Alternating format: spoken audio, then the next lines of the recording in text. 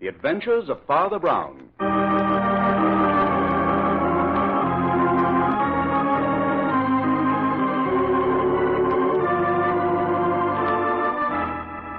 And here he is, Father Brown, the best-loved detective of them all. Humanity produces optimists only because it has never produced a really happy man.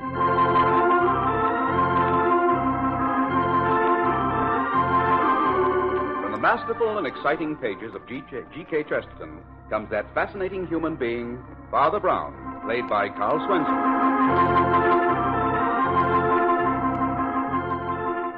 Underneath the modest exterior of Father Brown is the rich character of a generous, deeply human man with a sensitive and quick-witted mind. In addition to being a man of God, he is a man of the world, a man of science, and a brilliant amateur detective. And now, the three tools of death.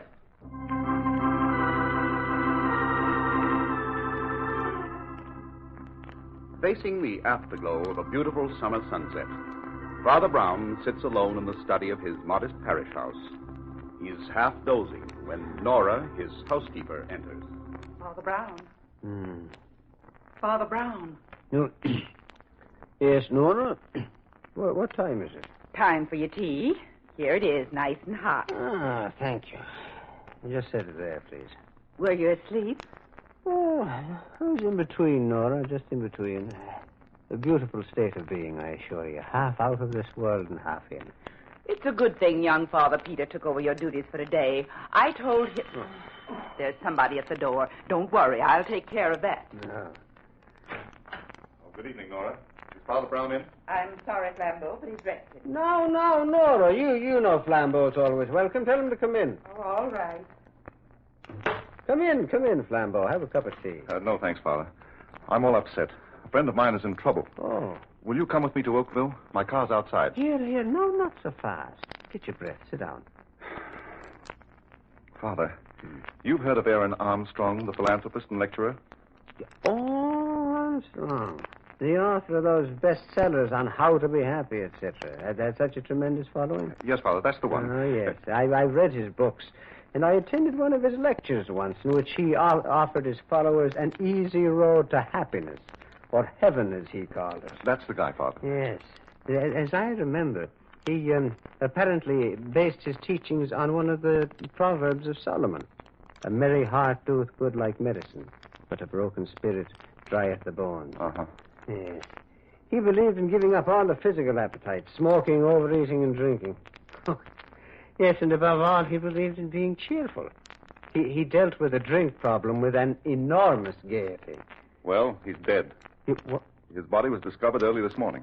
Well, you don't say. Where? Right near his house, in a ditch on the parkway. What happened? Nobody knows.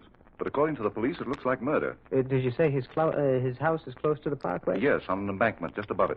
Well, what makes the police think it wasn't an accident, Flambeau? Well, he was wearing only his dressing gown. And another strange thing, Father. A small piece of rope was tied around one of his ankles. Was any weapon found? No, but it was apparent he'd been struck on the head by a huge instrument of some sort.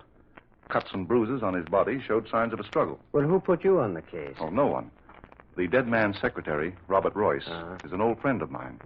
I called him as soon as I heard the news and offered him my services as private investigator. But he refused to see me. Well, that's strange. No, yet no. Not so strange if he were implicated. Who else is there beside Royce in the household? Just Armstrong's daughter. A very attractive girl, I hear, but completely dominated by her father's cheerfulness. And there's also a gardener, I believe. And your friend Royce, what sort of man is he? Oh, he's a huge, genial sort of fellow. A Scotsman. Did he and Armstrong get along well together? Well, Royce was devoted to him. Ah, yes. Armstrong had many devoted followers. You know, he's always interested me, Flambeau.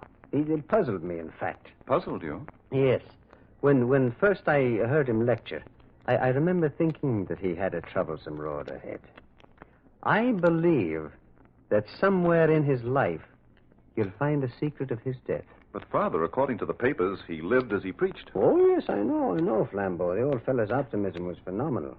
But somehow I don't believe he found that easy road to heaven, as he called it. No? No. Neither have I. There is no shortcut to heaven, my friend. But who would want to kill such a man? Well, if ever I murdered somebody, I dare say it might well be an optimist of the proportions of old Armstrong. His optimism was so out of proportion. I've heard cheerfulness referred to as a virtue. Yeah, well, people like frequent laughter, but a permanent smile, Flambeau. Well, now that's something else again. As Shakespeare says, the devil hath power to assume a pleasing shape. Oh, Father, it's 6 o'clock. We're just in time for the news. Let's turn on the radio. That's a good idea. Perhaps there's something further on the case. Listen. Clear tonight and tomorrow somewhat cooler. Now we bring you a special bulletin just handed me on the Armstrong case. Turn it up, Flambeau. John Magnus, the gardener, the millionaire philanthropist, has been reported missing. Oh. Also, negotiable bonds of the dead man valued at $100,000. The police received this report only a short while ago and are now conducting a statewide search for the gardener. It is believed... Well, that seems to be the first real clue. Do you mind if I use the phone, Father? I'd like to talk to Royce again. Yeah. The call will cost you a nickel. Tax 2 cents. That's 7 cents. Just drop a dime in the poor box on your way out. All right, Father. Hello, Royce? This is Flambeau. Now, wait a minute. We just heard the news about the gardener's disappearance. Oh, hold on. You remember the friend I was telling you about? Yes, Father Brown. Well, we'd like to come up. What's that? Oh, I don't get it. Royce. My father, he's hung up. What did he say? He said if we valued our lives, we wouldn't go near that house. Ah, interesting. Well, Flambeau, that's what I call a real invitation.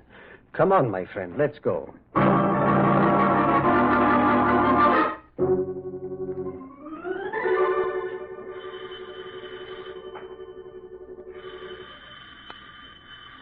Well, I'm sure there's someone here, Father.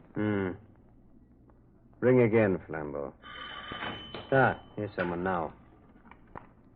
Yes? What do you want? Oh, good evening, Royce. So it's you, Flambeau. I thought I warned you plain enough over the phone. You did. But look here, Royce. I don't understand. It was plain English I spoke. I know, but you sounded like you were in trouble. Well, I'm not. Oh, come, man. Don't act as though we weren't friends. Oh, this is Father Brown. I gathered as much. Mr. Royce, I'm afraid I'm to blame for this visit. Well, it was good of you to come, Father, but I wish you'd both heeded my warning. Man, what kind of a friend would I have been if I had? I tell you, the police have already investigated. I know. I've talked with them. Perhaps we can help you, Mr. Royce. Help? In what way? Well, maybe we could tell better if you'd ask us in. Very well. You may come in. But you should have let sleeping dogs lie, Flambeau.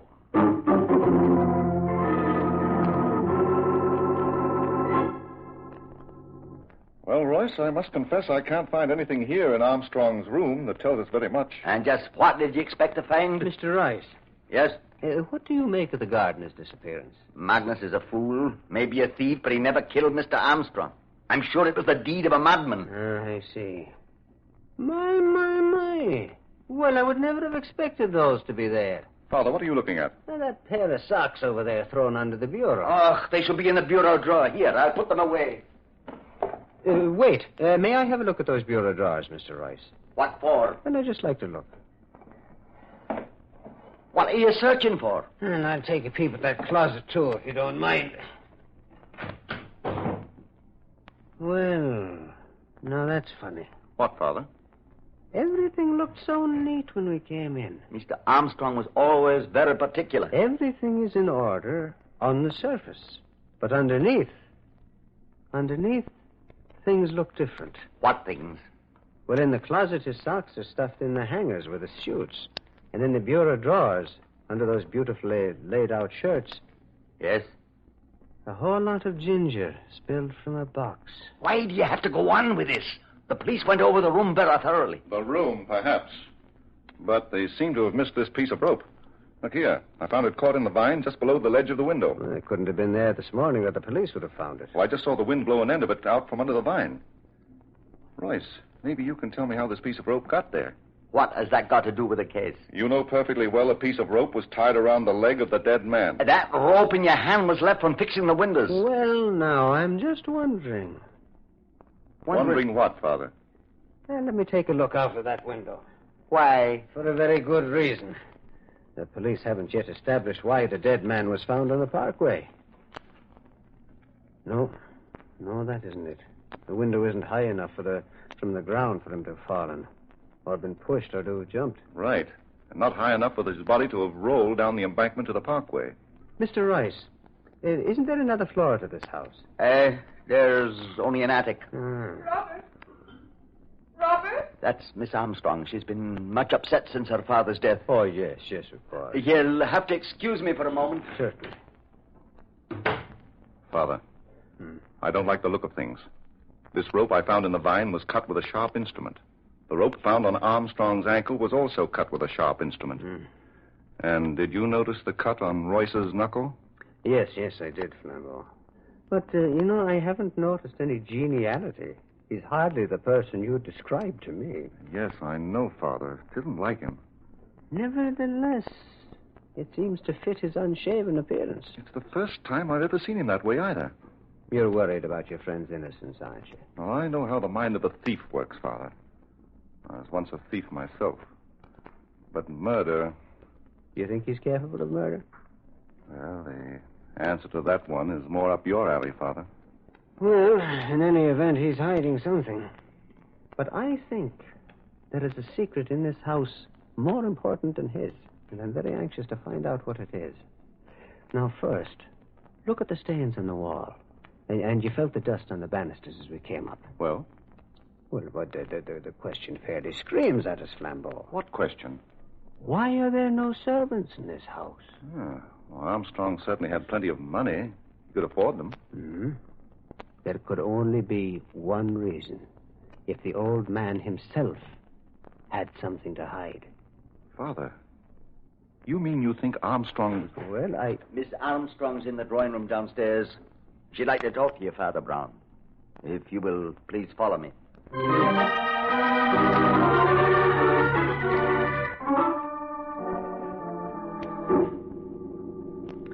Well, I hesitate to continue, Miss Armstrong. I know how badly you feel. Please go on, Father Brown. I'm quite all right. But that bruise on your forehead, Miss Armstrong... Oh, that's nothing. It doesn't bother me. I bumped it. Your father had a great many followers, didn't he? Oh, yes, he helped so many people. Do you know why your father decided to give up all his servants? Well, great men like my father have their peculiarities. Their ideas are often different from other people's. Yes, very true, Mr. Royce, very true. I was only wondering... Wait. Listen. What? Listen. Someone's unlocking the front door. Who could it be? No one has a key besides us. Who's that? Me, Magnus. Magnus? Yes, Miss Armstrong. Magnus. And here is Inspector Vincent. Well, how are you, Inspector? Fine, Father Brown, fine. Hello, Flambeau. I might have known you two would be here. Well, I see you got your man, Inspector. Is this the gardener who walked out of here with $100,000 worth of bonds? Walked out of here and right into my office to place them in my charge. Hello, Royce. Are you feeling better, Miss Armstrong? Yes, thank you, Inspector. Now, Magnus, perhaps you'd care to tell Miss Armstrong why you took those bonds without consulting her. No one in this household is to be trusted. Not even Miss Armstrong. Now, see here, Magnus. Just a minute, Royce. What I want to know, why did you wait so long before reporting this gardener's absence? We didn't think much of it, Inspector, until I noticed the bonds were gone, too. I was waiting for you to report it. Magnus has been telling me some very interesting things. A new angle on the case, Inspector? Well, it closes the case if Magnus is telling the truth. Inspector, what this man says is not to be taken seriously. He's not been himself. What makes you say that? Magnus used to be my father's personal valet, Inspector. But he was taken off that and put to work in the garden. He's been very upset. He thought it was quite a come-down. Upset, am I? Well, I like that. I wasn't going to tell the inspector about you two being in love, but now Be careful what you say, Magnus. You weren't so careful what you said when I heard you two talking in the garden the other night. Magnus. I've stood enough of this. Take it easy, Royce. Inspector, may I make a suggestion? Just a minute, Father Brown. Magnus, what are you getting at? About 4 nights ago it was. I heard them in the garden. He was begging her to marry him. They didn't know I was close by. No. No, Robert, we mustn't. But, Alice, you've no life of your own.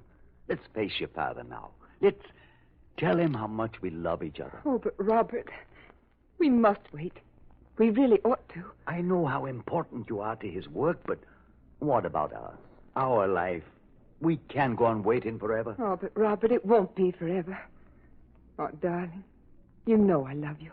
You must be sure of that. I am sure, my dearest. Oh, if only I could get my hands on some money. What do you mean, Robert? I'd make you marry me then, Alice. Oh, Robert, I feel guilty even thinking of it. We mustn't, my darling. Not now. So long as he's alive. I'll find some way out of this. Shh. I thought I heard someone. We better not talk here. Come. Yes. Come, my dear. Well, that's all I could hear. But I suspected them, what they were up to, and now I know. You know what? That they would be off with the money. Mr. Armstrong's money. The money he had wanted to be used for his work. Inspector, this talk is ridiculous. You don't think... Mr. Royce, do you use an old-fashioned razor? Aye. You didn't use it today. Why? Why, I mislaid. When? I don't know. Since I last shaved, I guess. That was yesterday. You can tell by his beard. Magnus brought your razor into the precinct with him with the bonds. I'm holding it as evidence. Why? Because it had a smear of blood on it. Oh, well, I must have cut myself shaving and forgot to wipe it. Oh, Inspector, is this all the evidence you have of Royce's guilt? Who said anything about Royce's guilt? Now, Magnus, tell them what you told me just now in the office. I was sleeping in my room over the garage, and about 4 this morning I heard shots, followed by loud outcries, which seemed to come from the attic. An instant later, I saw Mr. Armstrong's body pitch from the window and roll down the embankment. When I made sure he was dead, I rushed up to the attic and found his daughter unconscious on the floor with a razor in her hand. You mean Miss Armstrong killed her father? It's a lie! Surely, Father Brown, you for one will take Miss Armstrong's word against his gardener's? But is Miss Armstrong's word against him? So far, she has said nothing. Miss Armstrong, can't you speak? Magnus told the truth. There, you see? I'll get you for this. I'll get you. Here now. You'll not say things like that. I will, and I do. Royce, go on. Let go. None of that, Royce. Or I'll arrest you for assault. No. You'll arrest me for murder. Robert! But, man, you've been Armstrong's best friend. What possessed you? I was drunk. Sure. Didn't I find those empty bottles hidden in the garden, piling up week after week? Sure. I knew what was going on here. Now, Magnus, you've told your story. Let Royce tell his. Maybe he was too drunk to remember.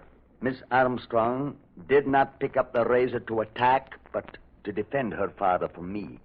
In the scuffle, she hit her head against the eaves of the attic. I hurried down to get something to revive her, and it must have been then that Magnus came in and found her. Oh, Robert! All right, Royce. Come along. Wait, Inspector, before you arrest Royce. What is it now, Father Brown? Well, so far we've had opinions and confessions. But we haven't had facts. And we need facts. And where do you think we'll find them? In the attic. In the attic? Yes, Inspector. Perhaps by climbing a few steps nearer heaven, we can come closer to this evil.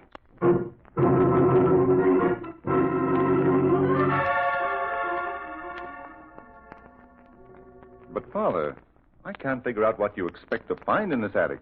You sleep here, don't you, Mr. Royce? Aye. And Mr. Armstrong slept in the room immediately below this. Aye, but why all these questions? Well, now, in the first place, Mr. Royce, why did you bring your victim up here at the crack of dawn in order to kill him? Why didn't you go to his room? Well? I've confessed. Isn't that enough? Well, confession is good for the soul, that's granted. But, Inspector, you remember Magnus telling us he was awakened by shots? Yes. What about those shots, Inspector? Were any bullets found in Armstrong's body? Well, we investigated and didn't find a one. Wait. Here is my pistol. I fired those shots. You can see the holes in the carpet. Well, why should anybody fire at the carpet? A drunken man will let fly at anything. He doesn't pick a quarrel with his feet. And there's the rope. It was from my window here that Armstrong was thrown. And the piece of rope I found fell to the vines below. What about the blow on the head? According to our report, he was struck by a massive weapon. A massive weapon indeed, Inspector. Sure. The good green earth was the weapon. Okay, so the good green earth was the weapon. But look, this room was the beginning of the murder. Even I can see from the disorder. Come on, Royce. Let's go. But the disorder here is all on the surface. The very opposite of Armstrong's room. No, it doesn't fit. Too many inconsistencies. Father Brown, Royce has given himself up. No. Really, this won't do at all. What won't do? Well, first the police said no weapon was found at all. Now we're finding too many. Too many? There's the razor to cut a person, the rope to strangle, the pistol to shoot, and after all this, Armstrong broke his skull falling out of a window. No. It won't do. It's not economical. Alice, they won't believe me. You tell them. Inspector, Yes, young lady. may I speak to Father Brown alone for a moment? If you must, but be quick. We can't wait around here all night. And now what is it, my child? What is it that you wish to say? You're trying to save Robert, but it's no use. I should have realized before this his case is hopeless. Before he came to us, he was a prisoner of war.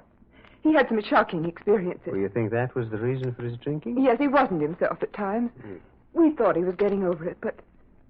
Father, I saw Robert commit the crime myself. I heard the shots. I ran up just in time to see him leap at my father. Where was your father standing? He was clinging to the windowsill in terror. But the rope. Robert tried to strangle him with it. Father fought back, and the rope slipped from his shoulders to his feet, tightening around the leg. Robert was like a maniac.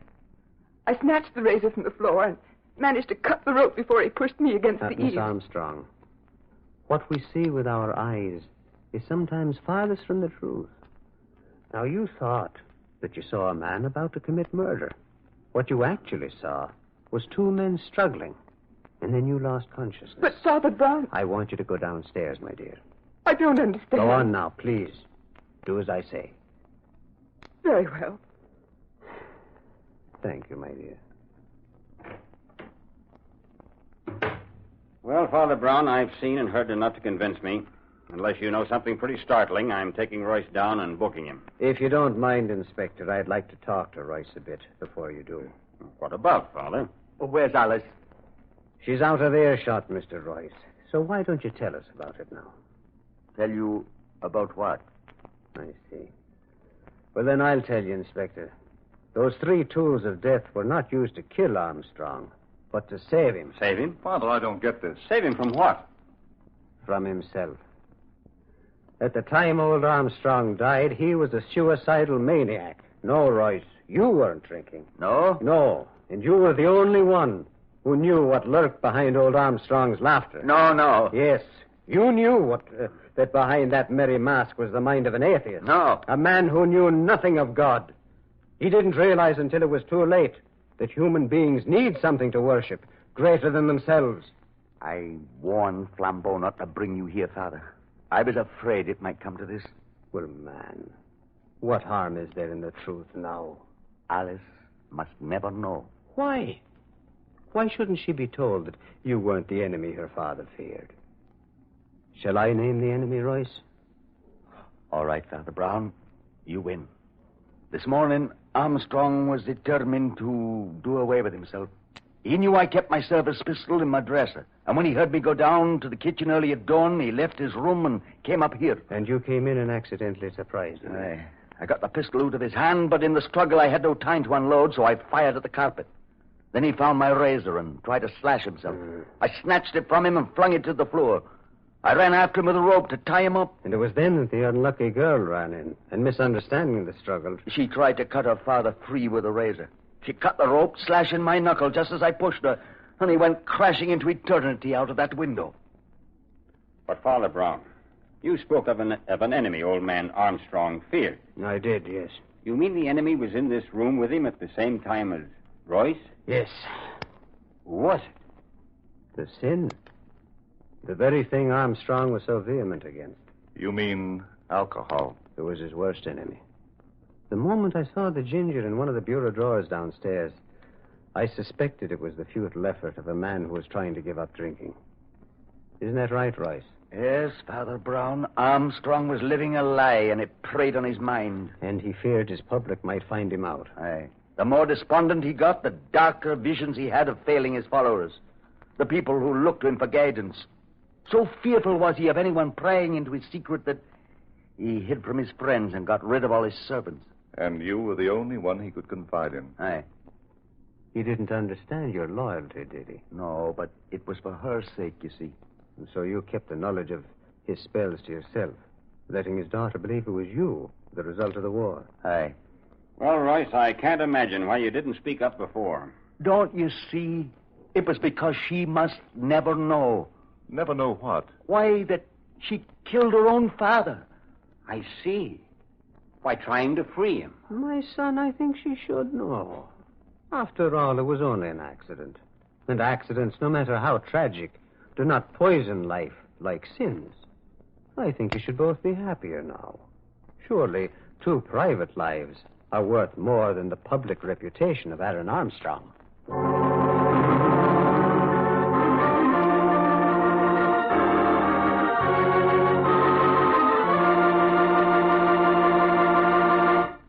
Well, Father, at last you're back. Yes, we were worried. Hello, Nora. Hello, Peter. Have you had dinner?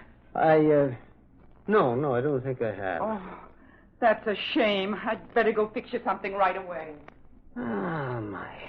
It's nice to sit down again. Oh, Peter, you missed your story tonight. I'm sorry. Father, I heard tonight's story. Many versions of it. You did? How? From the news commentators over the radio. Oh. They've been reading bulletins on it every half hour or so. I see. Tell me, Father, what made you suspect Royce wasn't guilty? Well, looking into the hidden places of his attic room convinced me of Royce's innate neatness, Peter. I don't quite see. Well, I knew that no one as orderly as Royce could commit such a murder. The whole thing was too sloppy. I mean, the 3 tools of death. But how did you discover that Armstrong was a suicide? Well, the same method, but in reverse. I'm afraid my methods are not orthodox, Peter. I'm no real detective. To me, a man's inner nature must be revealed first. Armstrong's habits revealed his nature just as Royce's did. They justified certain suspicions I had when Flambeau told me of his death. What do you mean? Well, Armstrong's erratic character was clear to me when I looked into his bureau drawers. See, there I saw the compartments of his mind. The neatness mixed with the disorder which his friend Royce had tried to cover up. The litter reflecting the mind of the depressed. Surely you had something more than that to prove he was a suicide. Well, yes, Peter, I had myself. Yourself? Yes. I dare say that I would feel as Armstrong did if I had ever preached an easy road to happiness and then had slipped into a ditch by the side of the road. Yes, Father, I see. Yes. Well, now, good night, Father Peter. Good night, Father Brown.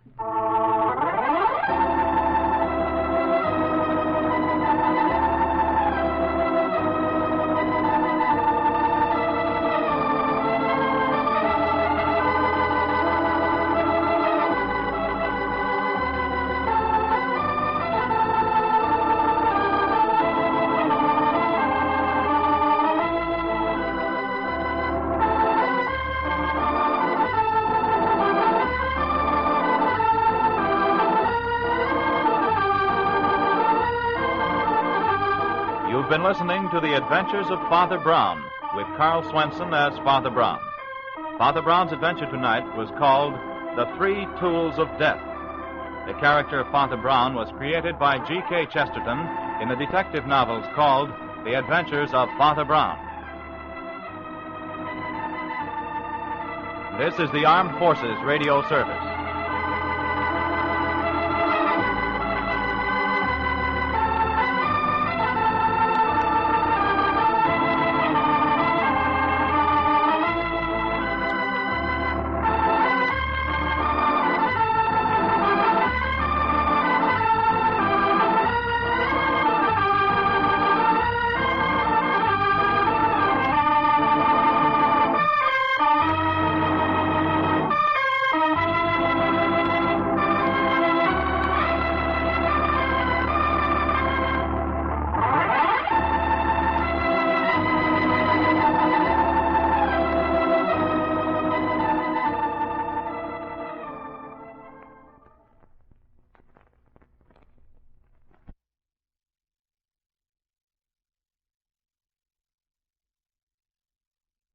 Mutual Broadcasting System presents The Adventures of Father Brown.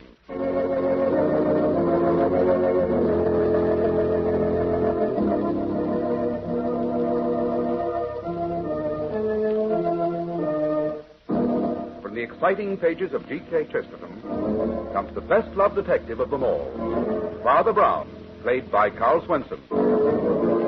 Now for tonight's adventures, The Mystified Mind.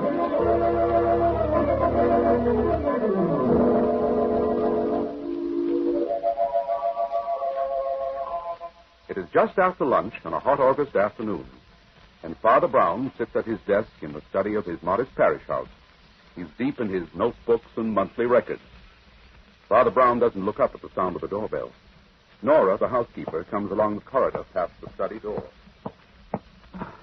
Pity they can't leave him alone just for once. Hello, Nora. Oh, it's you, Flambeau. Yes. Is Father Brown in? I brought someone to see him. This is Miss Harridge, Nora. Good afternoon, Nora. Flambeau told me about you. Nothing good, I warrant. Well, if you must see Father Brown, you must. He's in his study. Oh, thank you, Nora. This way, Miss Harridge. You know, Nora's bark is much worse than her bite. Hello, Father Brown. Well, Flambeau. My, this is a pleasure. I've brought someone to see you, Father. This is Miss Joyce Harridge. Well, come in, my dear. Come in.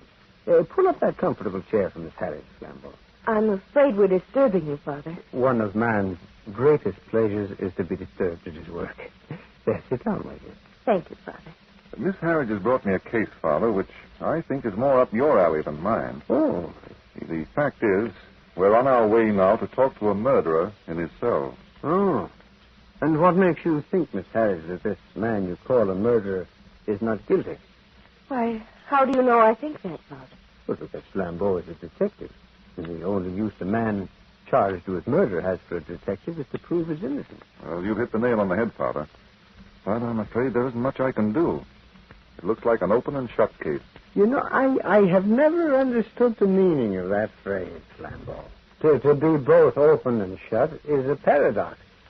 Well, now suppose, my dear, that you tell me about the man in the cell whom someone has called a murderer. Well, to begin with, Father, Trail Engineers. Rollins' offices are located on the 17th floor of the Jefferson Building. The whole thing happened last Thursday morning, just after I arrived at the office. I see. Well, go on. Well, every Thursday morning, just as our office opens, a man comes in to clean the windows. I see. His name is Luigi Conti. We've all gotten to know him well over the years because his daughter was in Keller. I'd just gotten to the office last week. Good morning, Miss Harris. You know, I've sent you not to come to work. Good morning, Lisa. Good morning, Mr. Clayton. Hello, darling. Oh, just think what it would be like at the beach today. I guess the sick grandmother gag has worn itself out. Let's plan the beach for the weekend, though, huh? Oh, yes, I'd love it. Oh, good morning, Mr. Gregory. Good morning. Whether it's good or not is a matter of your own personal feeling. If you're waiting to get into the vault, it's only 3. The time lock won't work for another 2 minutes. When I first came to work here, I was convinced, though it wasn't until I began getting here on time that I discovered he actually lived in the outside world. Uh-oh. Well, I want to talk to you about the Kennedy job after I've gone through the mail, Clayton. Yes, sir. Oh, there's the window cleaner. You know it's gotten so you can tell time by Luigi. Joyce, yes. You know, that's a job I wouldn't like to have. What? Luigi's. It does something to the pit of my stomach when I see him climb out on that. I'm used to it. There's really no danger with one of those safety belts. The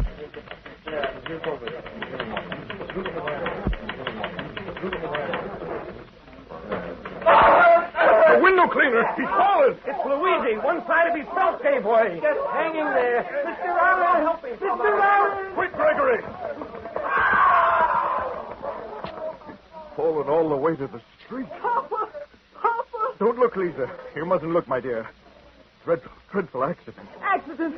Look, part of the belt's still hanging there. It's been cut through. Not an accident. Tony did it. Tony? Now, Lisa, you mustn't say that. Tony did it, I tell you. I know it. Tony did it. That's the whole crux of the case, Father.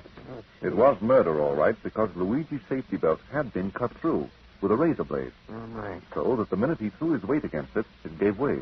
And the man that Lisa accused, the man she called Tony. That's Anthony Cremona, Father. Uh-huh. He's been arrested and charged with the murder. He was Luigi's assistant at the Jefferson building. And he was nuts about Luigi's daughter. Well, why did the girl jump so quickly to the conclusion that it was this boy who had cut the safety belt? Well, apparently because the old man and the boy were constantly arguing and fighting. There were threats and counter-threats. I see. Father, Luigi was terribly proud of Lisa. Every cent he'd earned had gone for her education and business school. He thought Tony wasn't good enough for her. He was dead set against anything serious developing between them. Their window cleaning equipment in a closet, and both Tony and Luigi had a key to it. Young Tony had plenty of opportunity to slice the belt with a razor blade. As far as the cops are concerned, that's all there is to it. Yes. But is that all the evidence against him, Flambeau? That's all the police have found, Father. No, that's just too black and white. There are no shadings, no coloring. People are not so simple as a first-grade problem in arithmetic, you know. Well, Father, I've gotten to know Tony a little in the last year. Oh? He'd been so anxious to marry Lisa. He's been working like a Trojan to better himself. Going to night school, studying engineering. Father, Miss Harridge has an interesting point to make. Oh. Well, it's simply this, Father Brown. If Tony had struck down Lisa's father in the midst of one of their arguments, it would fit his character, his hot temper. Yes, but cutting through the belt was a cold and character, is that it? Yes, Father. I see. I think we should not put off going to see Anthony Cremona in this cell. No, but the trouble is he won't see anyone. He won't talk to a lawyer, he won't see Miss Harridge, and he won't see me. We thought that maybe with you, he might feel differently. Well, sometimes injustice will turn a man's face away from all other men. We can only try, Miss Harris. We can only try.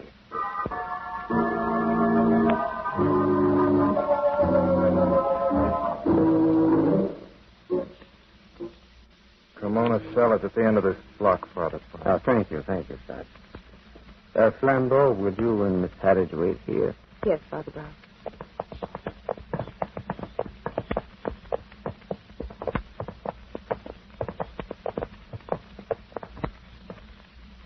Someone to see you, Cremona. I don't want to see anybody. Tony, I didn't know they sent a priest to see you just before the hanging. But there are two kinds of hanging, Tony. The hanging that takes place in the minds of men, and the hanging that takes place at the end of a rope. A priest may be valuable in both cases.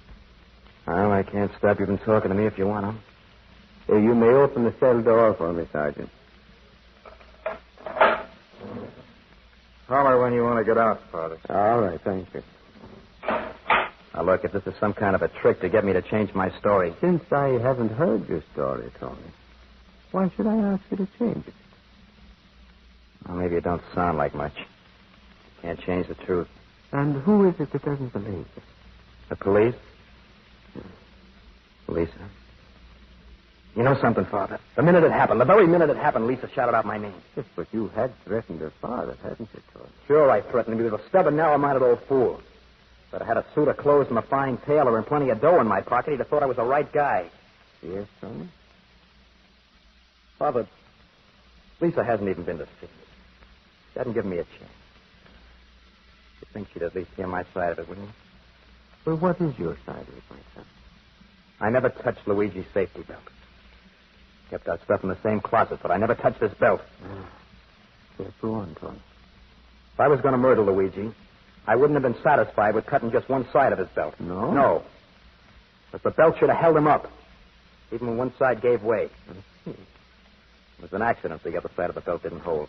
No window cleaner would have cut just one side of the belt if he wanted Luigi to fall. What's the use of my telling him that? Maybe a great deal of use, Tony. You see, there's a bitterness in your heart that's keeping a cloud in front of your eyes. You have friends, you know. Friends?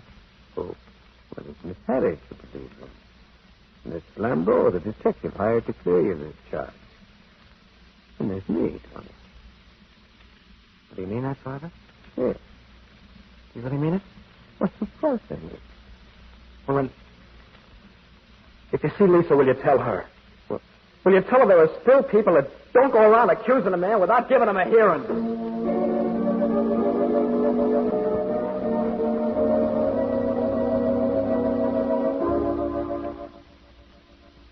Well, Father, would he talk to you? Yes, Flambeau, he talked with me. What do you think, Father? Sometimes the things I think are frightening, even to me. Sometimes I wish I could give up the whole business of thinking. Then you think Tony is guilty? No, Miss Haddis, I think he's innocent. But in that case, Father... But thinking it isn't proving it. Now, I'd like to go to your office. I'd like to see the place where this accident happened. Accident? Now, Father, I've seen these tricks pulled before, and cutting a safety belt is... I have a passion for accuracy, Flambeau. I called it an accident because it was an accident. Tragic accident. You see, the window cleaner, Luigi, was never meant to die. But, Father... Now, let's not waste time, Flambeau. I have an urgent curiosity to lay eyes on a criminal, and he's not in a cell at the city jail. And it's entirely possible that we'll find him at the office of Rollins and Keller. May God have mercy on us.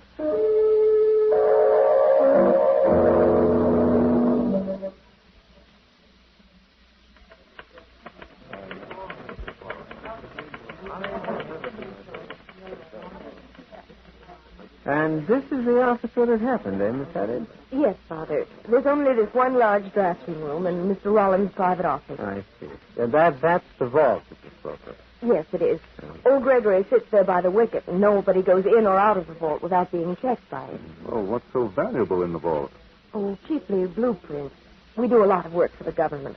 All very hush-hush. Now, which is the window from which Luigi fell? Oh, that one over there, at the far end of the office. Ah, yes, it would be at the far end. Miss Haddis, I think I should talk to your employer, Mr. Rollins. Very well, Father. His office is right over here. Thank you.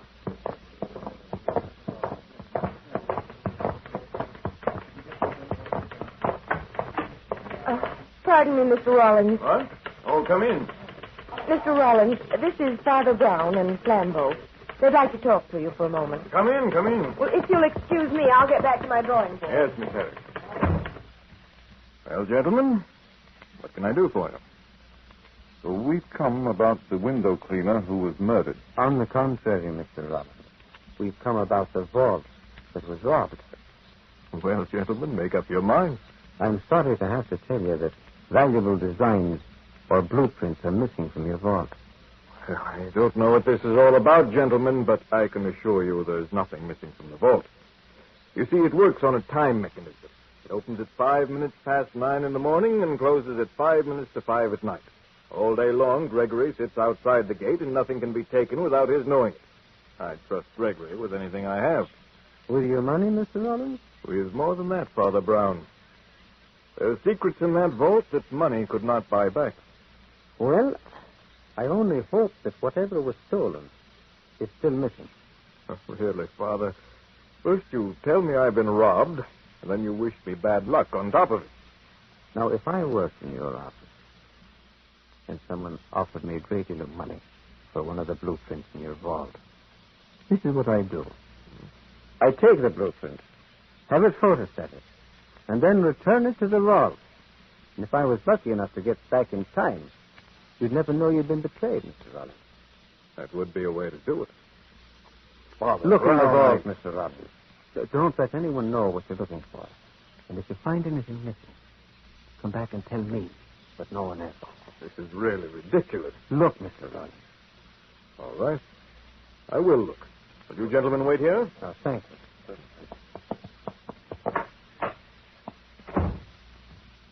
Of course, I'm really an innocent bystander, but if it wouldn't be too much trouble to explain... Yeah, but the trouble doesn't lie in the explanation, Flambeau. The trouble lies in catching a peculiarly subtle thief. Murderer. That's the point, Flambeau. There was no murderer. By intent. And how was Luigi supposed to fall 17 stories to the street without dying, Father? He wasn't supposed to fall. The other side of his belt should have held him up. But what could be the purpose in it? The everlasting greed of man, Flambeau. That was the motive. The purpose in cutting Luigi's belt was purely and simply to distract attention from the vault. That's an old magician's trick. Distract attention from what's really happening. Everyone was at the window. Yeah, by George, it would work. Certainly. If the thief knew exactly where the blueprint he wanted was kept in the vault, it would only take him a matter of seconds. Precisely, Flambeau. And with everyone's attention riveted in another direction. You were right, Father Brown. Secret designs for a new jet-propelled plane gone. We must notify the police at once. Not if you want the plans back. What? If the thief doesn't know that you've discovered the theft, he'll try to put them back. But how do we catch him, Father? If we watch the vault, he won't go in. And if we don't watch the vault, we won't know who puts the plans back. I think I can find an answer to that riddle. How? By committing a crime, Flambeau.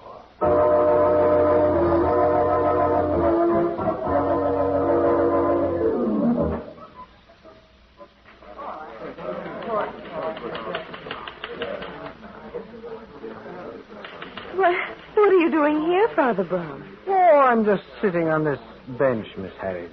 I saw Flambeau leave, but why are you sitting here?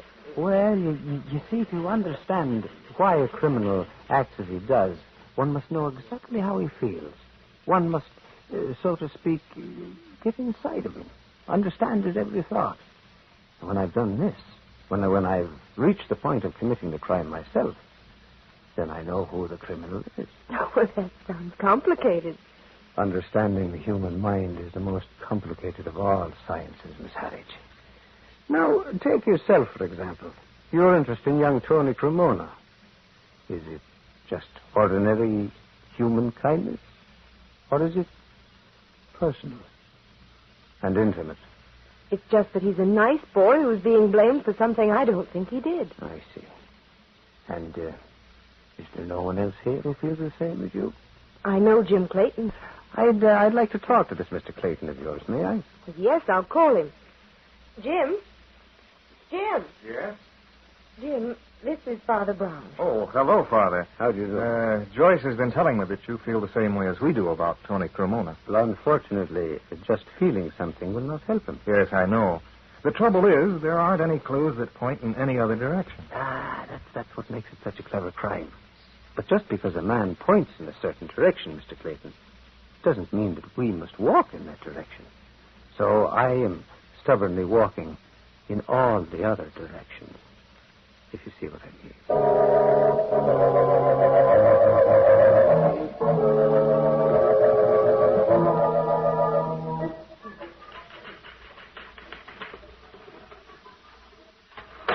Here's a telegram for you, Father Brown.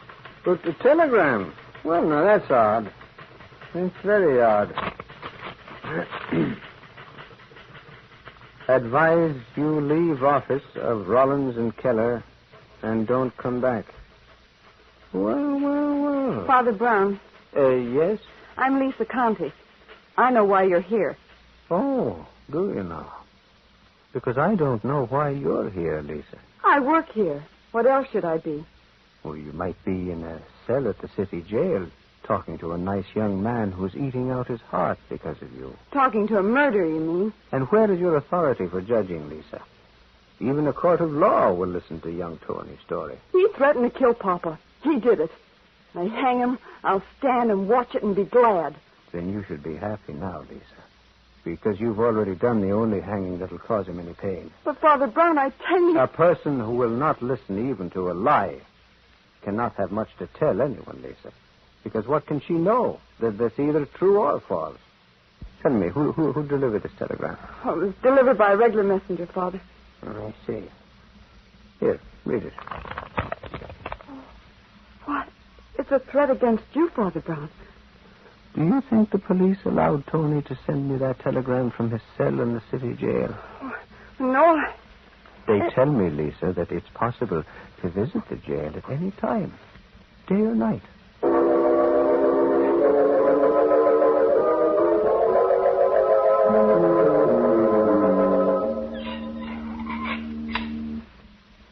I beg your pardon, but you're Mr. Gregory, aren't you? Yes. Do you know the mechanism of that vault fascinates me? It's closed for the night now? Yes. I see. You mean to say that no one can open it until morning? Not till 5 minutes past 9 tomorrow morning. Tomorrow morning. You certain? There's no way on earth to open it till then. Well, now, you may think it odd for me to have this turn of mind, Mr. Gregory, but suppose a thief were to walk into the vault in broad daylight and come out with something he had no right to have. I'd stop him. Oh, but suppose he was a monstrous big man, Mr. Gregory, who could pick you up and put you aside like a child. Then I'd shoot him. You see, I keep a gun in this desk drawer. Oh, my. Yes. Well, now, suppose that you weren't at your post, Mr. Gregory. I'm always at my post. Always? Always. Well, that's an interesting speculation, Mr. Gregory. Good night. Yes. I'll see you in the morning, just before you open your wonderful vault. You're coming back again tomorrow? Oh, yes. Unless, of course, I should receive a visit from a murderer before that time.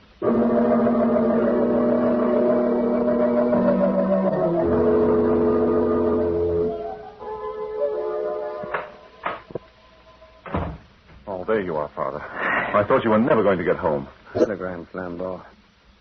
I've been warned to give up my innocent bench sitting at Rollins and Keller. Here, you can see for yourself.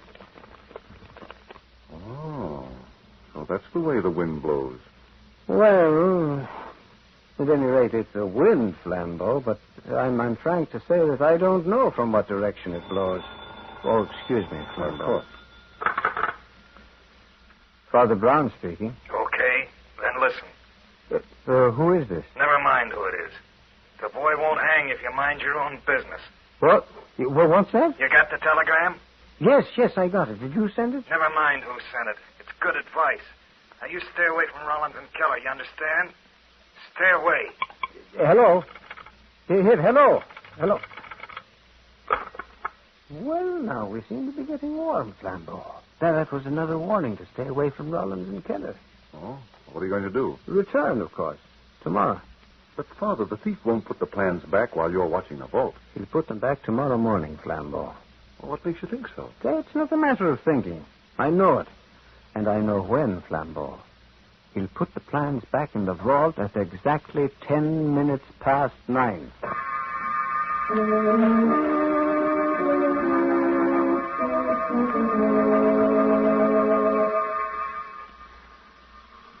Floor, please.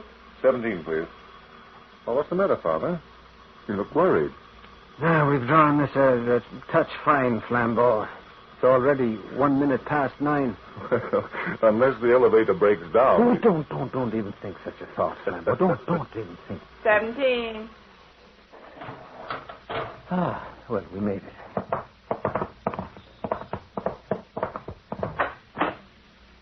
Oh, Father Brown. Oh, good morning, Lisa. Father, I went to see Tony last night. Did you now? Father, I don't know what I could have been thinking of when I talked to him, when I saw him. He's a good boy, Lisa. A good, honest boy who holds you very high in his heart. And I'm sure there's less pain in it now from having seen you. 3 minutes past 9, Father. Oh, yes. Excuse me, Lisa. Come along, Flambeau.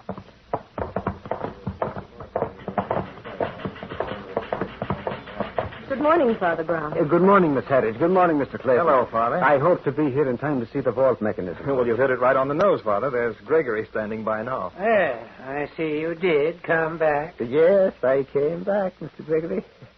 Well, now, how does this vault of yours work? In 30 seconds, I open the door. You mean to say there's no ringing of bells? No fanfare of trumpets? No. I just open the door. Like this. Well, now, Mr. Gregory, I am disappointed. You know, somehow I expected more drama. Here comes Mr. Rollins, Father. Oh, good morning, Mr. Rollins. Father Brown, I simply can't hold off going to the police any longer. I have a responsibility to the government. Those plans... Those plans, Mr. Rollins, will be in your hands in a very few minutes. You know who took them? Oh, you might say that I do. Well, what time is it, Flambeau? 7 minutes past 9, Father. Well, then there's no use delaying. Flambeau, please take those very efficient handcuffs from your pocket and put them on Mr. Gregory. Gregory? Why, that's Arrest impossible. Mr. Gregory, Flambeau. Well, it's your party, Father. All right, Gregory, hold out your hand. This is insane. I tell you, you're all insane. I had nothing to do with that window cleaner's death. You're charged with stealing important plans from the vault, Gregory. That's not true. You know that's not true, don't you, Mr. Rollins? Plans have been stolen from the vault, Gregory, but I think this is a mistake. I can't believe that you had anything to do with it. I back Gregory to the limit, too. Nothing could be taken from the vault without Gregory's connivance. He says he never left his post here. No. Well, if he didn't, then he's a thief.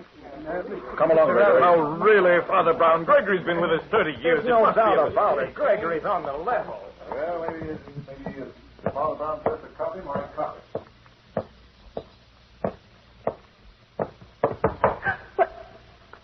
Father Brown, what are you doing here in the vault?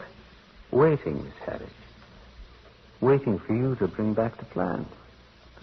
So you knew. Well, How did you know? Well, I didn't. Not really. But... All I knew was that the thief would come into the vault. You see, Miss Harris, you fell for your own trick. Trick? The window cleaner was your trick for distracting attention from the vault. Mr. Gregory was my trick for doing the same. So that was it. I confess that when you walked in here, I was a little puzzled. After the telegram and the man's voice on the telephone warning me not to come back here. Man's voice? Yes, I rather think that your fiancé, Mr. Clayton, has suspected all along that you were guilty. Oh. And he tried to frighten me off. Why did you do it, Miss Hattie? Jim and I wanted to get married. He said he didn't have enough money.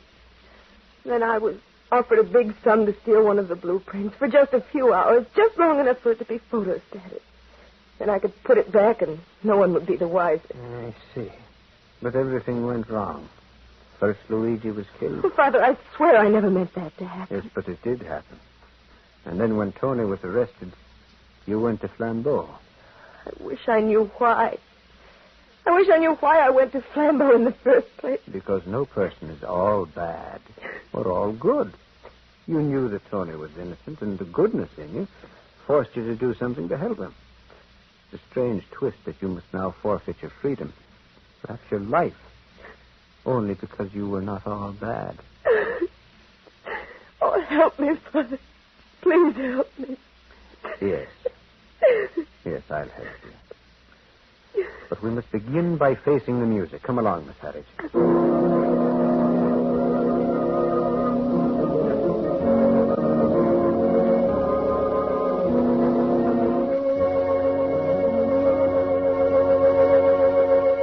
Next week, The Prophecy of Doom, an exciting adventure in which a world-famous mind reader prophesies the death of a famous inventor at a moment to be decided by a watch that cannot tell time.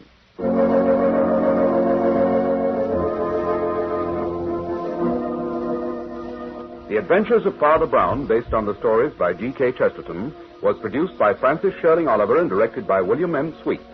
Carl Swenson was Father Brown, and the cast included Barry Thompson, Mitzi Gould, Bobby Reddick, Bill Griffiths, Will Geer, Gretchen Davidson, Vinton Hayworth, and Gladys Thornton.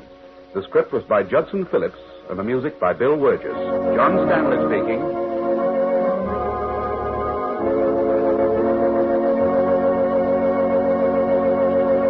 Americans everywhere, please listen, and seafaring men especially. Experienced seamen are now needed to man cargo and waters. This means you, if you're an oiler, water tender, mate, or engineer.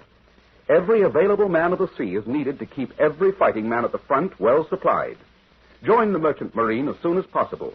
Upgrading is faster than ever before. Why, your name, address, and classification today collect to Merchant Marine, Washington, D.C.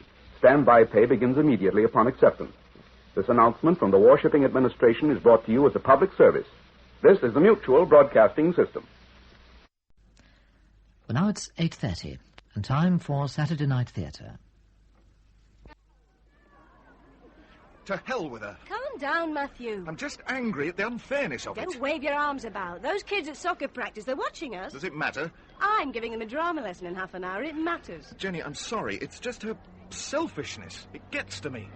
I've got a novel being published on Thursday, so what does Susan do? She walks out on Sunday. She's self-centered, insensitive. Okay, all right. It is not all right. Don't shout at me. I'm on your side. Sorry. keep calm. You've got an afternoon's work ahead. I haven't. I've got the afternoon off. I'm going on the radio. Oh, are you? That's great. About the book. I'm going to be interviewed.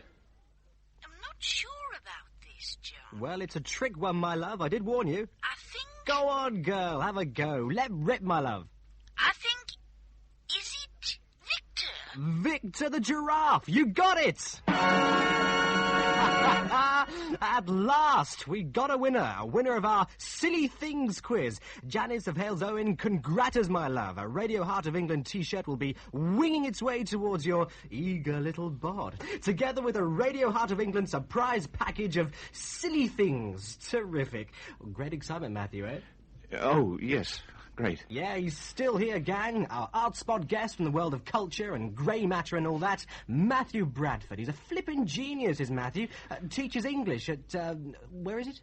History, actually, at Handley Green Comprehensive. English, history, all the same, 6 and 2 3s. But not only does he drum dates into our grubby little offspring, he's just had his first novel published, right, Matt? It is, in fact, my second novel. Prolific, no less. Great. It's called, what is it? The Wind in the Smoke. Remember that name, gang? It's actually called The Smoke on the Wind. Oh, good title. Good title. I like it. Listen, you were just saying, Matthew, before we were so brilliantly interrupted by Janice of Hales Owen, the story is set around here, right? The Heart of England country. Are we going to recognise ourselves in it? Well, not really. It's set over 100 years ago. Oh, beg pardon. Good story, is it? I know my mum. Typical Joe Public. Oh, she loves a good story. Well, I hope it's a good story. It's about an ordinary working family in what we now know as the Black Country, and how they're affected by the Industrial Revolution. Oh, hear that, Mum? Right up your street. Listen, Matt, I'm just going to have to interrupt you there, but stay with us, everybody. We just got to zap across to Big Al for the sports news.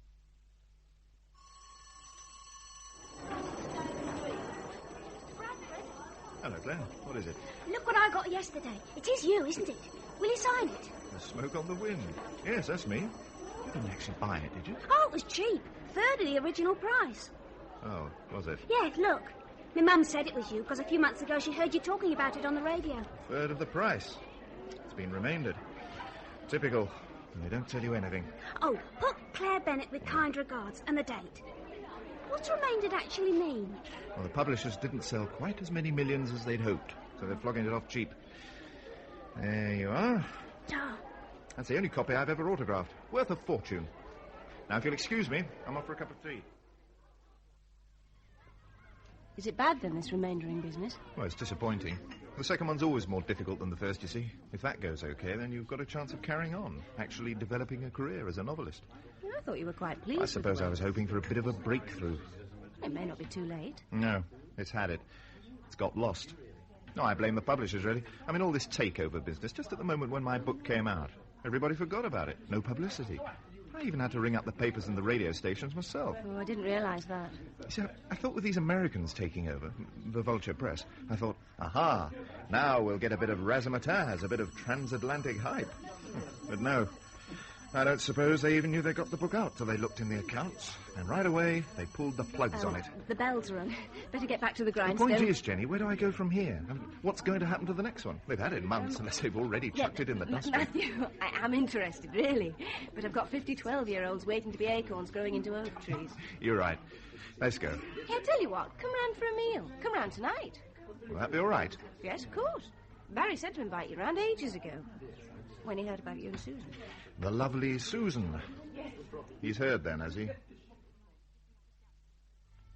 Well, you do hear things, don't you? I suppose so. Mind you, I wasn't surprised, Matthew. Not surprised? I thought we were the ideal couple. No commitment. What? You had no commitment to Susan. The lovely Susan. And no commitment to your marital situation. Barry, that is rubbish. Your commitment, Matthew. No criticism, purely observation. Your commitment was not to your home, not even to your teaching. It was to your writing. It still is, from what I can see. Barry, what about your darts? Oh, I suppose there is something in that. Well, of course there is. Now me, I have commitment to my wife and to my home. And this is why our marriage works. And this commitment will extend itself through our expansion into a family as Jennifer gives up work and, to put it crudely, produces offspring. We'll see about that, Barry. Because I am committed. and alert to her needs. I've not been totally insensitive, you know. Well, that is not the same as being alert to needs, obviously. Otherwise, Susan would never have got herself involved in her extramarital affair situation, would she? Affair? Oh, God, Barry. Have I perhaps gone too far? Perhaps. Perhaps you have. Oh, I don't blame Barry for blurting it out. You do understand, don't you? It's not common knowledge about Susan and Graham. It's all right. Susan's out of my life. Still, he's probably right about my commitment. It is to writing, I admit, not to being married. Well, let's face it. Anybody can be a husband. Not many can be a novelist. Mind you, I'm not sure I can be anymore. Oh, now stop that. It'll work out. Oh, I don't know. Well, don't get down. Well, how can I not? They've obviously given up on the smoke on the wind. So where does that leave the next one? I mean, Henry hasn't even been in touch. Who's Henry? Oh, Henry Bryant, my editor. He virtually nursed my first 2 books into publication. You see, Harvey's were always quite traditional publishers. Slow, but at least they looked after you. Suddenly, I find these Americans have taken over. The Vulture Press. Who are they? Subsidiary of some, in quotes, huge, faceless conglomerate. GME Inc. They do everything from mining South African diamonds to subverting governments in Central America. And destroying sensitive authors. Look, you mustn't just sit round feeling sorry for yourself. Do something about it. Ring up this Henry Bryant. I can't. Why not? I'm nervous. He might not have liked the book. And at least you'll know. Ring him up. Tomorrow. Go straight home from school, ring him up. Put us both out of our misery. I'm sorry. Don't be sorry, just do it. Yeah, you're right. Thanks. You're a good mate. If only you weren't a married woman. Come off it, Matthew. I'm not glamorous enough for you.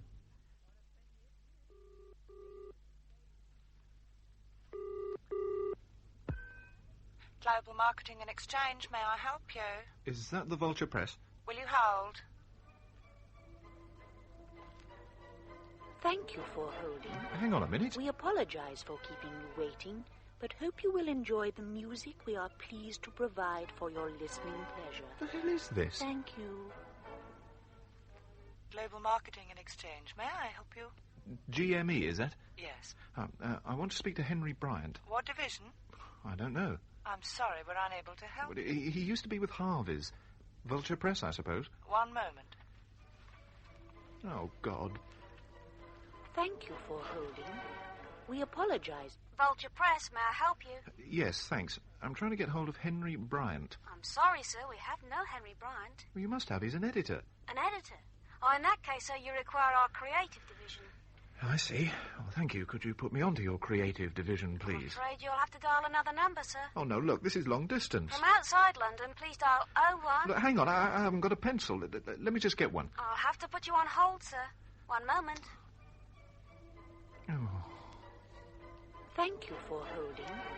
We apologize for keeping you waiting, but hope you will enjoy the music we are pleased to provide for your listening pleasure. And after all that, you didn't even speak to him. No, he's left. Oh, no. Transferred to New York. So who's handling your work? Well, if she is, supposedly some woman called Marlene Shapiro. Marlene Shapiro? American, presumably? Presumably. But didn't you speak to her? You're joking. She's in Chicago. Oh, Matthew. What about your agents? What did they say? Oh, I can't bother them. Surely they can fight for you? It all seems so hopeless. You can't simply give up.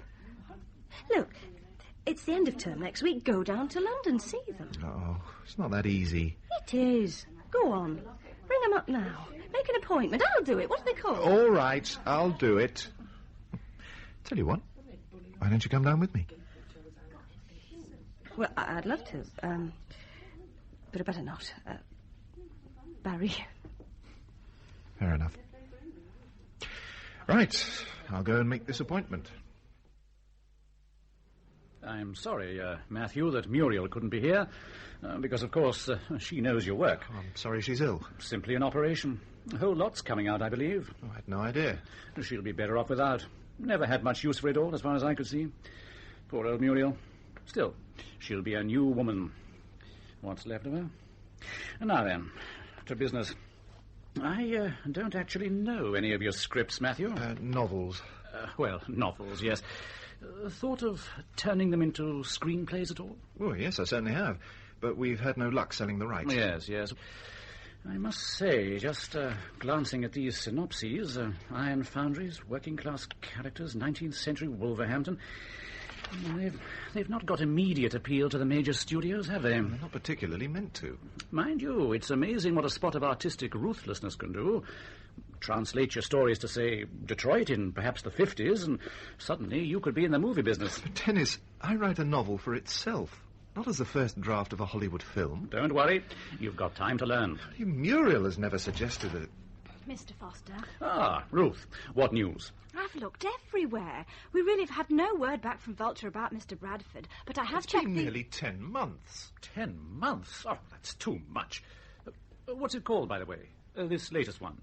Furnace. Oh, very good. Yes, that's good.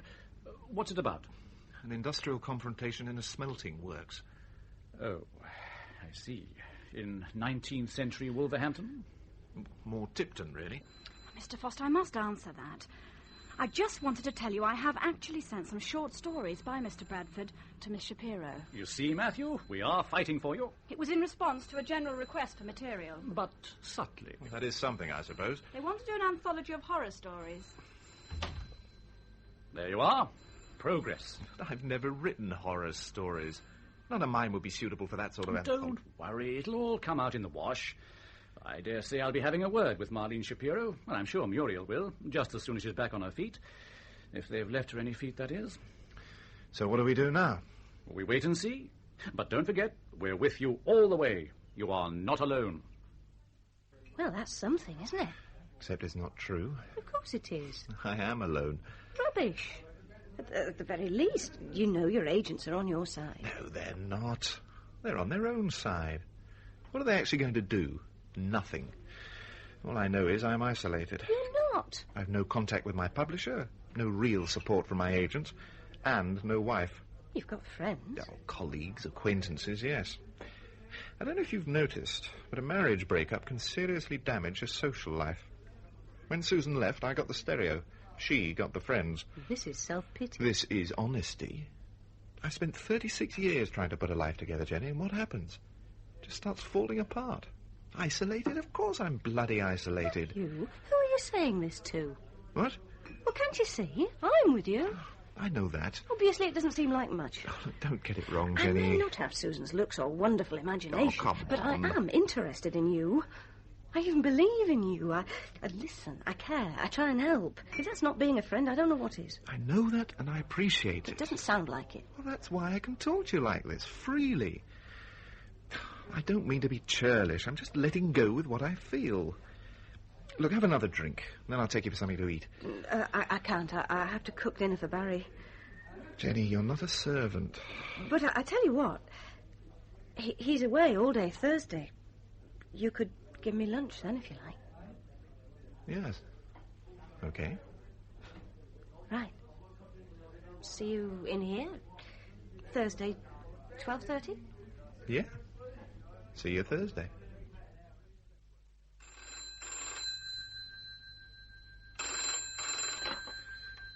Hello. Matthew Bradford, please. Speaking. Vulture Press here.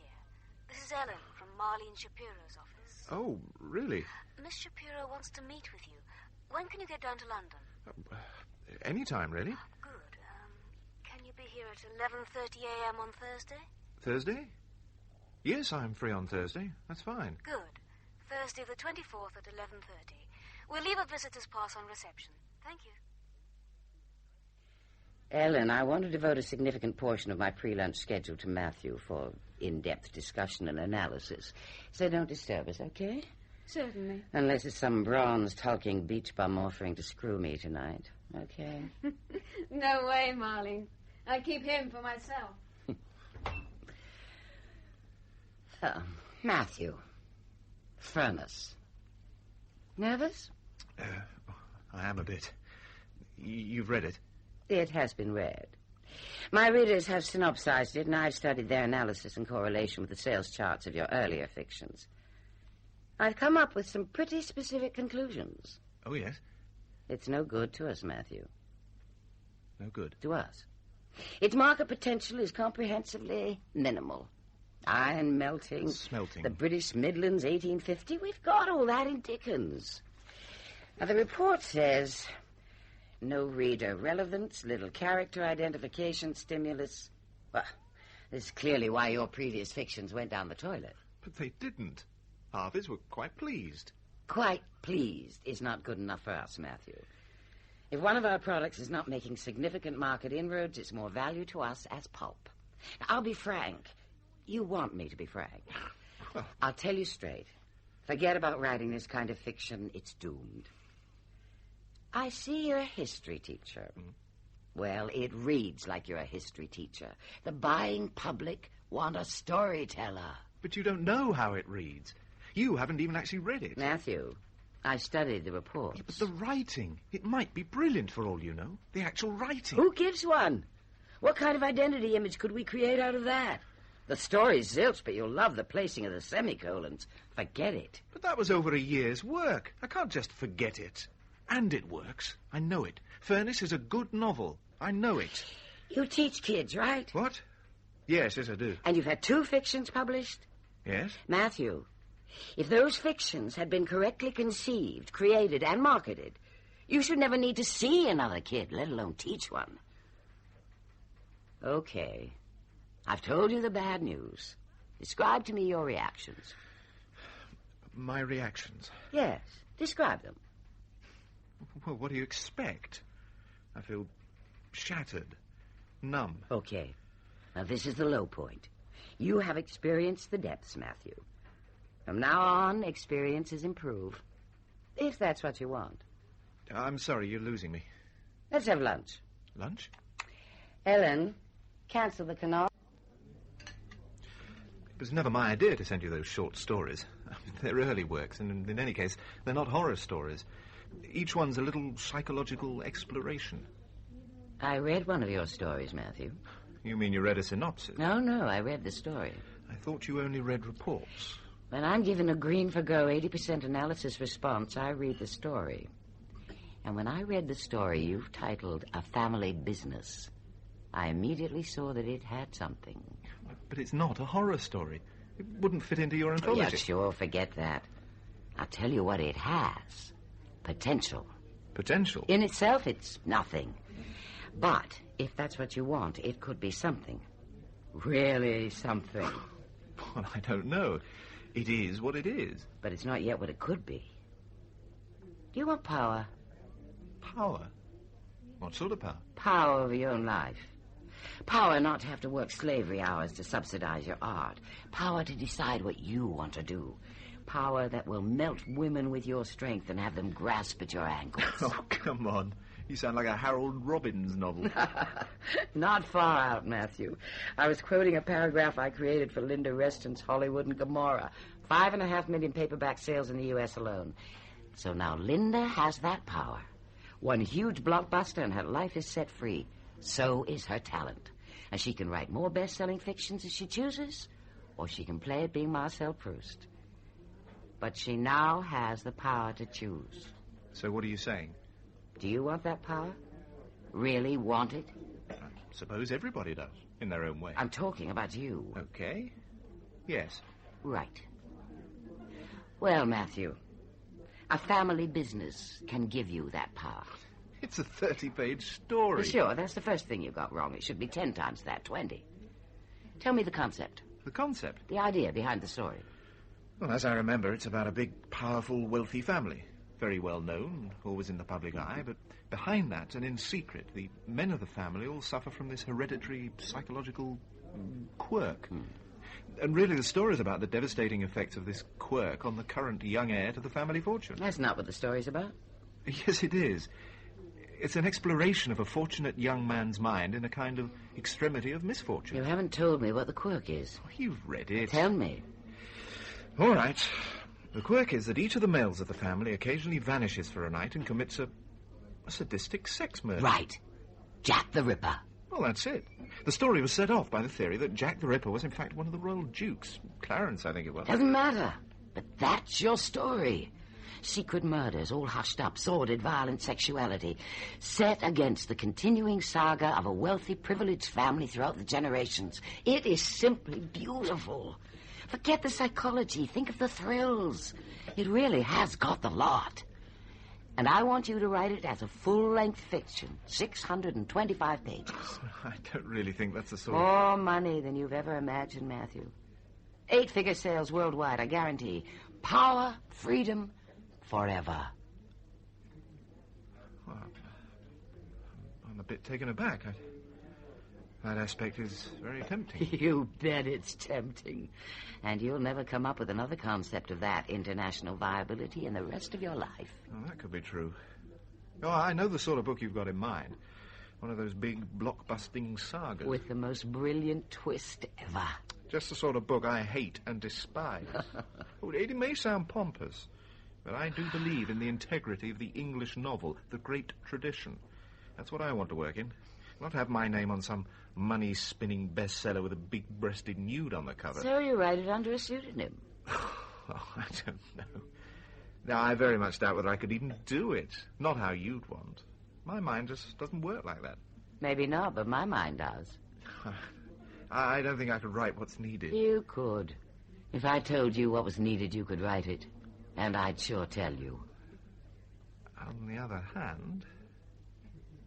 Oh, I don't know. I just don't know what to do. Oh, think about it. Take your time. No one's going to rush you. Let me know tomorrow. Tomorrow? I'll get Ellen to check you into a hotel, and I'll call you in the morning. Yeah, but I don't know if You'll do it, Matthew. You'll do it.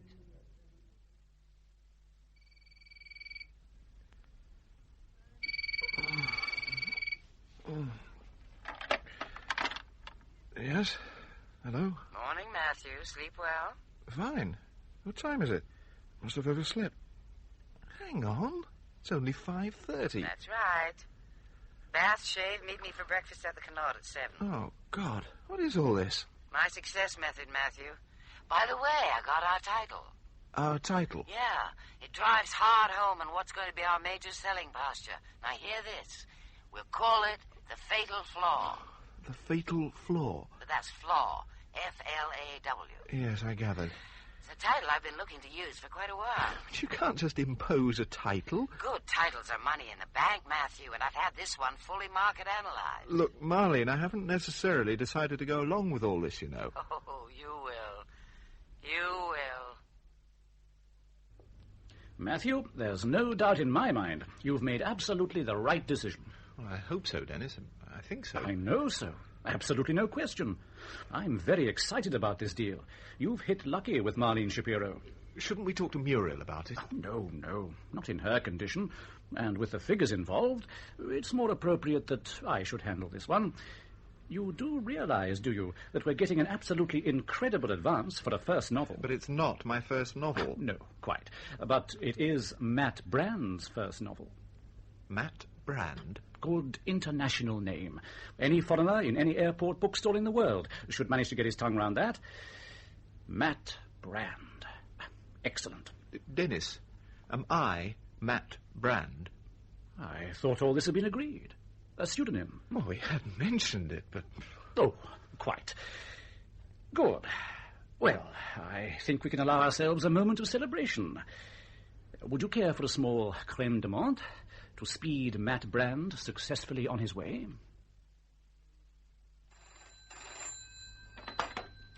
Hello. Matthew Bradford, please. Speaking. This is Ellen from Marlene Shapiro's office. Oh. I have a message from Miss Shapiro. She wants you to set the fatal flaw in Baltimore. Baltimore? Baltimore, Maryland. She's decided this, has she? That's right. And she wants the family to have made their fortune in the insurance business. Oh, does she? Well, I'm not sure that I agree with that idea. Can I speak to Marlene, please? I'm afraid not. Miss Shapiro is in Singapore. But she wants to know if you're familiar with the insurance business background from 1870 to the present day. Well, of course I'm not. We assume that to be the case. So we've prepared a background material research package to assist you in preparation of your story layout. Ellen, just a minute. I want to talk this over with Marlene. And Miss Shapiro looks forward to reading your completed story layout on her return from the Far East and to meeting with you on Monday the 28th, as arranged. Now, hang on. Thank you, Mr. Bradford. Goodbye. Good morning. It's all rather breathtaking, Matthew. I know. Things have happened so fast. It's very exciting, you know. I'm giving away 9 months of my life, but in return, I'm getting freedom, real freedom. I wish I knew what's really going on, what you're actually going to be writing. Oh, I wish I could tell you, but I can't. That's in the contract. Eventually, if it all works out, I will be able to explain. I think I will, anyway. And they want you down in London to keep an eye on you? Well, to work with me. Every day, apparently, I'll be discussing my progress with this editor woman, Marlene. Like being in school. All part of the bargain. And once I'm down there, I have to keep all my work within the GME building. Even my jotted notes will have to stay in the office, under lock and key. Oh, extraordinary. Will you be able to put up with it? Well, it is only 9 months. And there's a luxury flat near Marble Arch, all paid for. And a car to take me to work and back. The glamorous life. Nice. And have you already resigned from school? Yes, I have. What about your flat? Susan, I've agreed with her solicitor, will be selling the flat. Oh, I see. So, when will you be moving down to London? Oh, this is really why I popped round, you see. Oh, is it? To say goodbye? That's right. I'm off tomorrow morning. Tomorrow? I said things happen fast. I shall miss you. Yes. I hope you'll be all right. It's funny. I watched your life changing these last few months. I thought of changing my life. You must never get trapped, Jenny. I'd somehow had the feeling just lately we might be helping each other to change. You encouraged me, you know. You're the one who encouraged me. Yes, I am, aren't I? Barry's all right, you know. Oh, yes, all right. That's what Barry is. Well, I better go. Collect the dry cleaning. Get packing. Yes. I shall miss you. Yeah. Me too. Funny, we never did meet for that lunch, did we? Take a seat, Matthew. I want to concentrate on the hook. The hook? How we start, where we want to lead. Well, hang on a minute. You haven't said what you think of my story outline. Oh, it's fine, Matthew. As a working document, it's fine.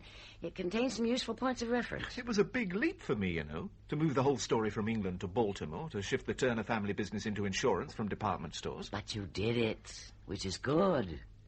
I like my authors to be flexible, Matthew. Saves me having to change my mind. Okay, so much for the pleasantries. Now, the hook. Now, I see this very clearly. It has to be London, 1890. London, 1890? You mentioned Jack the Ripper, and I buy that. Okay. We should hit straight in with a slice of Jack the Ripper action. But my story doesn't start till the 1920s, the first of the 3 generations. That's good. 1920 is very good. A vivid time in the public imagination. You've beamed in very shrewdly on all of that. Oh, well, thanks. 1920.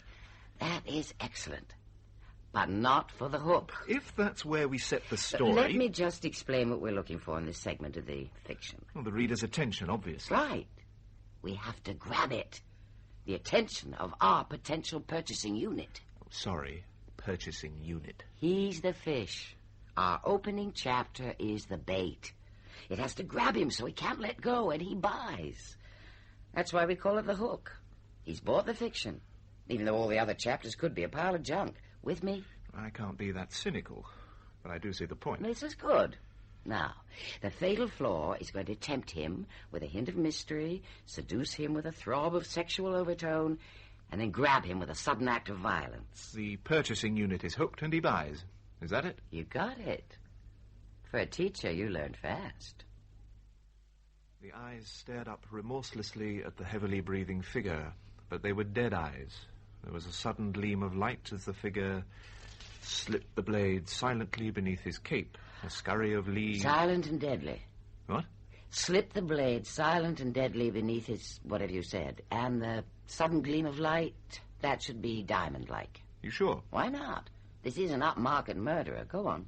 Oh, that's almost it. A scurry of leaves, and then no sound but the shudder of a light evening breeze among the trees. Not bad.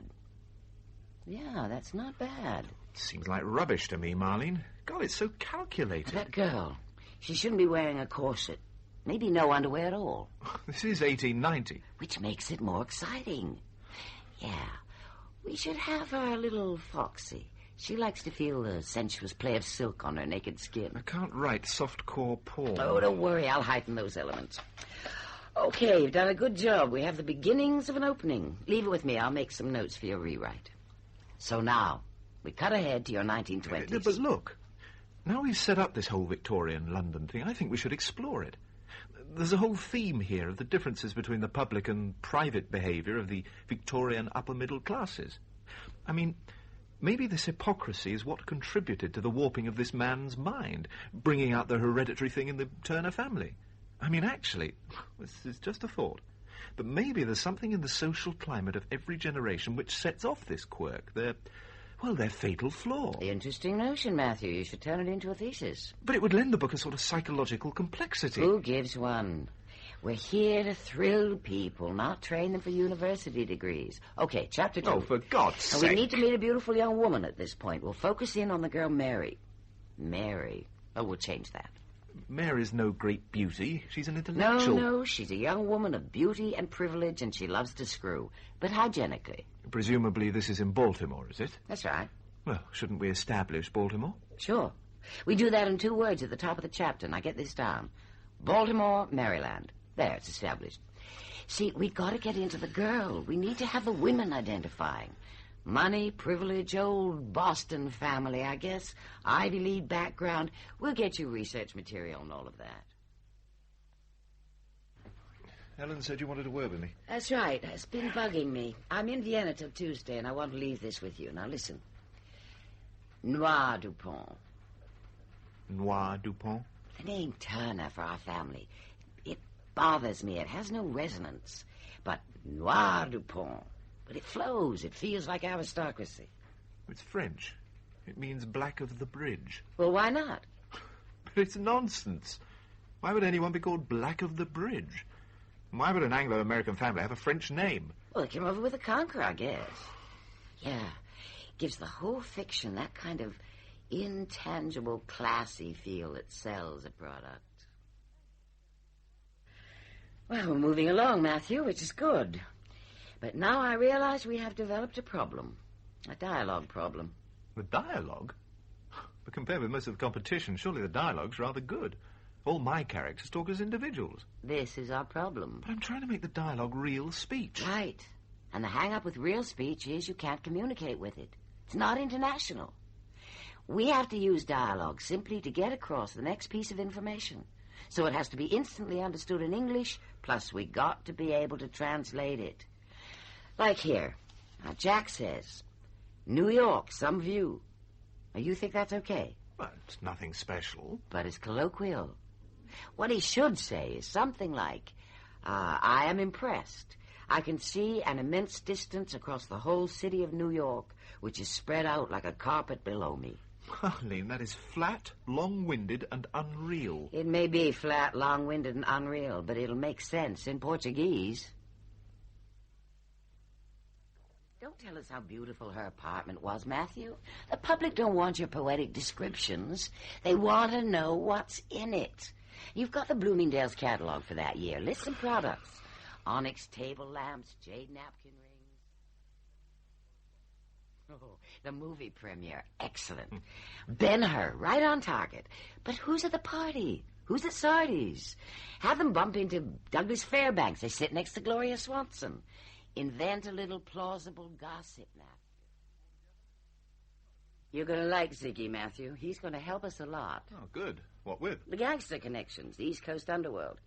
He's the top man on this area. Oh, that's good. I was waiting for the research. He provides a little more than research. Ziggy Martin's here, Marlene. So what are you waiting for? Get your hands off Nell and send him in here. Spoil sport. Ziggy, do your clothes up and come on through. Mr. Ziggy Martin. Marlene, hi. Hey, good to see you. Ziggy, it's terrific to see you. Come on, sit down. How's the flight? Want a drink? Oh, thanks. It was fine. And yes, please, in that order. You look great. Oh, so do you. Welcome to London. I'll join you. Oh, it's good to be here. Hi, I'm Ziggy. Hello. Oh, Ziggy, I'm sorry. I'm acting like it's me who's jet-lagged. This is Matthew Bradford, Ziggy Martin. Here's your drink. So, Matthew, you're Matt Brand. For the purposes of the Fatal Flaw, yes, I am. Oh, by the way, I like it. It's coming along really well. It's a great concept. You've read it, have you? Well, that's right. Marlene sent me the photostat. It's your current working draft, isn't it? Look, I read the first 7 or 8 chapters on the flight. Strong meat. I liked it. Marlene, you didn't tell me anybody had read the book. Who else have you shown it to? Come on, Matthew, don't do a number, okay? Ziggy has to see the fiction. How else does he know the areas in which we need background?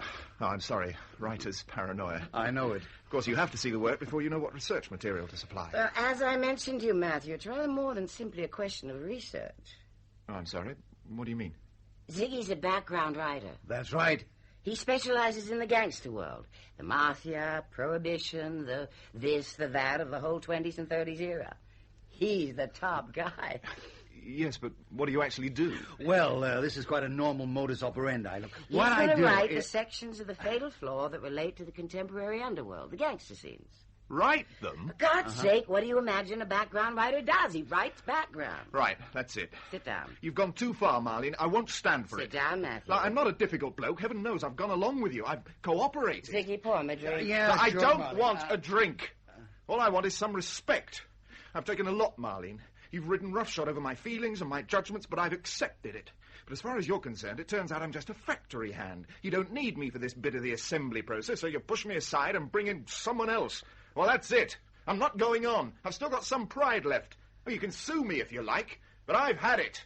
That's it, Marlene. I'm going. The Fatal Flaw, you can stuff it. 8 weeks, 2 days. It's taken him a long time to crack. Seemed a quiet guy. But he's temperamental, is he? Oh, he's new, doesn't understand how we operate. No problem. He just needs something to take his mind off the pressure. Yes. Matthew? Yes. Is that Ellen? Got me in one. Listen, Matthew... Look, would you please tell Marlene I meant what I said? I don't know anything about that. This is social. Oh, is it? Sorry. Say, what are you doing tonight? Tonight? Nothing much. Just fuming quietly. Yes, I did notice you storming out. You've been very patient, I think. Marlene's such a hard cow. You shouldn't let her get to you. Oh, it's not that. Well, we can talk about it later if you want. Come to dinner, 8 o'clock. Do you know, I'd love to. Great. Here's the address. You ready? Take this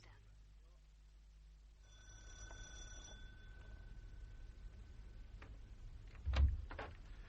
Hi. Hello. Sorry I'm a bit late. Don't worry. Nice to see you. Come on in. Thanks. It's funny seeing you away from Global House. You look quite different. Trousers. Well, I have to wear skirts at work. Oh, yes. Ah, I like your flat.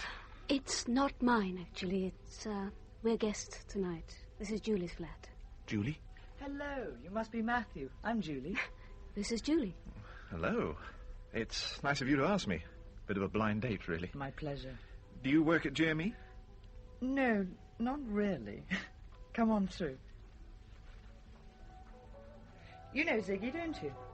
Ziggy? Matthew, hi. Well, you're the last person I expected. Listen, don't hit me. None of this is my fault. I'm as sorry about today as you are. Well, it's nothing against you. I assumed Marlene would have filled you in. She put us both in an impossible situation. She's a manipulator, Matthew. You have to accept that. That's right, and learn to recognize what she's up to. Ziggy knows her of old. That's right. Listen, we're both writers. We should stick together. Well, that makes sense. I say, before you all get to talking shop, let's eat this gazpacho before it warms up. I'm sorry, Ziggy. I just find it such an extraordinary notion. Going around the world writing bits of all these different bestsellers. Were they always bestsellers? Nearly always. And yet your bits are always about the same subject. Not just books. Movies, too, you know. I find it extraordinary. How'd you get into it? It all started with my doctorate. I did my thesis on North American gangster literature from 1930 to 1935. So I became an expert. Now I guess I've become a whore. We both have, really. Still, it's an honourable profession, so they say. What do you think, Julie? Are we prostituting our art? Maybe. I don't know. Still, it's all in a good cause. Is everybody ready for dessert? Pears in red wine. Does that sound all right? Oh, you're some good cook, Julie. You know, I rather like him. Ziggy? Yeah. Yes. I rather like him. I'm glad you asked me. You deserve it. Tunnel vision. What? That's how I've been operating. Tunnel vision. Ever since I got to London, it's been nothing but that damn book. You have to let go sometimes. I was going to chuck it all in today. Over Ziggy. I really was. Don't give up. Not now. Not after all this work. I won't. I can cope now. Thanks to you, really. I'm glad.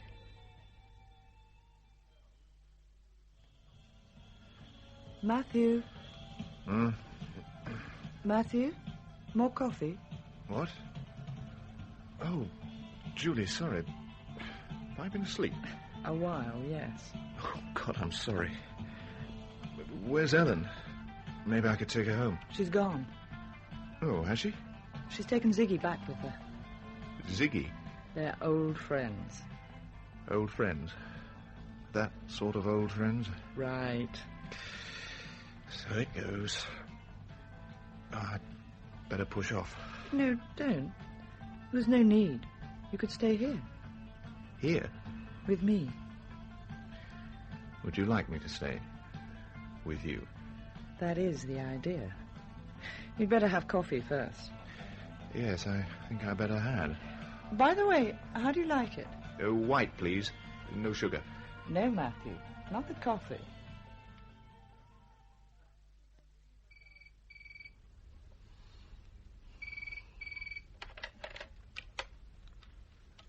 Hello? Yes, he's here. Matthew. Matthew, it's for you. Me? Is it Ellen? No, Marlene Shapiro. Marlene? Hurry up and take it. I want to get up and go to the bathroom. How the hell? Marlene? What's going on? 8 o'clock, time you were on the move. How did you know where I was? Why are you chasing me at this time of day? I want you in my office at 9, Matthew, to meet again with Ziggy. I have to be at Heathrow by noon. We need to map out his schedule before I leave, okay? How do you know I'm coming in at all? Well, you will be, won't you? Well, yes, actually. I've decided I will. So that's okay. Come on, get your ass out of that bed. Yeah, but how did you know I was here? I feel concerned for your welfare, Matthew. And don't worry about paying the girl. Paying the girl? Paying Julie? Yeah, forget it. It's all being covered by GME. Ellen's fixed the car to pick you up at 8:30. See you at 9. Julie? Hang on. Morning. Everything okay? Would you like some muesli? I mix it myself. Julie, I'm just thinking. Can I come and see you again? Of course. Regularly? If you like. Twice a week, say Tuesdays and Fridays? Yeah, I think I can do that. And about the money? Can you each time charge it up to global marketing and exchange? Of course. Well, I would do anyway. Would you? Oh, yes, I'm on a retainer. I can do you eggs, you know, if you'd rather. They're free range, really fresh. Oh, forget it. Forget the whole thing. Please yourself. Say it is, isn't it? Matthew. What? Matthew Bradford. I saw you right across the bar. Barry, how are you? Sit down. Have a drink. What are you doing here? Business. Yeah, let me. No, I've got a bottle. Another glass, please. Grab that stool. Sit down. Jennifer won't believe this. Jenny, how is she? Can we have that other glass? Coming, sir. Give her all my love, will you? And a big kiss. Yes, okay. So, how's it going then? The glamorous life. We haven't seen you on the telly yet. Here's the glass, sir. Shall I fetch you another bottle? Yes, why not? Take it out of that. Thanks. Here we go. I should buy this one. Oh, look, I've got all this money. Nothing to spend it on. Now, tell me the news. How are you both? What's Jenny up to? Cheers. Nice. Listen, we're just the same. What's happening with you? I mean, it must be a year. Getting on that way. Well, what's happened? Almost finished the book. Ah, this is the best-selling novel, is it? What's it called? Barry, I know it sounds ridiculous, but I'm not actually allowed to say. When's it coming out, then? Well, again, I can't be very enlightening. It's a funny business. This is very nice for a house wine. It's not the house wine, in fact. I wish you'd tell me about Jenny. I think about her a lot, you know. Yes, well... Was she happy, sad, still working, what? Well, she's still working, yes. I often think of her. I'd love to come up and see her. I wouldn't bother about that. When this book's off my hands, only another week or two, I'll come up as a surprise. No, don't do that. She'd love it. It wouldn't be a good idea, Matthew. Just a friendly visit. No, you're better off down here. Barry. Well, it's been pleasant to meet with you again. Barry! All the best. Thanks for the drink. See you. Here's your other bottle. I had to go downstairs for it. Has your friend gone? Yeah. He always was a stupid prat. Fancy a drink? I'm sorry, Matthew. I'm afraid Miss Shapiro's not here at the moment. I've been looking over the last chapter. I've had one or two ideas. See, I don't actually know what she thinks of it. Sat in my office for a week, heard nothing. No, well, you wouldn't have done. She's gone to New York. Oh, God, I've never told anything. I thought she wanted that last chapter to take with her. I expect she's taken it. But we hadn't finished it. I expect she's finished it. Oh, well, it's her flaming book. Yes, that does tend to be how she perceives the matter. That's it, then. I must be finished. I must be free. Incidentally, I do have a message about your option. My option? Apparently, we have an option on your time and services for a further 6 months. Oh, well, that won't be needed, will it? I understand we're taking it up. Miss Shapiro has spoken to your agent. But I don't want it taken up. Your agent has agreed. 6 months? What do they want with me for another 6 months? Expect it'll be to do with marketing. Oh, I'm a writer, not a salesman. I expect you'll be getting a memo. Shall I tell you something, Ellen? Mm-hmm. You're getting as hard and calculating as Marlene Shapiro. Not at all. But I'm learning. Frank, I have a craving. I am rabid for breadsticks. Pass me 3. That must be jet lag, Marlene. When did you get in? 8 o'clock this morning. Butter. Mm-hmm. Where's the butter? Ah. So, congratulations on your elevation. Thanks. Does that now put you above me on the global scale? I guess. Editorial Vice President International sounds higher than Executive Head of Marketing Europe.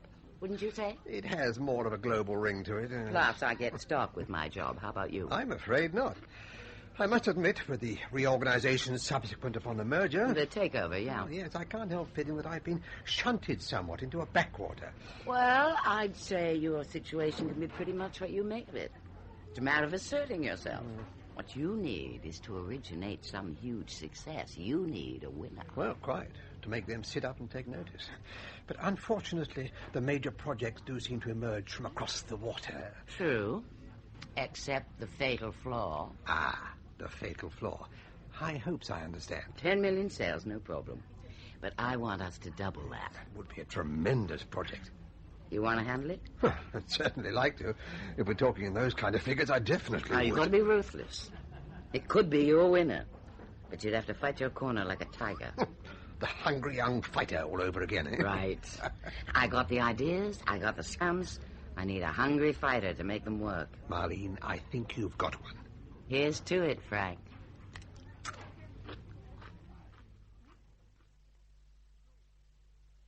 Let me just tell you, Matthew, one or two of our ideas. Okay. It all sounds very exciting, Frank. Oh, it is, Dennis. It really is.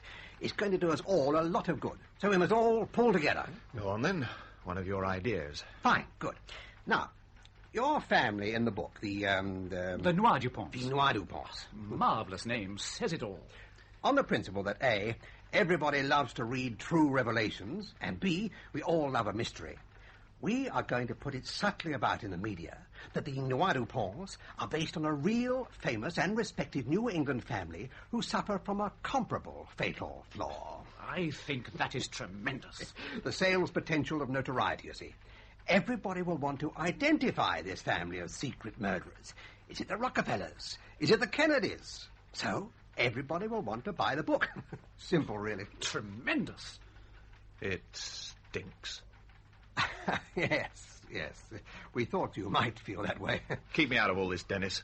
I thought we were here to discuss the author's promotional tour. Frank? Yes, that's quite right. So let's put the public awareness concepts aside. Now, the tour. What I feel is essentially this, and I've taken advice from New York on this one. And I go along with it. Matt Brand. The public will want to see Matt Brand. We want them to see Matt Brand. Matt Brand is going to become a star. A superstar. Now, as I look at you, Matthew, and I talk to you, I see a writer, and a damn good writer. I do not, and from me this is a tribute, I do not see a superstar. I do not see Matt Brand. Are you saying you want me to pretend to be something I'm not? To go round America, the world, pretending to be your idea of Matt Brand? Not exactly. No. You've done your bit, Matthew. We want to let you off the hook. So, we are going to hire somebody else to play the part of Matt Brand, an actor. An actor? An unknown, of course, but very talented. Jeff Douglas, a New Zealander. You've already hired this man? Think about it, Matthew. It means you're not forever saddled with that false identity. You'll be free to write your serious novels. But I wrote that book. It's a despicable lie to pretend that somebody else did. It's going too far. I can't agree to it, Dennis. Okay? I won't agree. Contractually, of course, the question doesn't arise, in that your agreement is not necessarily required. But in fact, I have agreed. On your behalf. Thanks, Dennis. You must get on with your next project. I think you'll find the financial arrangements satisfactory. And you'll still be taken to and from your office 6 days a week.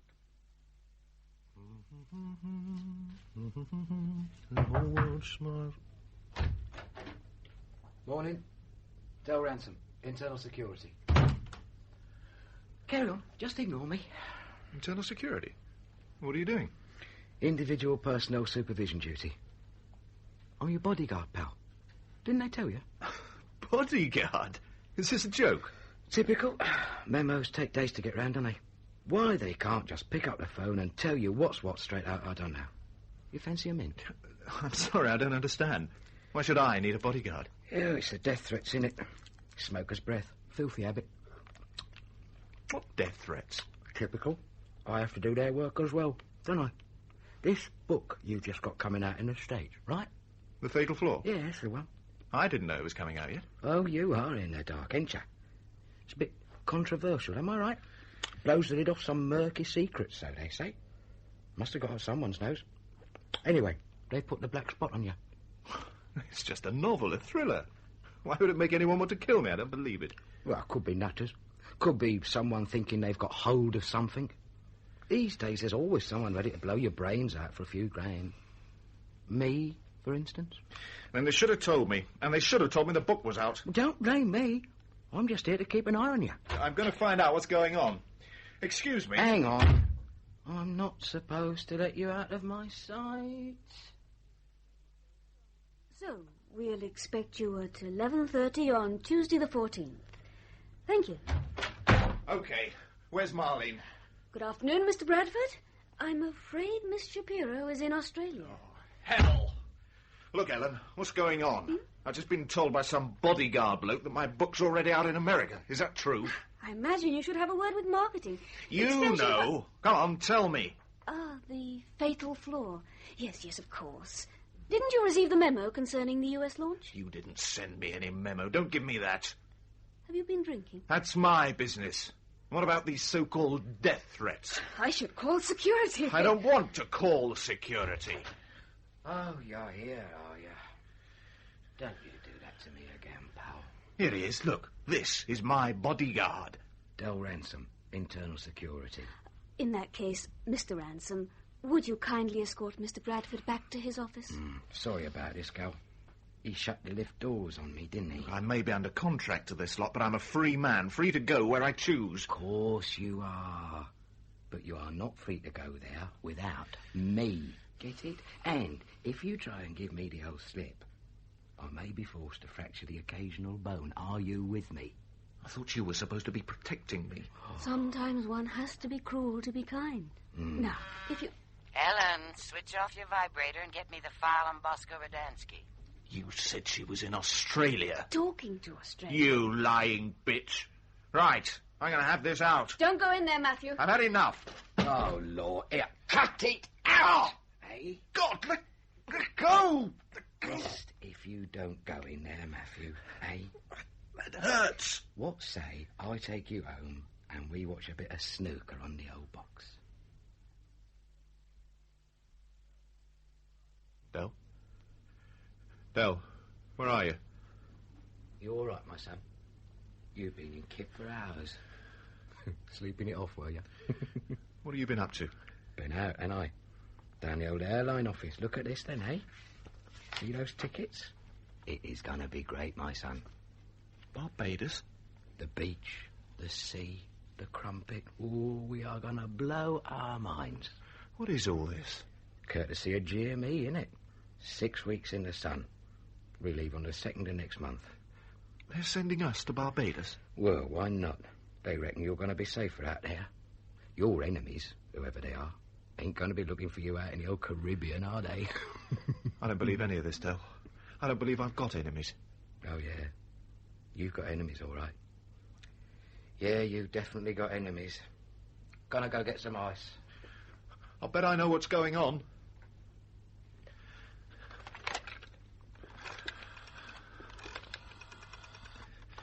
I'll bet I know.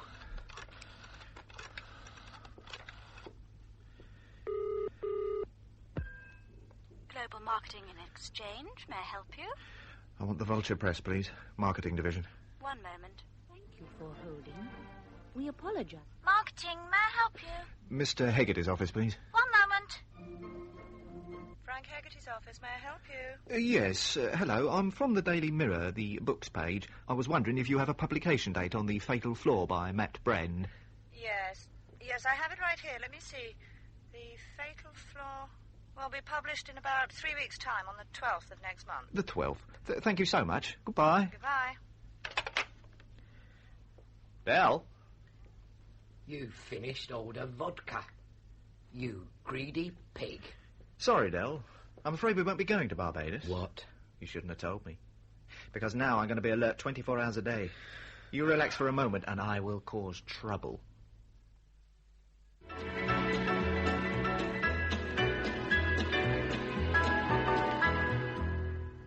That was A Walk in the Black Forest, and just walked into the studio is my next guest, a man whose first novel, The Fatal Flaw, has just created a terrific sensation in America, and is about to do the same over here. I hope so, Peter. I'm sure it will. It's a terrific book. His name is Matt Brand.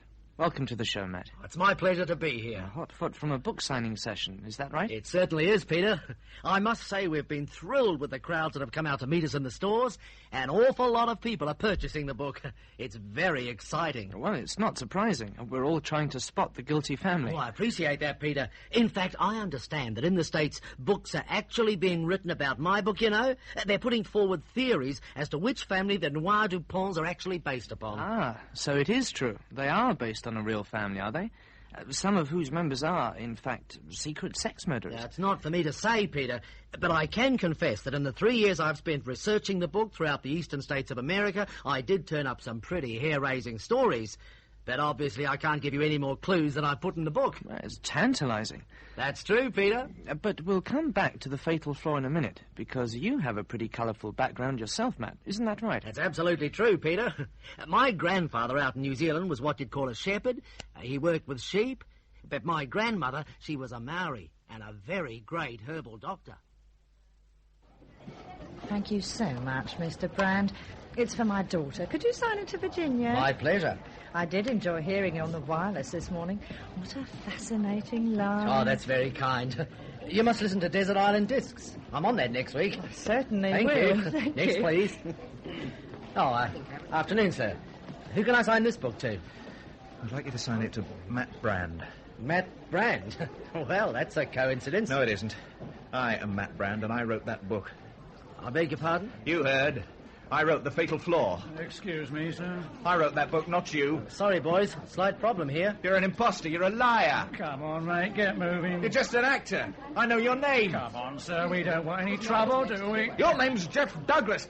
Mind your backs, thank you. I was there when they cooked all this up in Frank Haggerty's office. Shut it up. No! I'll tell the truth. Sorry about that, folks. Crazies. You get them all over these days. Now, who's next, please? Who shall I sign this to?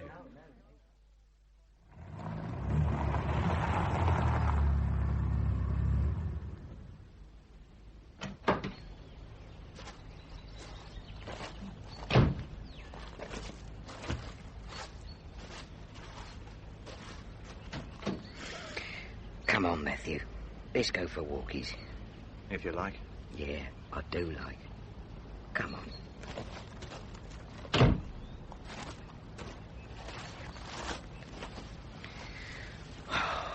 Peaceful, innit? If you say so. Oh, still sulking, are we? I am not sulking. Think yourself lucky, Matthew, that they ain't going to press the old assault charges. Didn't assault anyone. Yeah, there's 3 security boys prepared to swear you did. Not very clever, Matthew. How was it? It was extraordinary. No one would believe me. Well, they wouldn't, would they? One nutter against the world. Shocking odds. Drink. Little swig from my flask. No. Suit yourself. You want a mint? You're all right, then. Give me a drink. Here you are. You want to calm down, Matthew. Relax. You can't win. Just go with it. Enjoy the money. Enjoy the pampering. It'll all be over soon. What do you mean? Well, must be. I got another assignment in 3 weeks. Oh, look. A pair of squirrels. So, I'll be free then? I can get you drugs, you know. Well, if you want drugs. I don't want drugs. All right. Just keep it cool, OK?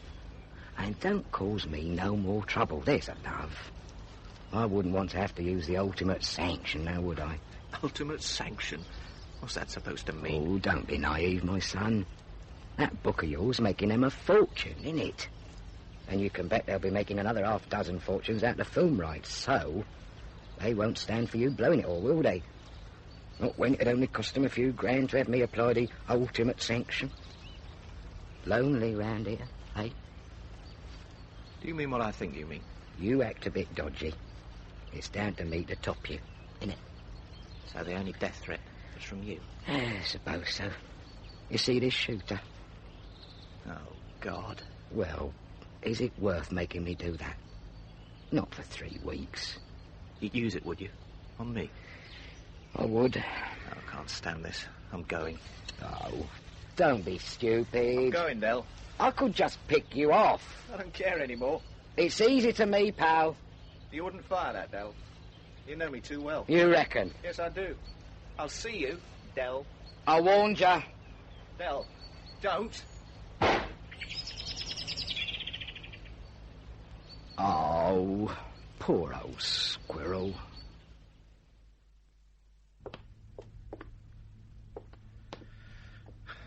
It's a long way out of town, this house. They want you to have peace and quiet. Nice place, though. Overlooking that wood. I'll bet that comes alive at night.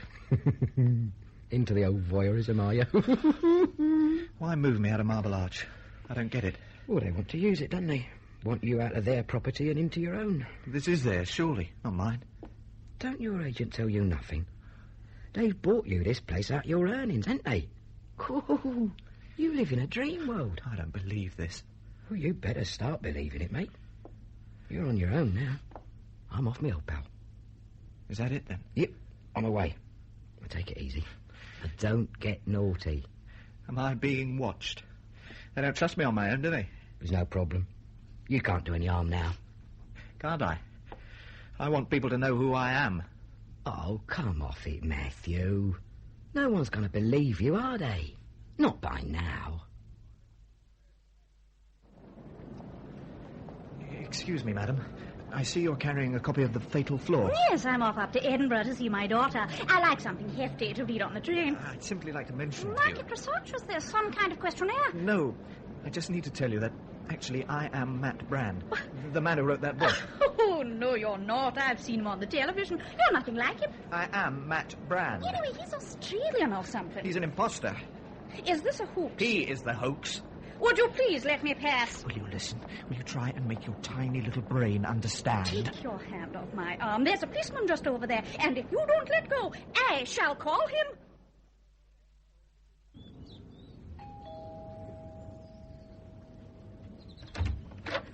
Matthew.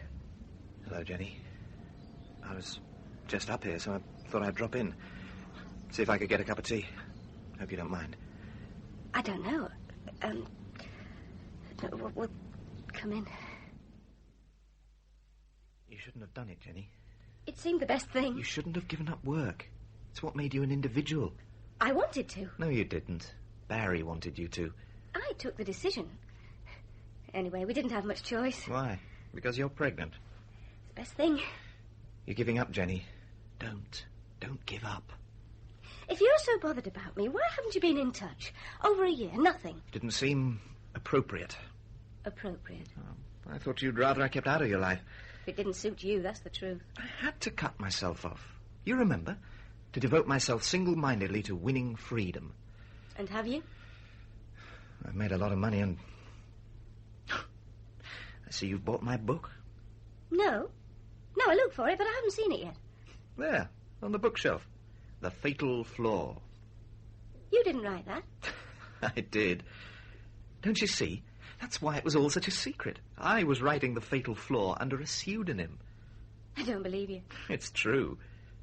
But I know you. You couldn't have written that. I could, and I did. Why are you lying, Matthew? It's a horrible book. That's not the point. But Barry bought that copy. I hated it. It's badly written, exploitative, sensation. I couldn't even finish it. I was made to write it like that. I had to go along with it. For God's sake, I've seen the man on television. He's a big blonde New Zealander. You're nothing like him. He's just an actor. It's all a publicity stunt. Well, that's just stupid. What's going on? Are you all right, Jennifer? Barry, I'm sorry. I had to come and see her. Matthew. It's okay. Everything's fine. I warned you, Matthew. I told you never to come near here. Now, get out. I just had to talk to Jenny. Out. What's he been saying to you, Jennifer? Oh, nothing. Just nonsense. It's the truth. I knew you'd upset her. Now, get out. Out. Out. Out. Excuse me.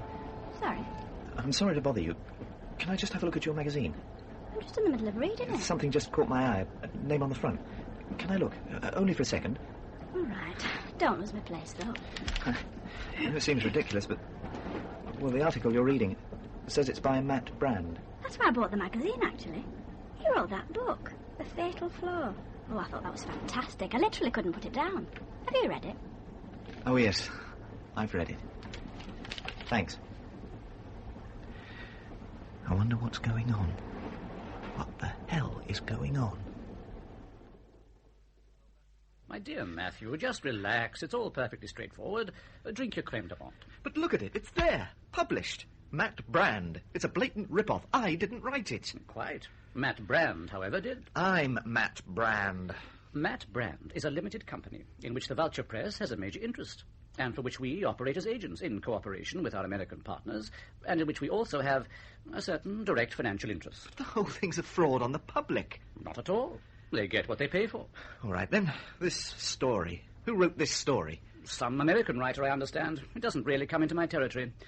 Marlene Shapiro, of course, makes the creative decisions. Oh, of course. So, you're all in fine shape, aren't you, thanks to me? You're all well set up, but where am I? Where does all this leave me? It leaves you very well off indeed.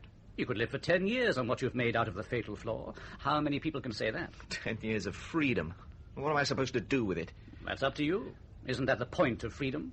Write more books. But, if I might suggest, keep away from 19th century Wolverhampton. My books did all right. All right, yes. But publishers are increasingly reluctant to buy a Matthew Bradford book. But they're good. I'm good. Matt Brand is rubbish, but I'm good. That might be your problem, Matthew. Perhaps you're simply too good. This is a mass-market world. But, Dennis, aren't you prepared to go out there and fight for me? In a word, no. Dennis. Now, we have to assess our priorities, the artistic aspirations of one client against the whole structure of our more lucrative business relationships. But don't you see? If people knew that I wrote The Fatal Flaw, they'd want to see what I wrote next. Only if you wrote another Fatal Flaw. Well, that's the point of creating Matt Brand. He will write whatever the public requires Matt Brand to write.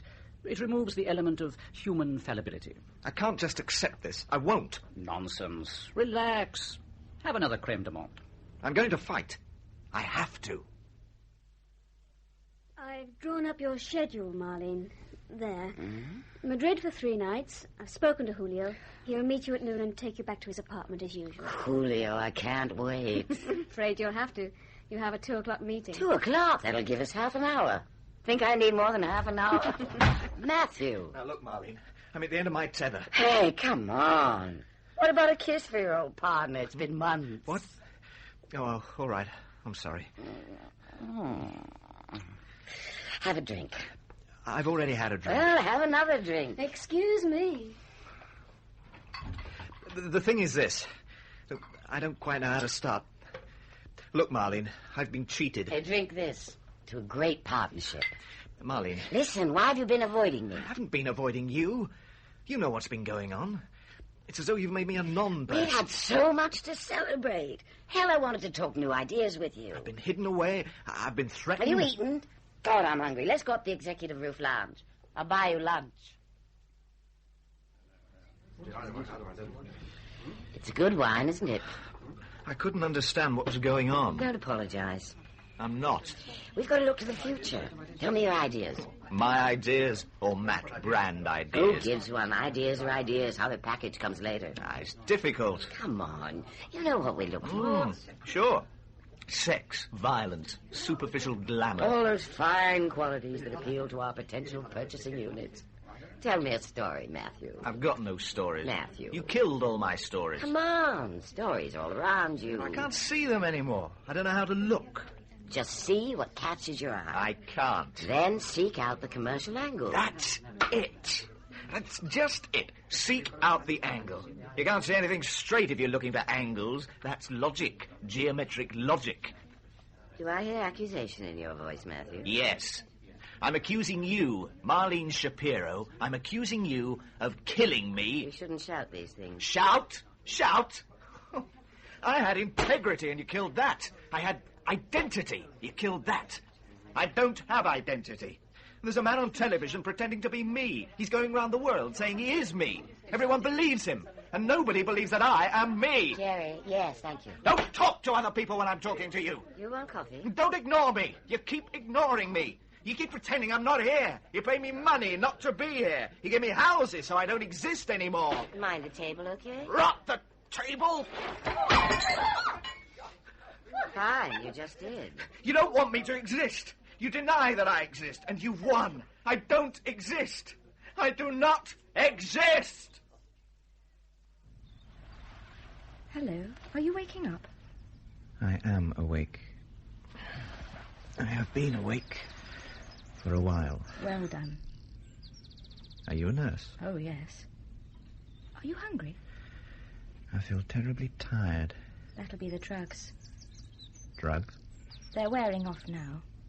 Is this a hospital? It's a nursing home, Mr. Bradford. You've had a little bit of a breakdown. A breakdown? What sort of a breakdown? You'll soon be able to talk to the doctor. I want to go. It's not as easy as that. You could have a light meal if you liked. How long have I been here? It's not for me to say. When can I go? I should have a chat to the doctor. I haven't had a breakdown. I don't believe it. Breakdown? It's such a loose phrase, isn't it? What actually do we mean by breakdown? Don't ask me. You're the doctor. Drink.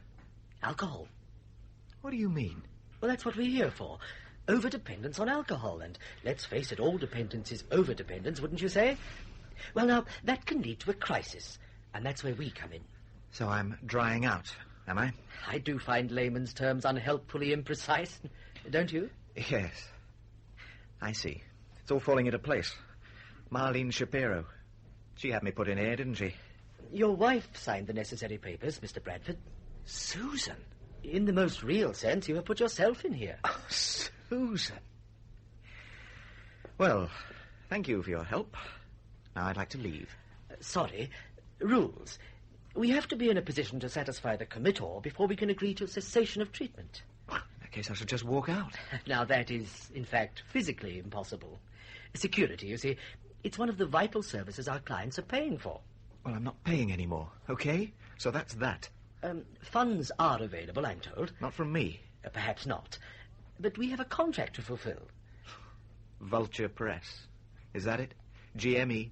It's not for me to say, Mr. Bradford. However, for the moment, here you are. Am I trapped? You're here. So why not tell me about yourself? You know about me. In your own words. I'm a writer. I have teacher written down here. I wrote novels. Well, that's your hobby, I'm told. It's my life. I have written a novel called The Fatal Flaw. You may just have heard of it. It's a huge bestseller worldwide. Let's stick to reality, shall we? Let's try and separate it from fantasy. We've got plenty of time. Hello. I haven't seen you before. What are you reading? Mind if I sit here? No, please do. It's a novel. It's called The Smoke on the Wind. I found it in the library. Who's it by, then? Let's have a look. Matthew Bradford. Never heard of him. I'm Matthew Bradford. Oh! Sorry. Foot straight in. It's all right. Matthew Bradford is not wildly famous. That's why I was surprised to come across the book. Funny. I haven't looked at it in nearly 2 years. I shall read it. My name's Karen, by the way. Karen Lehman. Have you heard of my dad, Leo? He's a film producer. Sounds familiar. What do you do for a living? Therein lies the key to my alcoholic situation. Nothing. Lots of privilege, lots of wealth, lots of parental divorces, lots of opportunities. Sod all motivation. A confused upbringing? Precisely. So, what do? I fritter. I go to loads of nightclubs, I gamble, I sleep around a lot. Terrible, isn't it? Still, it beats working down the mines. What do you think of this place? I resent it. Resent it? Yes. That's exactly what I do. I resent it, too. It's my mother who loves having me put away, you know. Always has done. I suppose this place works out, in real terms, not much more expensive than when I was a little girl and she used to employ a nanny and send me away to school. Probably. I seem to get treated much the same, which means I behave much the same. I play them up. I know what you mean. It brings out the brat in me, too. I bend cutlery. I leave hot taps running all night. Well, we both sound extremely sensible and mature to me. I tell you what. Together, we could really fool them. Oh, really? Yes, really. You could spend the night with me. Well, I don't know. Go on, I don't snore. You often propose such adventures? Not often. Well, you've only known each other for 2 minutes. I don't improve with further acquaintance. You don't need to. Thanks, Matty. There's a tree right outside my window. I'll show you. Why not? Let's fool them. Yes. Show me. Funny, isn't it? I've never slept with a novelist. I'll expect you to tell me stories. So you reckon that's why you got put in here? I suppose you think I'm lying. Everybody else does. I don't think that at all. Honestly. I know what goes on in these grotesque organizations, don't forget. I was brought up with it. Sounds true to me. That is such a relief. Move your elbow, Matty. Bloody single bed. Not too quick. We'll both be on the floor. Sorry. No. You know, it's a terrific story. As a story. Forget it's you. It's just a good, rather frightening story. A bit like Kafka.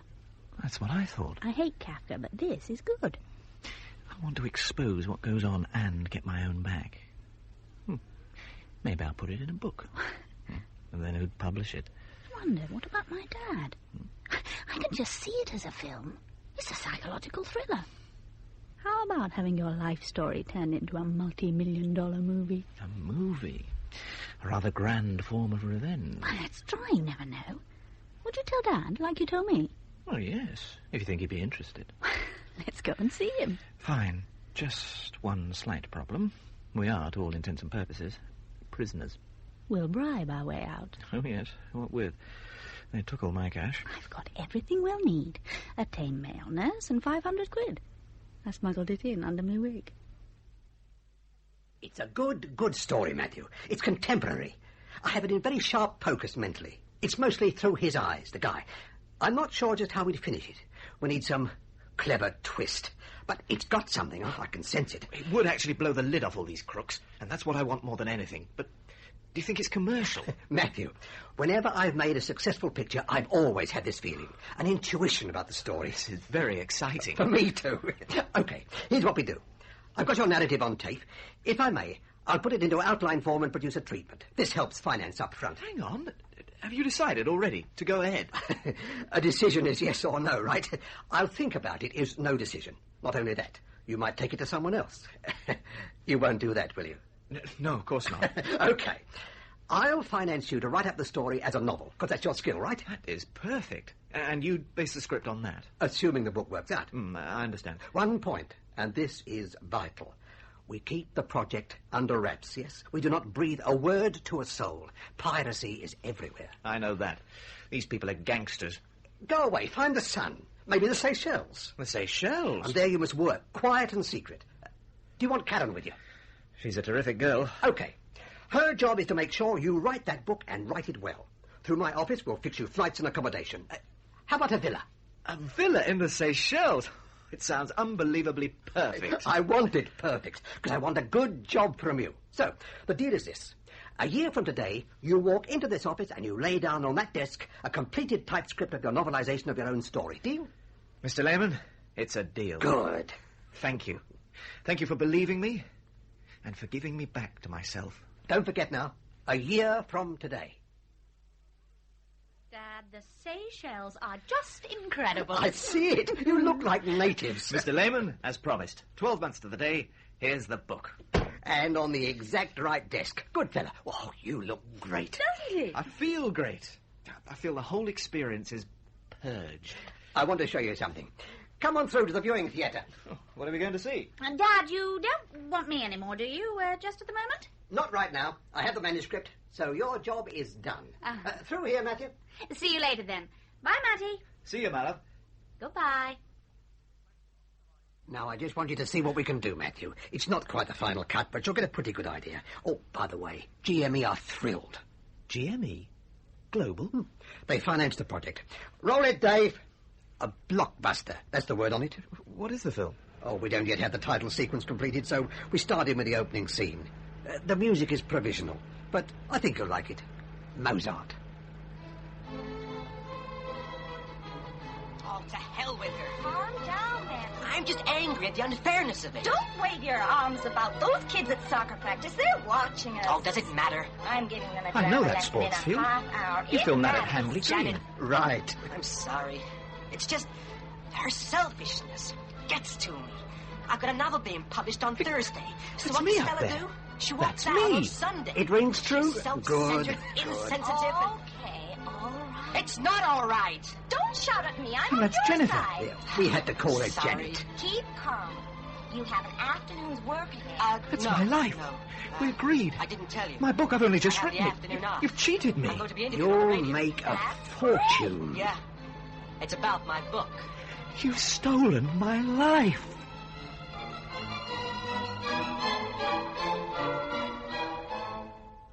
In The Fatal Flaw by Chris Allen, Matthew Bradford was played by Martin Reed and Marlene Shapiro by Margaret Robertson.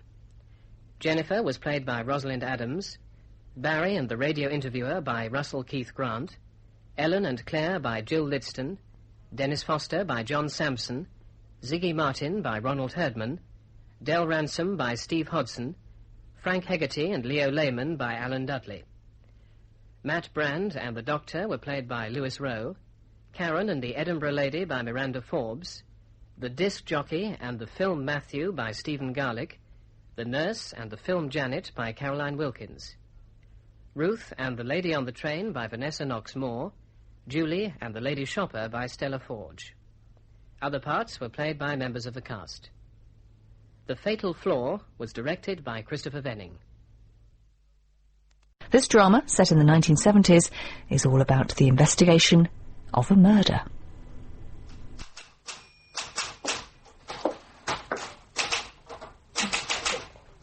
Excuse me. Yes, madam? Do you think I could see somebody in charge? Well, depends what the problem is. It's my daughter. She didn't come home last night. Oh, yes. How old is she? Nearly 21. Does she have a boyfriend? Yes, and he's very concerned as well. She isn't with him. Oh, no. I see. What's her name? Julia. Surname? Marsden. And when did you last see your daughter, Mrs. Marsden? Well, I suppose it was the day before yesterday. That'd be Wednesday. Yes. So she hasn't been home for 2 nights? No. You see, she's a student nurse, and this week she's on the early shift. She starts work at 7 o'clock, so I don't see her in the mornings. So she was home on Wednesday night? Yes. And she didn't say anything that might suggest she wouldn't be coming home last night? Oh, no, of course not. Didn't have an argument, did you? No. Nor with Mr. Marsden? My husband's dead. You see, the problem is your daughter's of age. Unless she breaks the law, there's nothing we can do to bring her back. Not if she doesn't want to come. But she hasn't left home. She hasn't taken any of her clothes. And we haven't had an argument. We get on well together. She's happy in her job. She's happy with her boyfriend. Look, Mrs. Marsden, you see, even in a small town like this, lots of young people go missing.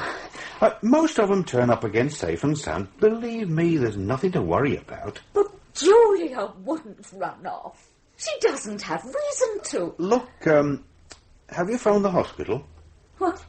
The hospital where Julia works. Have you phoned to see if she's turned up for work this morning? Well, no. Well, I think you should do that, don't you? I mean, she could be trying to phone you at this very moment with some sort of explanation. Here, you ring the hospital. Did I tell you it's my birthday today? No. I'm 43. Happy birthday. Thanks. Doing anything special tonight, then? No. I might go down to the social club for a few beers. That'll be about it. Do you want to come? Oh, I wouldn't mind. Yeah. How long you been in the force, then? Nearly 20 years. 10 as detective sergeant. I'm still dreaming of making DI. Why not? I've been passed over too many times, that's why not. It would require an act of considerable merit on my part for my name ever to be taken seriously again at a promotion board. Oh, I don't know. Been blokes waiting longer than you who've made it. Yeah, but my face doesn't fit anymore. It certainly doesn't fit with people like Armstrong. No, what I want now is a job as an advisor with some security firm. You know, the sort of thing. Something at twice my present salary, plus expenses, and a firm's car. Yeah, who doesn't? Burgess. Yeah? What? Well, I don't want to see her. How old is she? Yeah, and how long's she been missing? 1 night. Does she know there's nothing we can do to bring her back? Yeah. Oh, all right, I'll have a word with her. Put her in one of the interview rooms with a cup of tea and a policewoman. OK, you better bring it in. What's up? A distraught mother who's mislaid her daughter. She's having a nervous breakdown all over the duty sergeant. What are you going to do? Have a word with her, reassure her. You know, the usual cobblers. Oh, there's a photograph. Perhaps you'd like to file it when the sergeant brings it in. Well, seems she came prepared for the worst. Well, they always do, don't they? Mrs. Marsden? Yes. I'm Detective Sergeant Burgess. Oh? I've just had a word with the duty sergeant, and, well, whereas I fully appreciate how you must be feeling, there's very little we can do at the moment.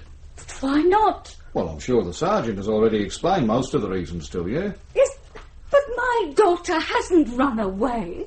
She hasn't taken any of her things with her. Have you checked thoroughly? Well, of course I have. I mean really thoroughly. It's not unknown for someone to leave home and not take their clothes with them. I mean, they're bulky things, difficult to get out of the house undetected if you want to leave quietly. The sort of thing you want to check on are articles like bank deposit, passbook, valuable jewellery, chequebook, things you wouldn't immediately notice were missing. No, look, Sergeant, I know you probably think I'm just being an hysterical mother, but I know Julia hasn't run away from home. We get on very well together. She's studying to be a nurse. It's a job she loves, and her final exams are in a few weeks' time. If she just wouldn't run away with that about to happen, whatever else was going on in her life. I gather she hasn't gone into work today. No. And I'm terrified something awful has happened to her. Please, Mrs. Marsden. I'm sorry. I'm really sorry. That's all right. Did your daughter go into work yesterday? Yes. Her ward sister said she went off duty at 3 yesterday afternoon, just as usual. Were you expecting her to come straight home? No, she was to meet her boyfriend. I think they were going shopping and then on to the cinema. Only she wasn't there when he went to collect her. Where were they supposed to meet? Oh, I don't know. You'll have to ask him. OK. What's his name? Raymond Taylor. I gave his address to the sergeant. Right. Now, Mrs. Marsden, I'll tell you what I'll do. I'll have a word with Mr. Taylor and see if he can shed any light on where your daughter might have gone. It's possible she may have confided in him. I'll also see our patrol cars are giving her a photograph. And if she's spotted, we'll ask her to get in touch with you. But I'm afraid after that it's her decision. You do understand that? Yes. But I've got this terrible feeling that she's dead. Now, that's silly. Is it? I don't think so. Aren't you still looking for that man? Who? Oh, you know. That man, the murderer. Oh, you mean the one they call Slippery Sam? Yes. You can forget about him. Well, you never caught him. I know. But we have every reason to believe the man responsible has left the area. Well, how can you know? Because I'm part of the team still working on the case. And let me tell you that via reports, interviews, forensic information, I know as much about that bloke as it's possible to know without actually meeting him.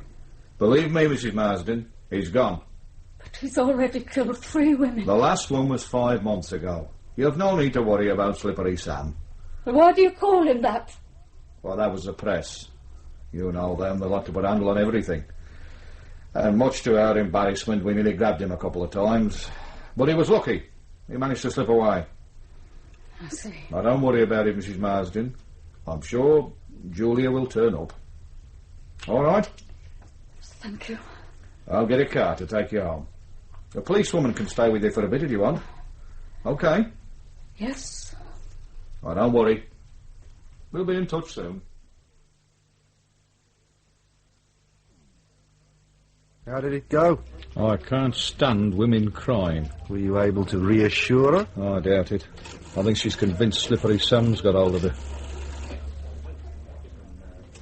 Hello? Carpool. This is Sergeant Burgess. Can you arrange for a vehicle to take a Mrs. Marsden home? Yeah. She's in interview room 2. OK? Try and be quick about it. She's in a bit of a state. Cheers. Is this the daughter? Yeah, not a bad looker. The sort Slippery Sam would like. Don't you start. Sorry. Do you want any action taken on this girl? Why not?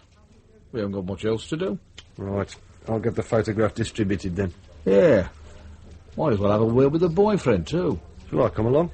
Well, if you fancy the exercise.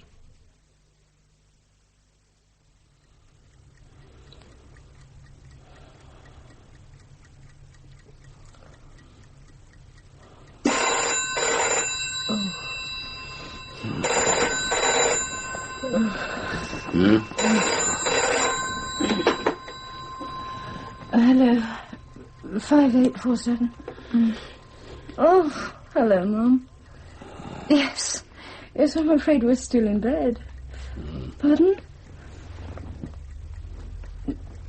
Are you all right? Are you sure? Yes, what's the matter?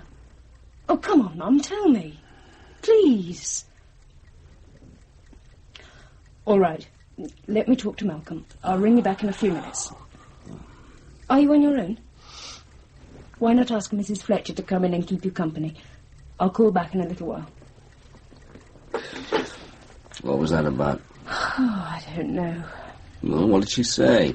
Nothing very much. She was crying. She's always bloody crying. Oh, don't start, Malcolm, please. It's true, though. All right, I know it's true, but this time she sounded really unhappy. She wants me to go up there. Oh, no. This happens nearly every bloody school holiday. You don't have to come. Well, I know, but it would be nice to spend the remainder of half-term with you. I'm sorry. Suppose the reason for the tears was your bloody father again. Isn't it always? Why does he always have to go off on the razzle during school holidays? Why don't you ask him? Perhaps I might.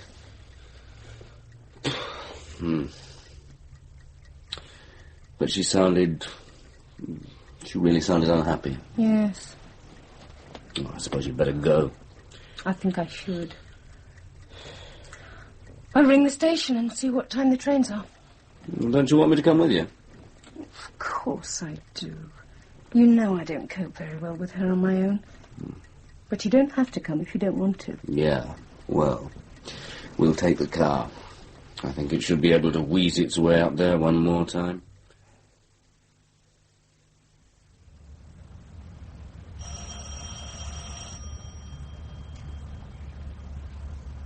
I never liked this new estate much. Why not? I don't know. There's something missing. Seems sort of bare. Not quite finished. How do you mean? I don't know. Perhaps just because there aren't any trees. My wife spent nearly 2 years trying to persuade me to buy a house up here. I reckon you were wise not to. I sometimes wonder. She'd no sooner stopped pestering me about the house than she up and left. Good morning, sir. Raymond Taylor? Yes? I'm Detective Sergeant Burgess. This is Detective Constable Bailey. We did phone, sir. Ah, yes, of course. Come in. Sorry about the mess. If you throw that stuff on the floor, you can sit down there. Well, I don't know whether you've spoken to Mrs. Marsden this morning, but I've already explained to her that there's very little we can do about her daughter's disappearance. Yes, she told me. The only reason I'm here now is to try and get a better picture of what might have happened. I gather you were planning to meet Julia yesterday afternoon. That's right. And what time was that? Well, it was supposed to be about 3:30, but I had trouble with my car. I couldn't get it started. So what time did you turn up? Not until about 4:10. Where were you planning to meet? I was collecting her from the hospital. Were you surprised she hadn't waited? Well, very surprised. I mean, the car I've got is an old bagger. I'm always having trouble with it. Nowadays, I'm more often late than early. Her mother said you were going shopping together. Yes, that's right. Well, there's no chance she might have gone off by herself. You know, frightened the shops might close or something. Oh, I doubt it. We're supposed to be going over to Birmingham. Well, perhaps she just got fed up waiting. She's not like that. She knows if I'm late, there's a good reason. We've been going out for 2 years now. She knows I never keep her hanging around on purpose. When you found she'd gone, did you go into the hospital and see if she left a message? Well, no. You see, I didn't actually go to the hospital itself. Sir? I haven't explained this very well. You know there's a new one-way system just been introduced around the hospital? Yes. Well, I've not really sorted it out yet. And if you miss the turn-off to Birmingham, you have to go all the way around before you can turn off again. So where did you arrange to meet her? On the corner of Fitzgerald Road. Which end? At the junction with Chandos Road. That's a fair old walk, innit? Well, I suppose it is. Well, it's just that it's easier for me. What would Julia have been wearing? Sorry? What was she likely to be wearing yesterday afternoon? I mean, would she have changed, or would she have met you in her uniform? Well, she usually changes if we're going out somewhere. So she would have taken clothes into work with her? I suppose so. Well, I've never really thought about it. Oh. I suppose you've no idea where she is. No. I'd tell her mother if I did. And you didn't have an argument with her yesterday afternoon? Well, of course I didn't. I didn't see her. Not even when you got to Birmingham? You didn't leave her there, did you? No. OK. Don't look so worried. You don't think I've done anything to her? I doubt it. How does she get on with her mother? Fine. Argue much? Well, Julia never mentioned it if she did. And she's not said anything to you in the recent past that might suggest she wanted to leave home? No. Even if it was only to go off for a few days by herself? She just isn't the sort of person who would do that. Not without saying something first. She's too considerate. And why should she want to leave home anyway?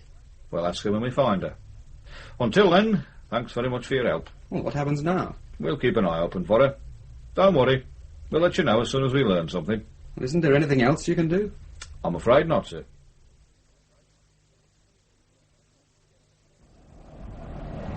Do you want to stop for lunch? I don't think so. I'd rather keep going. You know, it amazes me how that marriage manages to stagger on. Well, this time I'm going to find out why it does. I mean, this must be the 4th time in a year this has happened. Mum can't go on like this. Neither can we. I wonder why he stays. What do you mean? Well, if he can still pull the birds with the ease he seems to, why doesn't he shove off altogether? I don't know. I can't believe he even likes her very much now. He always comes back. Only because she's stupid enough to forgive him. I don't know why she doesn't kick him out of it. She could hardly be worse off than she is now.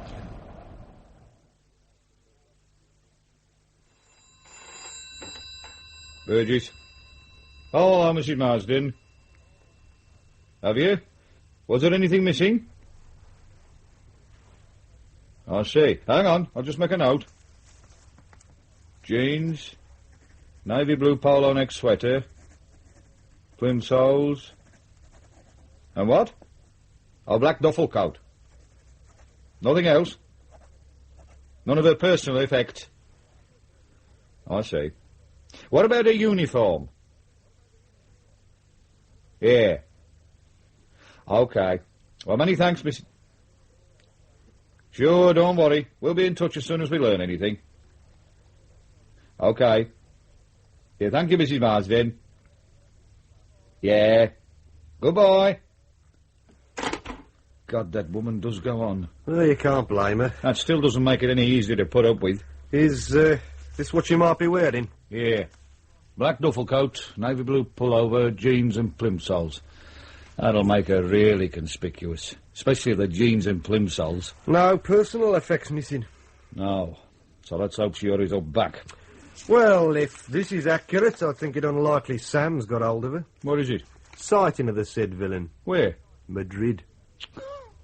Where did that come from? It was with the Interpol stuffer coming this morning. He gets around, doesn't he? The last place was Geneva. Do you think the super will let us check it out? You must be joking. He wouldn't sanction a trip for you to put flowers on your mother's grave on your day off. Yeah, could be right. Come on, let's go and have something to eat. I'll treat you to lunch then at the Swan. Oh, birthday lunch. Why not? We can try their real ale. It's supposed to be quite good. Oh, bugger it. If it's the DI complaining about your spelling again, you'll be buying the lunch. Burgess. Yeah? Where? Walton Woods.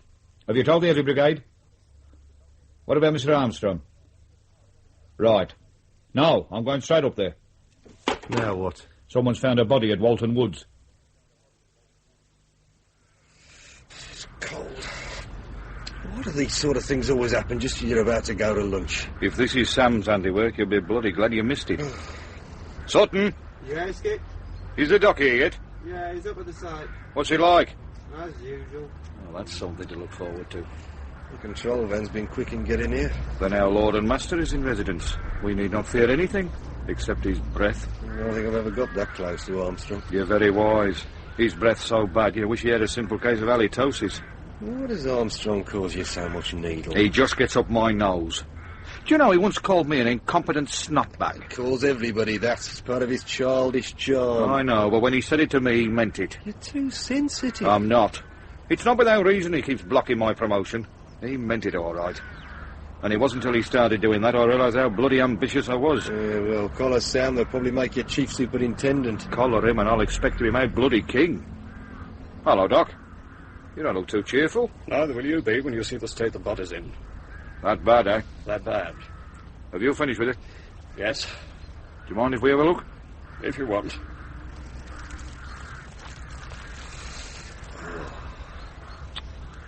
You were right. It is bad. Is it a Sam killing?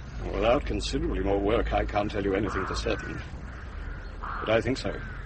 Head bashed in, badly mutilated face and chest, plus strangulation. That's my boy. She been raped? Yes. How long's she been dead? Difficult to tell at the moment. For such a cold night, it's affected the decomposition. But I think between 24, 36 hours. Any ID? Not yet. Could it be her? You saw the face. How can I possibly tell? Have a good look. If it is her, we can get things moving much faster. I realise that, but I can't help you. Who is she? Julia Marsden. She went missing yesterday. I can't say if it's the same person. OK, Doc. Thanks. Oh, one thing. Any of her clothing left? Remains of a pair of jeans, blue pullover, not much else. What about a black duffel coat? Not that I've seen. Okay. Perhaps you'd care to tell Superintendent Armstrong that I finished. Sure. That the sooner he gets the body to the lab, the sooner he'll have my report. I'll do that. And thanks for your help, Doc. That's all right. She was in a mess, wasn't she? They all are. Is this the first of Sam's work you've seen? Yeah. Let's hope it's the last.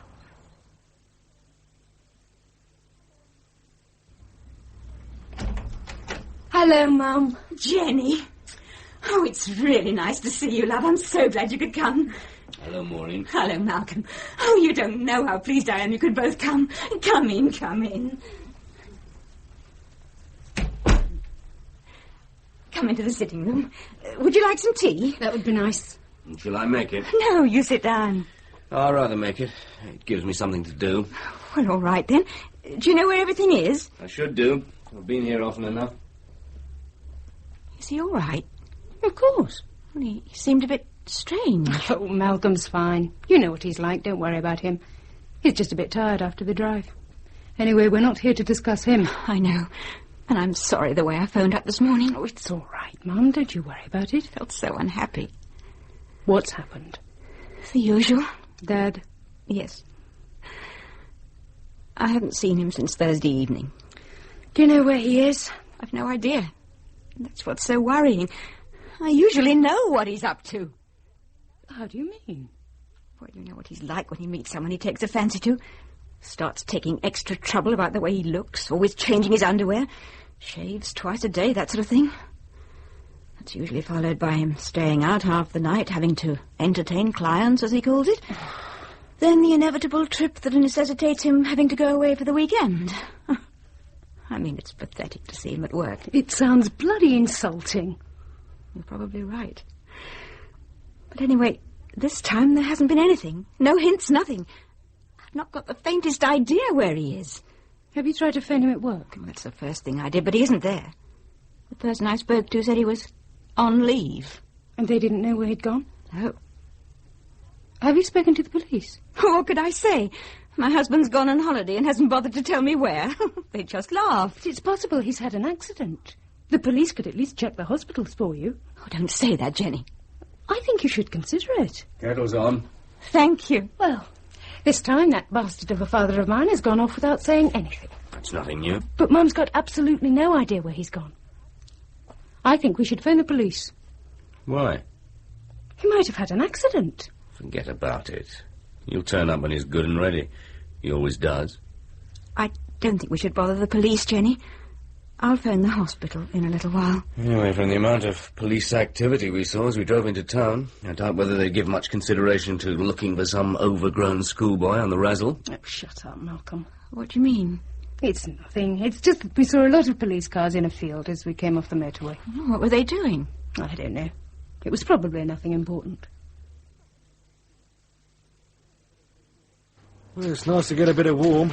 Any tea going? You must be joking. This is Armstrong's control van. Vitriol's the only thing that's brewed here. Where have you two been? I told you. I beg your pardon, sir. You took your bloody time getting here. Oh, sorry, we were having a word with the doctor. Has he finished? Yes, he said you can move the body as soon as you like. I wish that quack would report directly to me. I'll tell him for future reference, sir. Don't you bother, I'll tell him yourself. Anyway, what do you have to say? Nothing much, although he did reluctantly say he thought Sam was responsible. Ah, so he's back. And with a vengeance, it seems. Yeah, only this time we're going to collar him, and before he needs to kill again. It's possible we might have a slight edge on him this time. Yeah? How come? Well, this could be his victim. What makes you think that? Well, it's as much a feeling as anything. Well, this girl was reported missing this morning. She's a student nurse at the local hospital. So? Well, she doesn't fit in the usual pattern of girls that abscond. She's got a fairly stable home, very much involved in her job, got a regular boyfriend, all that sort of thing. Yeah. In fact, on the surface of it, she's got no reason to leave home at all. Neither has she taken any personal possessions with her. You've checked this out? As far as I can. Have you seen the body? Yeah, but the face is too bashed about to identify her. Yeah. All right. We'll mark her up as a possibility. Talk to the parents again. There's only a mother. Well, then talk to her. You, Bailey, find out who a doctor and dentist are, and get on to the hospital where she worked. It's likely they'd at least know the colour of her blood, if nothing else. Right, sir. Burgess, go careful when you talk to the mother.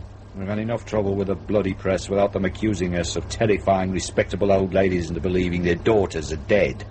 There's still every possibility she's alive and well and making her way straight towards Piccadilly Circus. How is she? She'll be all right. Although she's a bit exhausted. I don't think she slept at all last night. Do you want a hand? I've nearly finished.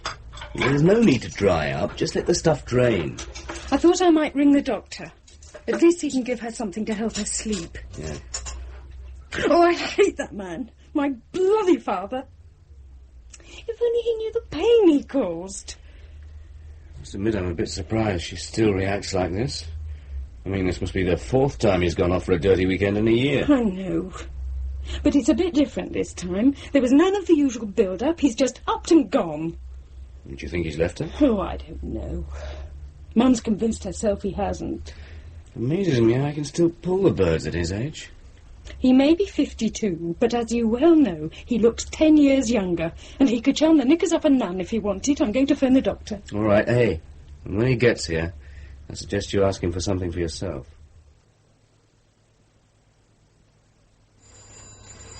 Oh, I'm tired. Yes? Mr. Armstrong gone? About an hour ago. I think he said he was going back to the Nick. Oh, I'm hungry. I could do with something as well. Think we're still wanted here? Well, I'm certainly not. Perhaps we could slip out for a bit. Pubs are open. That's not a bad idea. I'll have a word with the DI. I reckon he heard you. Burgess?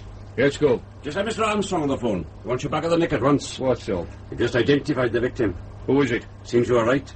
It's Julia Marsden. So get your ass back there quick and take Bailey with you. You wanted to see me, sir? Yes, come in. I suppose you've heard. I have. Here's a pathologist's report. Makes much the same reading as the other Sam murders. Have you told the girl's mother yet? Not yet. I've sent a car to fetch her. When I spoke to Mrs. Marsden this morning, I asked her to check to see whether any of Julia's clothes were missing. And? Well, apart from jeans and a pullover, there was a black duffel coat. I wondered if it had been found. Hang on. Hello. This is Armstrong. Did you find a black duffel coat this afternoon? Yeah. Can you check the list, then? I suppose it could be at the hospital. Well, it isn't. This is the contents of a locker. Uniform, shoes, towel, couple of magazines. Yeah? Ah, are you sure? Ta. No duffel coat. Hardly something you'd miss. You don't know the snot bags are up there this afternoon. Some of them wouldn't notice a steamroller parked in Westminster Abbey.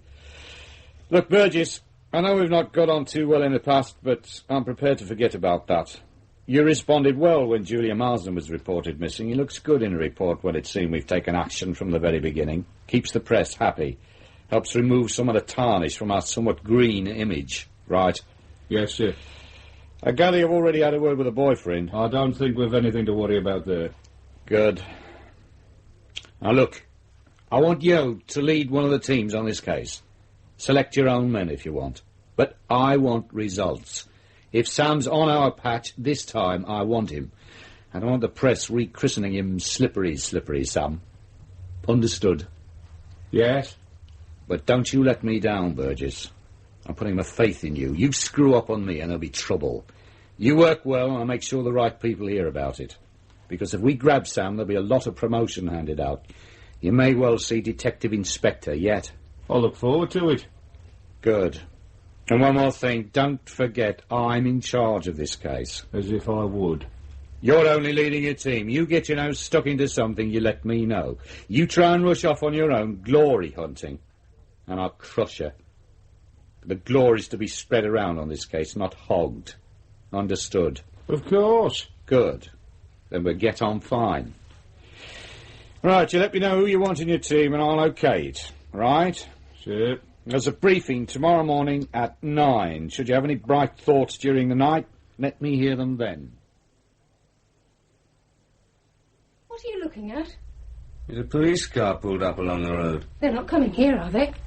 No. Oh, thank God for that. I don't think I could stand any more today. Where have they gone? Over there. See where the whole light's just gone off? Oh. A hell of a lot of police activity for such a piddling little town. You're not worried about the car, are you? Well, as long as they don't look too close. And do you know who lives over there? I think it's Mrs. Marsden's house. Well, you seem pleased with yourself. I am. I've just been having words with Armstrong. Oh, yeah. Yeah? He wants me to lead one of the teams on this Sam killing. You're joking. I'm not. Suddenly, he loves me. But why the change of heart on his part? This morning you were saying he hated your guts. He still does, but he liked the way I followed things up on Julia Marsden. I mean, I could have just shoved the report into a drawer. Everybody else would have. Hey, but you only went to see the boyfriend to get out of the office. He doesn't know that, does he? You jammy beggar. Yeah, well... All right, it was a bit of luck, but that's how most things happen, innit? And it's certainly a bit of luck I intend to take advantage of. Especially as Armstrong reckons there could be a lot of promotion handed out to the team who breaks this case. I must admit it would be very nice to be a DI. But, I thought you were going into the Bogart business. I'm serious. This could be our big chance. Yeah, it could be. Aren't you getting a bit carried away? Why?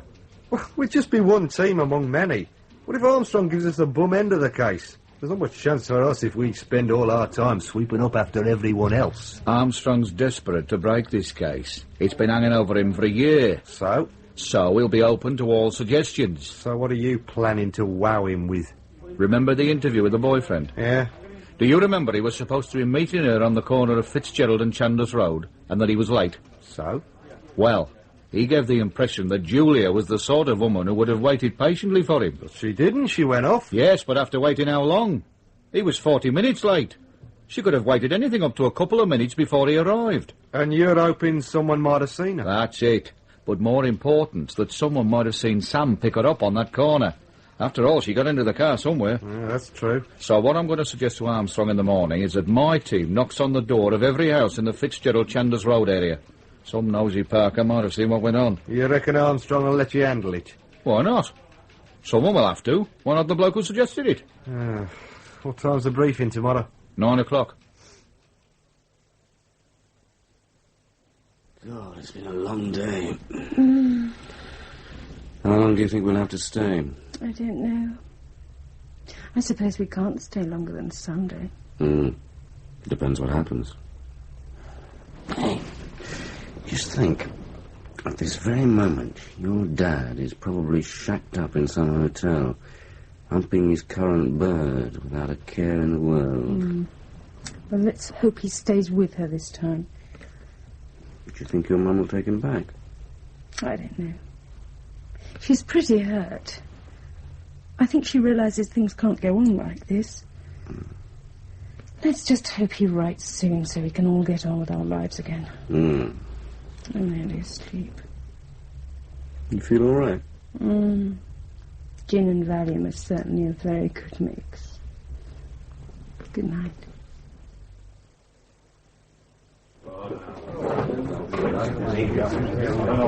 Burgess? Yeah? How many men will you need for this house-to-house thing of yours? As many men as you can spare.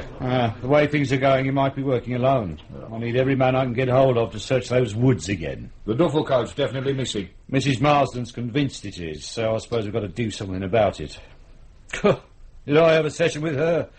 It's all about crying. She went on and on. I had to get a bloody doctor to her in the end. Where is she now? They're taking her into hospital, Women's Medical. There's a bloody irony. It's the ward her daughter was working on. Hope to God nobody tells her. The coat into the hospital, is it? No. I had a team in there this morning taking the locker room to pieces and another lot interviewing the staff. Are you going to get any outside helping? You must be joking. This is a local affair. I want it kept that way. So every man's going to have to work twice as hard as usual. That's something to look forward to. Should you work 3 times as hard as usual, Bailey, you should just about turn in a reasonable day's work. All right? Give me 5 minutes, Burgess. I'll come back to you on how many men you can have. Right, sir. What did I say? Too much. Armstrong doesn't like silly remarks. I should have thought you'd learned that by now. Obviously not. Well, there's one thing I have. What? You were right about his breath. Oh, shut up. Find me a road map. I want to work out how we're going to approach this house-to-house thing. What's the matter? I feel rather strange. How do you mean? Sort of light-headed. Oh, that's probably the side effects of the drugs he took. Oh. Would you like some more tea? No, I don't think so. Has the postman been? I don't know. Yeah, he passed a few minutes ago. Oh. Perhaps there'll be something in the second post. Yes. Actually, I think I'll go and lie down. Can you manage? Of course I can. I'm not an invalid. I'm sorry. Well, if she's going to behave like that, I hope we hear something soon. So do I. I assume we're not going back tonight. I certainly can't. Well, I'm not leaving you here alone. I'll give Charlie a ring, say we can't make it. I'm sorry. Oh, it doesn't matter. Here, see what's on at the local flea pit. Perhaps we can persuade your mother to go out for the evening. I doubt it. Oh, no. What's the matter? Have you seen the headlines? No. There's been a murder. Come on, love. Why are you... It's Julia. She's been murdered. Who's she? Mrs. Marsden's daughter. Across the road? Yes. Julia's dead and I knew her. I knew her. Oh. What a tone.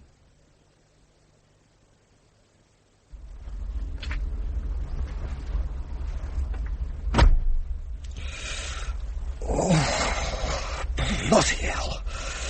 It's brass monkey weather out there. How's it going? We're on both sides of Chandos Road. Moved the lads into Merritt Street. Good. Any houses you didn't get an answer from? No, there was someone in all of them. The other good thing about that road is that the houses are all owner-occupied. So the people who aren't at home will get to hear about what we're after. Might get a call later on. Let's hope so. How's it going along here? Not so good. 16 houses with no one at home, which includes the two on the corner. If anyone saw Julia hanging about, it would be someone in either of those houses. Well, let's hope the occupiers haven't gone away. I don't think so. There's milk on both doorsteps. What sort of reaction are you getting? Quite strong. A lot of people are very angry. I suppose it's not surprising. It is Sam's fault. And they're bloody scared. I've actually had 3 women open the doors on the chain. New York-style living comes to this great little town of Wallingbridge. Who knows? They'll be issuing us with guns next. Who'd give a Burke like you a gun? Why not? I've been on the gun course. I've got a distinction, as a matter of fact. You've done the gun course? Yeah, about 18 months ago. I haven't. There you are, then. There you are what? They realise my potential. Potential what? I reckon they want to get rid of you. How come? The only time you get a gun is when they send you up against a raving psycho, and he'll probably blow your bloody head off before you can get it out your pocket. Now, that's not a very nice thing to say. Well, what do you expect? I'm jealous. I want to know why I haven't been on a gun course. Perhaps because you didn't apply. You could be right. Nah. But seriously, do you think they'll issue guns? What, for Sam? No, he only strangles women. They'll get Armstrong to breathe on him if it comes to a showdown. Hey, up. What? Woman, just got into number 3. Come on.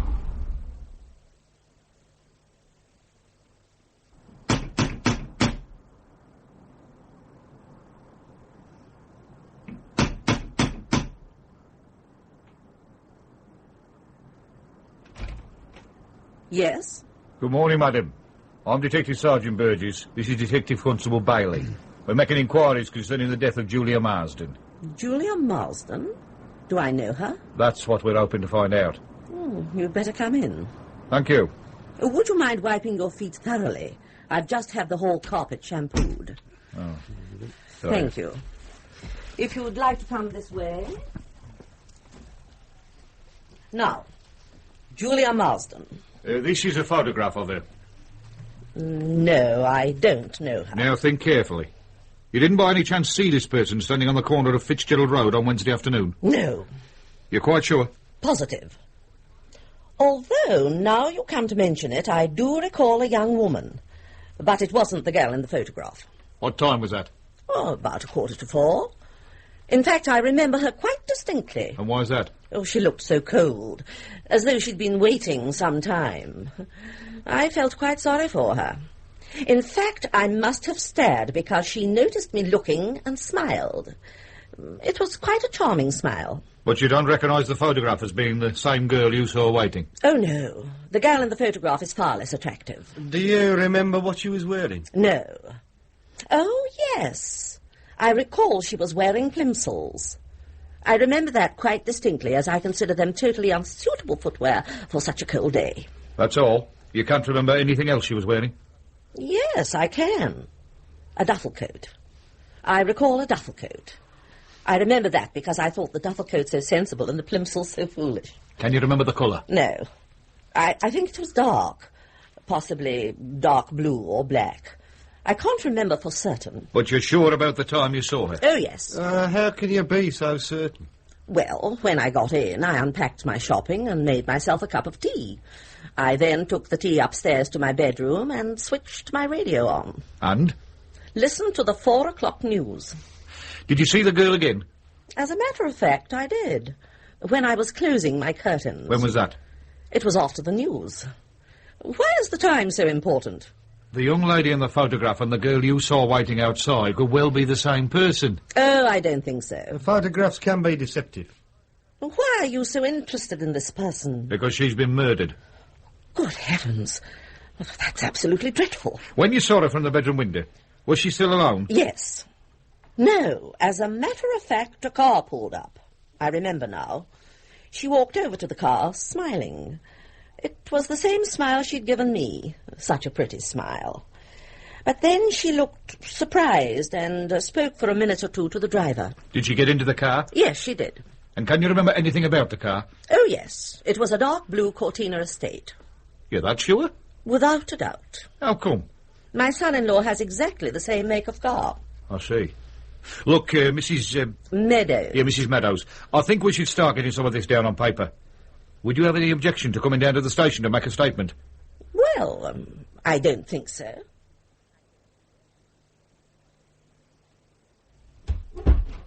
Mrs. Meadows, I'm Superintendent Armstrong. How do you do? Sorry I've kept you waiting so long, but I've been studying your statement.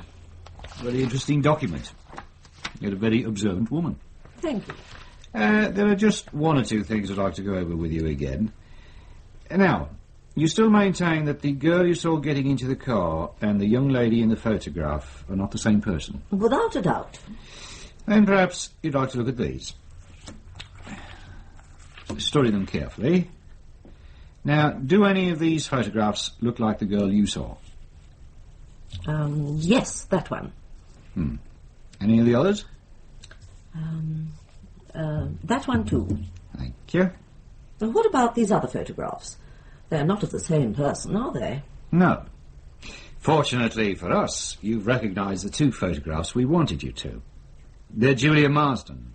The others are just there to confuse. But the two I've chosen are nothing like the first photograph that was shown to me. Ah, that was a studio portrait. They tend to flatter. But there's no doubt in your mind that these two photographs are of the person you saw getting into the car? None. Good. Now, there's your identification of the car. You were so sure it was a blue Cortina estate? There's no doubt in my mind at all. Do you know much about cars? Absolutely nothing. If I were to show you some photographs of current popular cars, would you be able to name them? I very much doubt it. Then why are you so sure it was a blue Cortina estate? As I explained to your sergeant, my son-in-law drives one. Perhaps you'd like to have a look at these. Is there a Cortina estate amongst those photographs? Dear. That one and that one. Thank you. It's a great pity you seem to doubt my word. Oh, not at all. It's just that we must confirm that you're not mistaken. I rarely am mistaken. I'm beginning to believe it, Mrs. Meadows. Would you like to test my ability as to whether I can recognise the colour blue? I don't think so. Now, you say in your statement that you noticed a sticker in the back window of the car. That is correct. What did the sticker say? Oh, really, this is becoming ridiculous, Superintendent. I've already told the sergeant all this. I realise that, and I must ask you to bear with me for just a little longer. You're a very important witness. But before we can act on your information, we must make doubly sure we have everything crystal clear. Now, what did the sticker say? Well, I don't actually remember it verbatim, but the gist of it was that the owner of the car thought that the local grammar school should not go comprehensive. Are you sure about that? I certainly am, as it's a statement I'm in total agreement with. I see. Only a fool would want such a fine school to go comprehensive. Did you notice anything else about the car? Were there any dents or scratches? No. And you didn't notice any parts of the registration number? No. Not even the year letter? I would have told you if I had. Right. One last question, Mrs. Meadows. The driver of the car, did you see him? Not really. I caught a glimpse of his profile. Do you think you'd recognise him again? I can't really say. It was just a glimpse. Well, it's possible if I were to see him in similar circumstances, I might just recognise him. But I'm not certain. OK, Mrs. Meadows, thank you very much. There's just one more thing I'd like you to do before we take you home. In the next room, we have some photographs that I'd like you to look at. It's just possible you might recognise one of them as the driver. If you wouldn't mind. Of course not. Thank you very much. Do you think I could telephone my husband? Of course. There's a phone next door. I've met some self-opinionated old bitches in my time, but she takes bloody first prize. But is she right? I think so. Or at least I'm confident enough to act on it. You've done well, Burgess. Bloody well. Thank you, sir. Now, I want one of you to get on to DVLC at Swansea and get them to provide me with a list of all blue Ford Cortinas registered in this area. How can you be certain it's a local car, sir? The sticker. The grammar school issue is totally a local matter. The chances of an out-of-town car carrying such a thing are almost nil. It also seems from the way Julia reacted to the car, she must have known the driver. Anyway, get onto that list immediately. I want it today, if possible. Right, sir. What about the team searching for the duffel coat? Have they found anything yet? No. And I'm almost hoping they don't now, because if it's not in the wood, there's a good chance it'll be in the murderer's car. Are you awake, Mum? Yes. I've made some tea. Oh, that's nice. How do you feel now? Much better. Good. Did I hear you crying? That was this morning. You've been asleep all day. Have I? Oh, dear. And there's nothing to worry about. That was me just being silly. What was the matter? It was just something I read in the paper. You and Malcolm are all right, aren't you? Of course. There's nothing to worry about. Nothing at all. Oh, it's just that I find Malcolm a bit difficult to understand. He's a bit brusque at times. But he's very caring in his own way. Does he love you? I think so. But you don't want to worry about us. Oh, you know me, I always worry too much. What does Malcolm think about your dad? Well, he's not very pleased about the way he behaves. But that's only because it upsets me so much. And he certainly doesn't understand why you put up with it. Come to that, neither do I. Your dad's a strange man. He's like a little boy in many ways. How long's he been carrying on like this? Oh, I suppose for about 5 years. As long as that? It is a long time, isn't it? Although he wasn't as bad as this to begin with. Why do you think he started? Lots of reasons, I suppose. I think he realized he was beginning to get old. He wanted some sort of fling before he was past it. I didn't blame him. I often felt like that myself. Did you do anything about it? Oh, once. I'm pleased to hear it. The thing is that when your dad started, he found there were far more women available than he'd ever dreamed possible. I think it must have gone to his head. Did you consider leaving him? Not then. Because in the early days he was discreet. Oddly enough, I wasn't even jealous. I didn't feel threatened because he was having a little bit on the side. Then about 18 months ago, he took up steady with someone. We even talked about a divorce. And then she chucked him over. I think it upset him a good deal. Because that's when he started behaving really badly. Oh, I suppose I should have told him to go. Why didn't you? I don't know.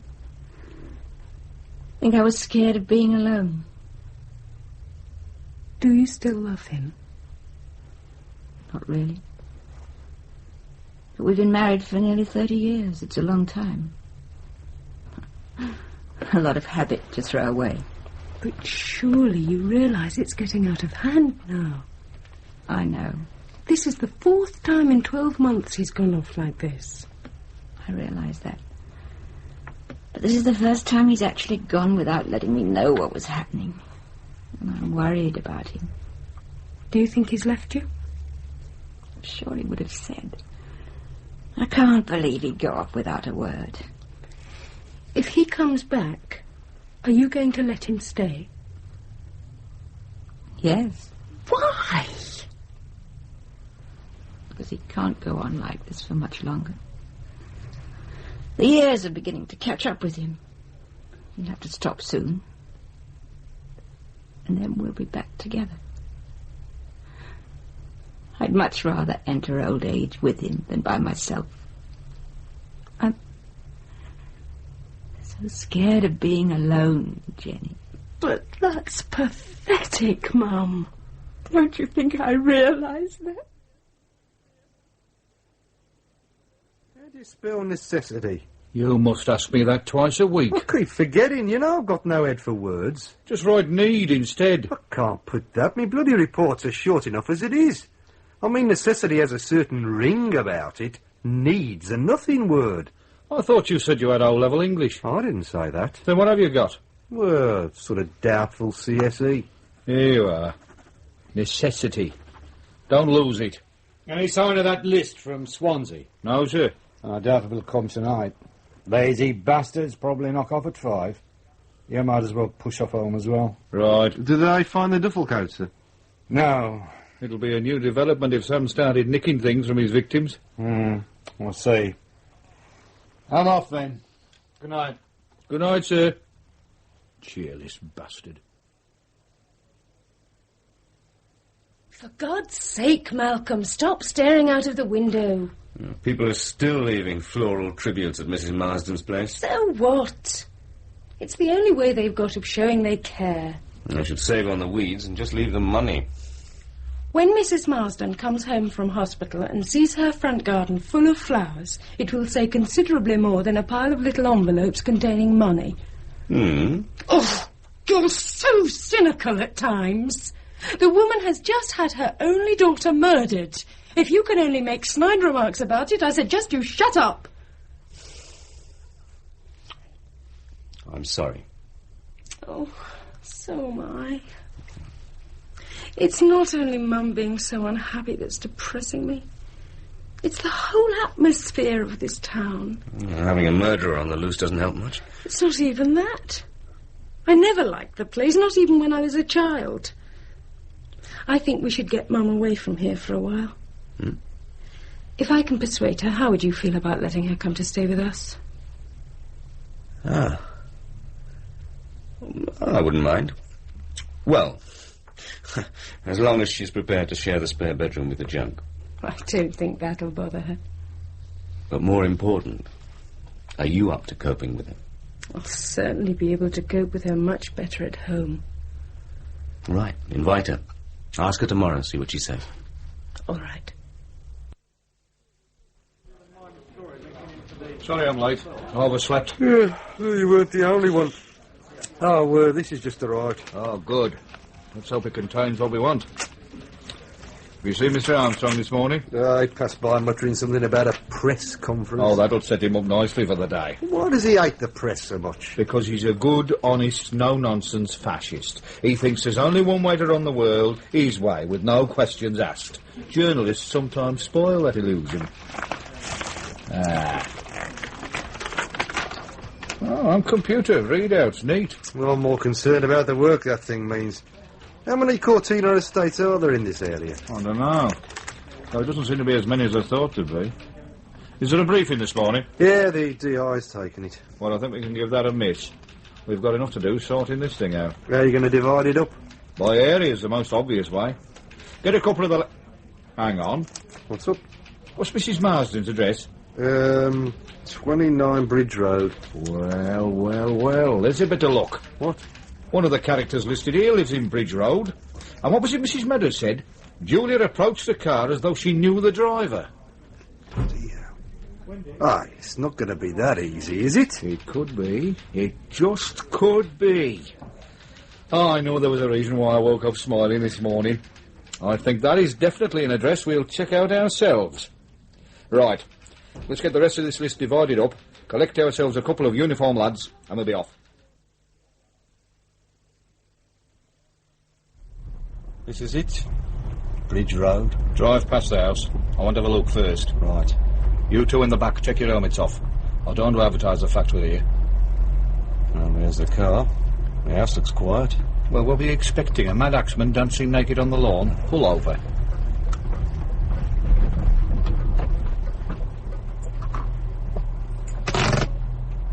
Right. We've a neat little semi-detached house. While the detective constable and myself are knocking on the front door, I want you two to slip quietly around the back, just in case this is Sam's address and he tries to make a bolt for it. OK?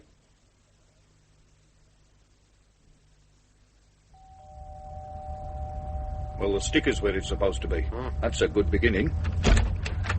Yes? Is John Arnold Maitland in the house? No. Are you sure?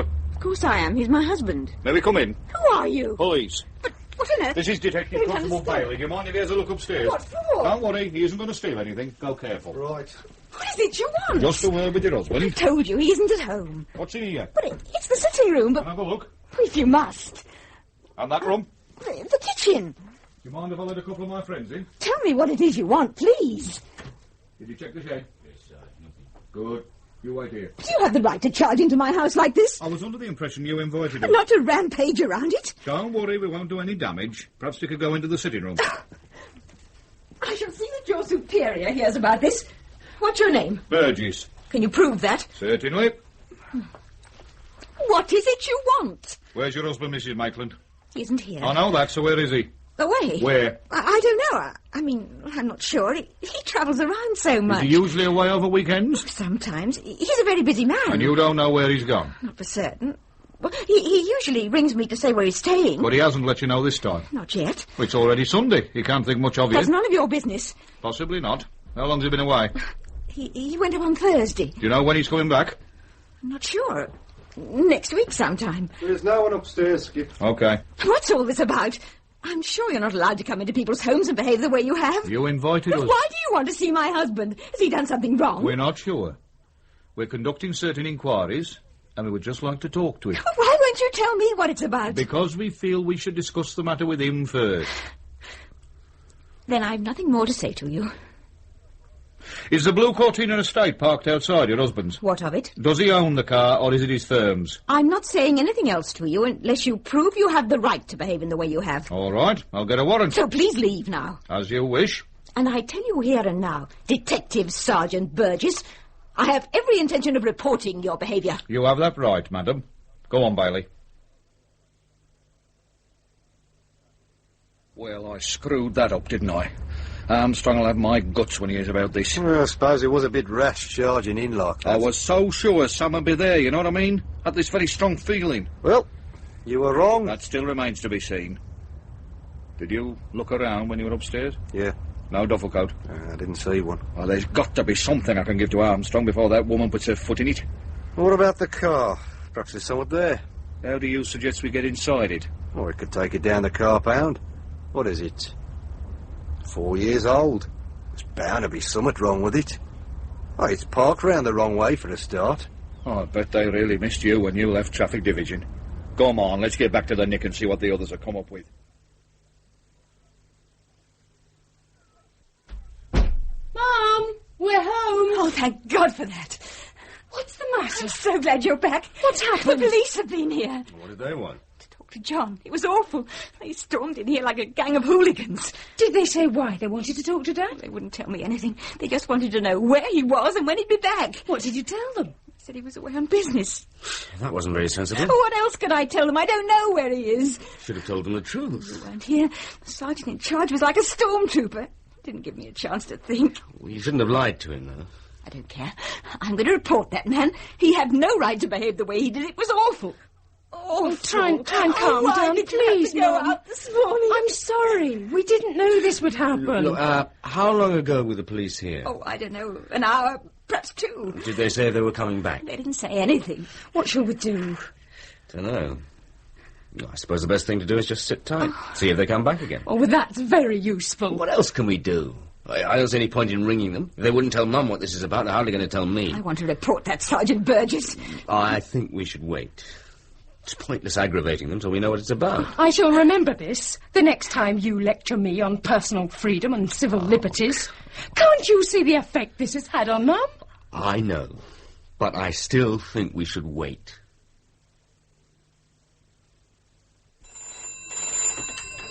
Burgess? Yeah? You sure? OK, cheers.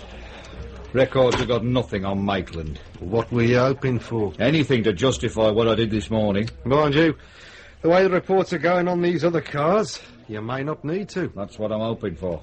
We've been bloody lucky, you know. How many cars have they found with stickers? Just 2, but that doesn't matter anymore.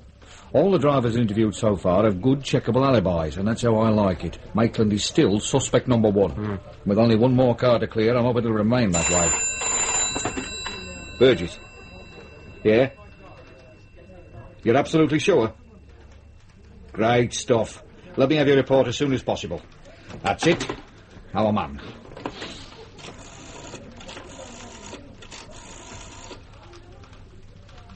This is Burgess, sir. Do you think I could have a word with you? Yes, very important. Thank you, sir.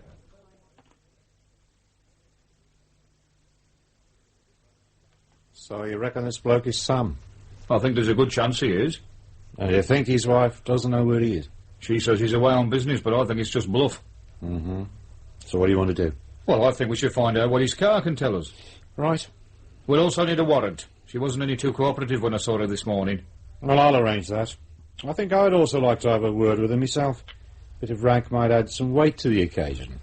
It might also soften her up a bit.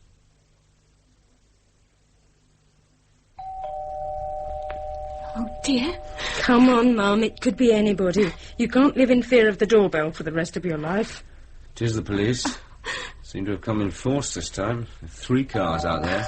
Just there we are. I'll let them in. Try not to get too upset, Mum. It might not be anything. I can't believe he's done anything wrong.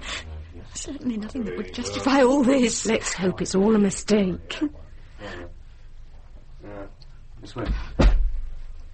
It's Detective Superintendent Armstrong and Sergeant Burgess. Good afternoon, madam. You are Mrs. Maitland? Yes. I'm the officer in charge of the investigation into the death of Julia Marsden. Oh, no. And I have reason to believe your husband, John Arnold Maitland, is involved.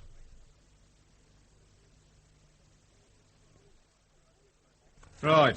Well, that's it for the moment. I told you I didn't know anything. But now we've got that fact on paper. Are you the sergeant who came this morning? Yes. I hope you realise you terrified my mother half to death. I'm sorry about that, but it was necessary that I gain quick access to the house. However much you may dislike the idea, your father is the main suspect in a murder inquiry. I can't believe it. Until we find evidence to the contrary, I'm afraid it's true. Do you realise Mum has no idea where Dad is? So I gather. And did you also hear he's probably gone off for a dirty weekend? For the umpteenth time this year? I believe it's the 4th time in 12 months. Dad doesn't have time to be slippery, Sam. Not with the sort of life he leads. You may well combine business with pleasure. Sam has killed 4 times in the last 12 months. I hope for your sake that the dates of his absences don't match the dates of the murders. Have a word, Skip. Excuse me. Well, fingerprint boys think they've got a match. Julia Marsden? Yes. They're positive? Oh, yes. Their smugness confirms it. Careful with that car! Forensic have still got to examine it. Burgess. Sir? I've got one more job for you here. Now what? The state Mrs. Maitland's in, I didn't get much sense out of her, which means you two are going to have to go through Maitland's things. Diaries, papers, anything that might establish where he was at the time of the other Sam killings. Right. Anything that looks at all interesting, bring it down to the Nick. We'll sort it out there. Look at the street. Neighbours hanging out of the windows. Right mess they made of getting Dad's car onto the transporter. Ridiculous. I wish I could smile. Those 2 policemen still in Mum's room? Yes. They said they'd be there for a while. Where's she gone? She's lying down in our room. I don't think she'll ever recover from this. Well, we'll take her home with us as soon as possible. Get her away from this house. Oh, Malcolm. You don't think Dad's a murderer? I find it difficult to believe. Surely, when you're as disturbed as the murderer must be, you can't just hide it like that. Oh, God, I'm so unhappy. Well, let's hope they find him soon. Get things sorted out. It's amazing how much junk you can pour into one of these little writing desks. Yeah, well, at least he's neat. Let's hope he's methodical as well. Are you listening to the stuff you're dumping in that sack? Of course I am. What's that supposed to be? One diary. Then why have you written one dairy? Can't you spell at all? Oh, don't start. I'm tired. It's been a bloody long day. For all of us, mate. Yeah, but you enjoy this sort of thing. I mean, going through a bloke's personal papers is hardly a bundle of laughs, is it? It's part of the job. But it's a part of the job I don't like. Just as I don't like looking at the bashed-in face of the young women. You'll get used to it. But I don't want to. Come in. I can't sleep. Come in, Mum. We can't either. Wondering where he might be. Trying to remember whether he mentioned anywhere before he went off. When did you last see him? Thursday evening. He popped in for a little while, fiddled about in the bedroom, then went out again. And didn't come back? No. Didn't you say he started his leave Wednesday evening? Yes. And he was out all day Thursday? That's right. You've no idea where? I thought he'd gone to work. He left at his usual time. Did he take the car on Thursday? Yes. And when he was here, did he seem himself? What do you mean? Well, did he seem excited or agitated? Don't know. I didn't say much to him. What are you getting at? Nothing really. I was just wondering where he was on Thursday, that's all. You don't think he killed that girl? Of course I don't. Then why are you asking me all these questions? I've had questions all afternoon from the police. I'm sick to death of being interrogated. I'm sorry, I didn't mean it to sound like that. John hasn't done anything wrong. He's just gone away for a little while. Of course he has, Mum. And why have you started calling me Mum? You've always called me Maureen before. It just came out. I suppose it's just a feeling of solidarity. Well, stop it. I don't want your support if you think my husband's a murderer. I don't think that. Come on, Mum. We're on your side. You don't need to fight us. How do I know? How can I tell what you're really thinking? Look, I think you should get away from this house. I'll phone the police tomorrow morning and see if you can come home with us. I don't want to. It would be better for you. It would get you right away from everything, give you a chance to rest. I'm staying here. This is my home. And I'm not running away from it. No one's asking you to run away. Just come home with us for a few days' rest. I don't want to. And if you think my husband's a murderer, I don't want you here either.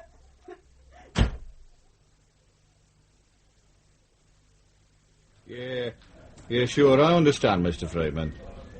Sure. Well, there's no doubt. OK. Many thanks for your help. Goodbye. Bloody hell.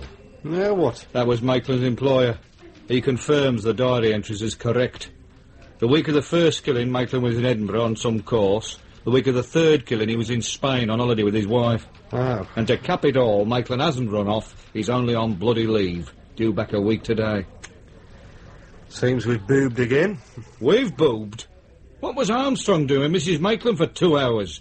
These are the sort of questions he should have been asking her. Well, he said she couldn't remember anything. God, am I fed up with this.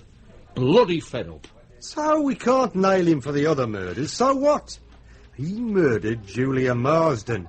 We found her fingerprints in his car, and we have an independent witness to say she saw Julia getting into the car half an hour before she was murdered. What more do we want? Continuity, mate. The one consistent factor that's come out of this case, as the pathologist will remind you, is that all 4 women have been murdered by the same hand. If Maitland didn't kill the first one, he didn't kill any of them. He couldn't have. Then how did her fingerprints get into his car? I don't know. Anyway, let's continue sorting through this lot. We might discover some delightful morsel of information. Malcolm! What's the matter? Look at our car! What's the matter with it? It doesn't look right, does it? It certainly doesn't. Oh, no. Who could have done that? It's not bloody fair. They were 4 new tyres. Hardly. Well, they certainly had a fair bit of wear left in them. Oh, do you know how much they're going to cost to replace? I know. More than we can afford. Exactly. Well, to be honest, Malcolm, I half expected it. But why our car? Oh, don't be so naive. The relations of men who are suspected of strangling women are as unpopular as the men themselves. I hope you're as philosophical when the bank manager asks us why we're overdrawn at the end of the month. We'll see. I hope so. But there's one thing I do know. What's that? Don't replace those tyres until we're ready to leave. Yeah, what do you make of this? What? Look at the last 4 cheque stubs. Passport, Swan and Edgar, foils, Selfridges. Look at the date. Last Thursday. Maitland must have been in London on Thursday. And if he was in London, he couldn't have been here murdering Julia Marsden, could he? Well, would be rather difficult. That's it, then. Conclusive proof. Oh, I suppose I better go and see Armstrong. Tell him the good news. I knew my becoming a DI was only a bloody dream. But while I'm in with him, you better get on to the passport office. Make sure Maitland renewed his passport personally, not by post. Right. Well, Burgess, seems you got yourself a bum suspect. What are you going to do about it? There are still the fingerprints in the car. You've got to find out how they got there. I don't think you're going to do that until you find Maitland, old son. There's no news of him.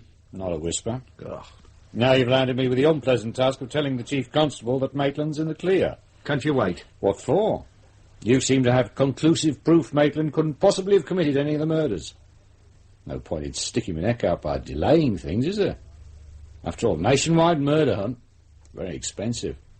I see no point in continuing to waste the taxpayers' money and looking for an innocent man. Look, I want to have another word with Mrs. Maitland. I'm sure there's something she hasn't told us. I'm sure many things she hasn't told us.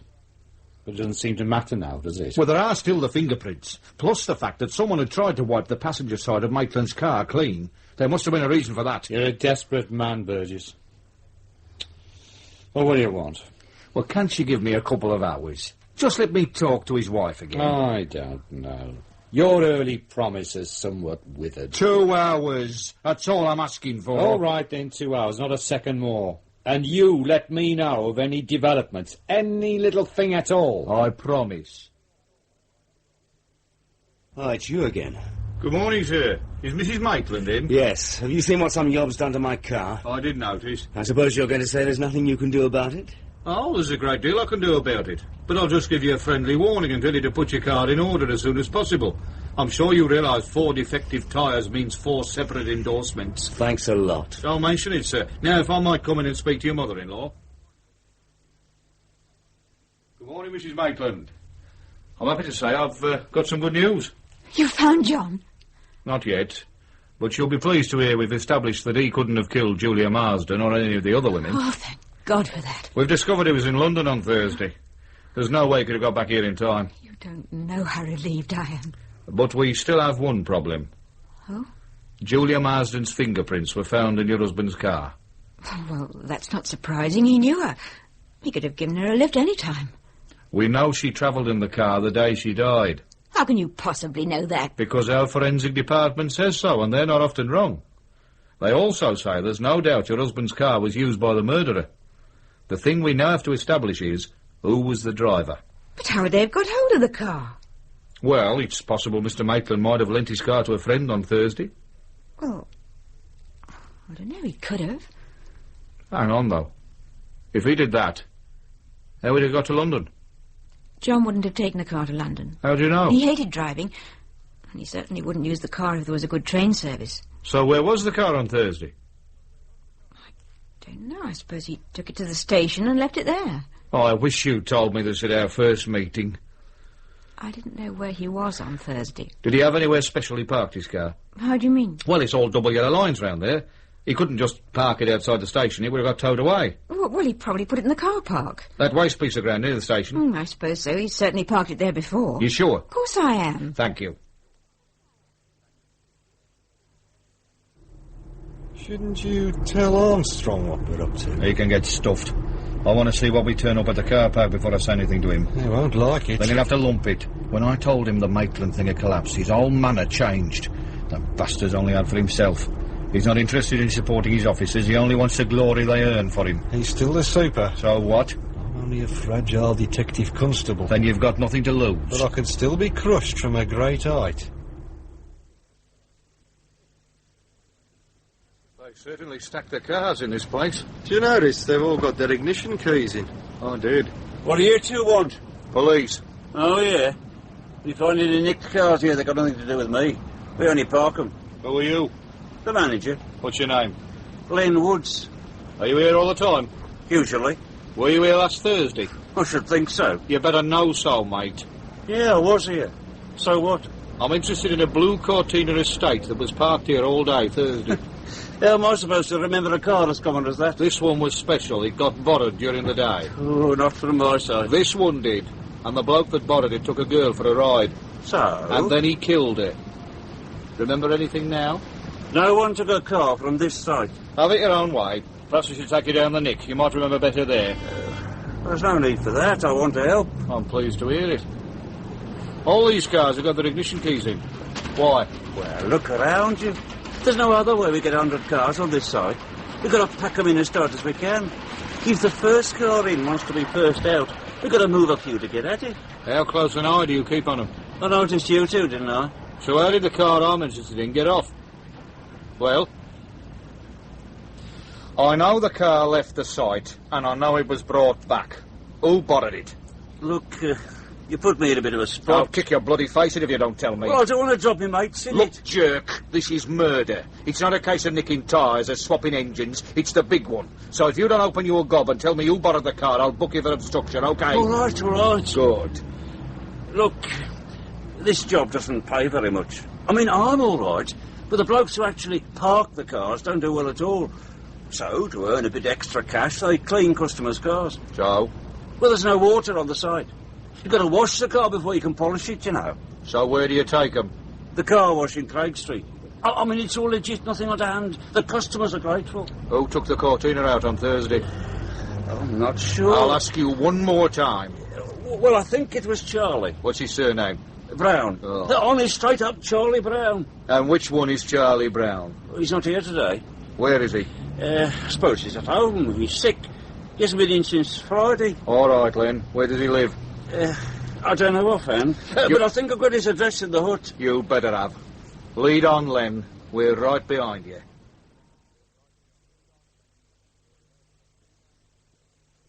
Oh, it's a miserable hole.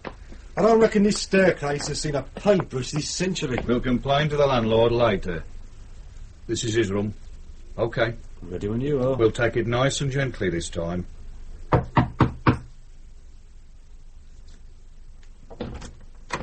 What do you want? Are you Charles Brown? Yes. Do you mind if we have a word with you? Who are you? Police. Oh. Do you work at the car park near the station? Well, I'm up to it, but it's too cold for me at the moment. The wind fair rips across there, please. This can't be him, can it? You're a bloody good actor if it is. How old are you, Pop? 68. We've been had. Look, what's all this about? Were you at work last Thursday? I think so. Did you by any chance take a blue Cortina estate to the car wash in Craig Street that day? No, sir. Len doesn't let me do things like that. He doesn't trust me, you see. Did you see such a car being taken off the site? No, well, I wasn't feeling too good, you see, and I spent the day trying to keep warm. Do you ever do any car cleaning? Not really. There isn't much this time of the year anyway, and, well, Len hugs what bit there is. That doesn't surprise me. Come on, let's go and get him. Yeah, you get back to bed, Pop. What the hell is all this about? This is Alpha 1 to Control. Over. Control, over. This is Sergeant Burgess. Priority. I want the nearest cars to go to the station car park and apprehend the manager, Leonard Woods. Repeat, Leonard Woods. Arresting officers are to approach with extreme caution, man believed to be highly dangerous. I am proceeding to car park myself and will prefer charges on arrival. Over and out. But don't just sit there, Bailey. Get a bloody move on. Control to Alpha 1, over. Alpha 1, over. Leonard Woods has absconded driving a dark maroon Jaguar, registration number as yet unknown. Alpha 5 and Delta 3 are in pursuit. Last report states Jaguar joined M1 at junction 15 and is heading south. Over. Put out a general call and alert the motorway police. If you need clearance, see Superintendent Armstrong. I'm coming in. Over and out. Well, that's it. They won't get him now till he reaches London. What a bloody shambles. Back to the nick. Yeah, only nice and slowly. I think I can wait a little while before I have to see Armstrong's face.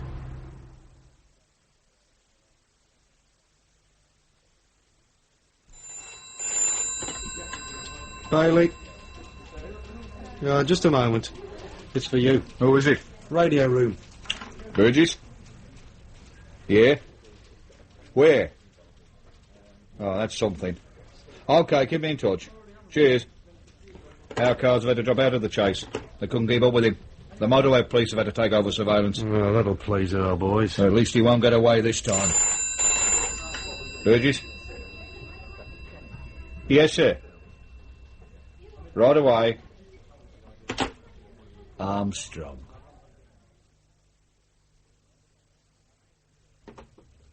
Come in, Burgess. Sit down. So you found Slippery Sam? I hope so. So do I, lad. Why didn't you tell me what you were up to? Well, there wasn't time. Things moved quickly. I would say from what I've heard, they moved a bit too quickly for you. I don't think so. Well, if you had proceeded with a little more care, this character wouldn't be driving 7,000 quid with a stolen car and being chased by police from 3 counties. So I slipped up, made a mistake. But don't you forget I found Sam. And you wanted to keep all the credit for yourself. I did warn you about that at the very beginning. The glory was to be shared. But you decided to be greedy. You wanted to make the arrest personally. When instead we have to sit back and wait for this character to run out of petrol or motorway. There's no way you can stop a car that's travelling at 130 miles an hour. Our lads are blowing cylinder heads all over the place just trying to keep up with him. The way things are going, they won't get him till he reaches London. Well, that doesn't matter. They'll bring him back. It's not the same, is it? If you remember, I also said that I didn't want help. I wanted the arrest on my patch. I wanted a quiet case. That's because I wanted the glory for our division. You wanted the glory for your bloody self. Yes, you blow your top, lad. You've nothing to lose. You're finished, anyway. What do you mean, finished? It was my bloody brain work that identified the bastard. Oh, that'll go in your report, don't worry.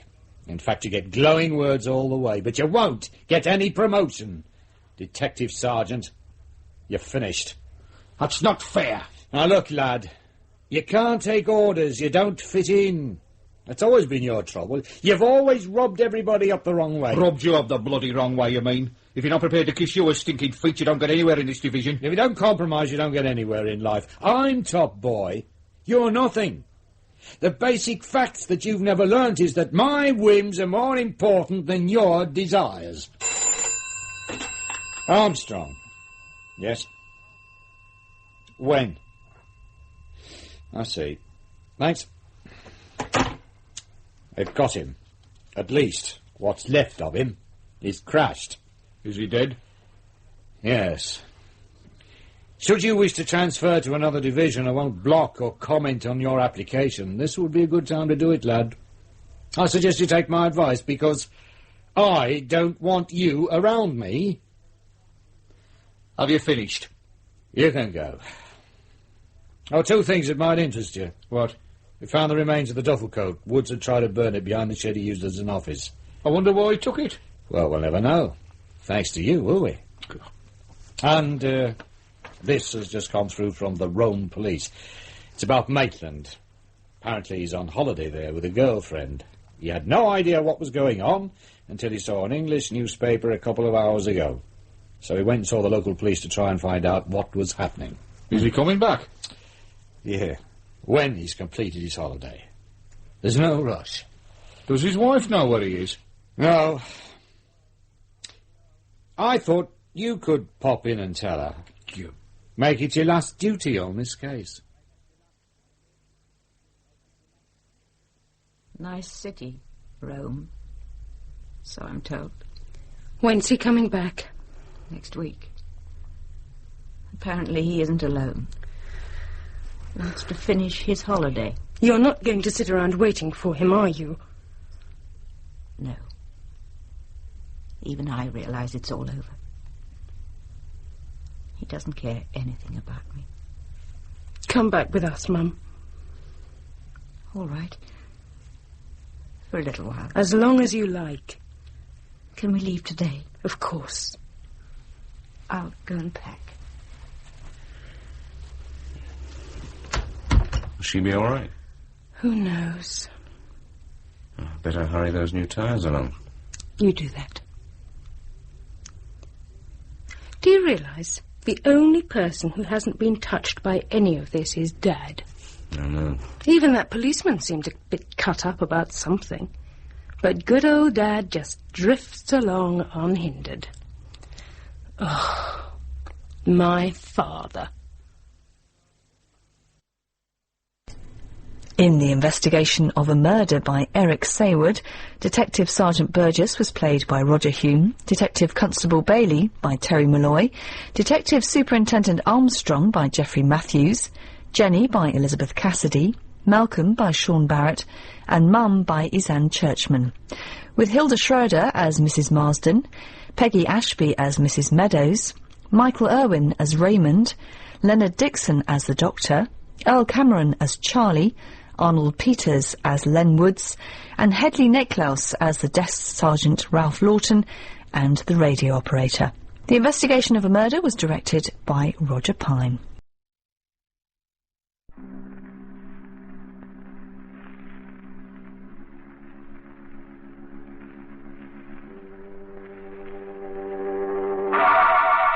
Bromo Seltzer invites you through the creaking door for another Inner Sanctum mystery, and remind you to...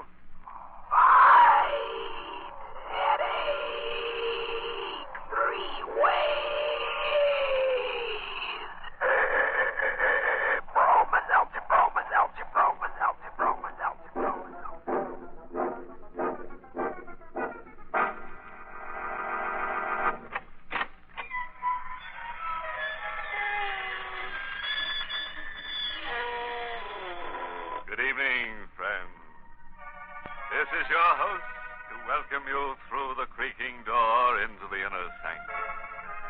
Come in, won't you? I'd like you to meet some new guests we've just dug up. Now, that peculiar cadaver standing off in the corner by himself has a serious case of claustrophobia. Poor stiff. He just can't stand shrouds. Now, this fella to your right was a mountain climber in life. He took his wife on an alpine hike, and while they were going up an icy slope, he cut the rope that held them together. Said he just couldn't stand being tied to one woman. And now, meet our most forgettable character, Wild-Eyed Willie. One day, Willie's ugly wife bit him. So, in anger, he buried her in the backyard. 6 months later, his homely mate came up as a dogwood tree to haunt him. Now, according to Willie, her bark is much worse than her bite.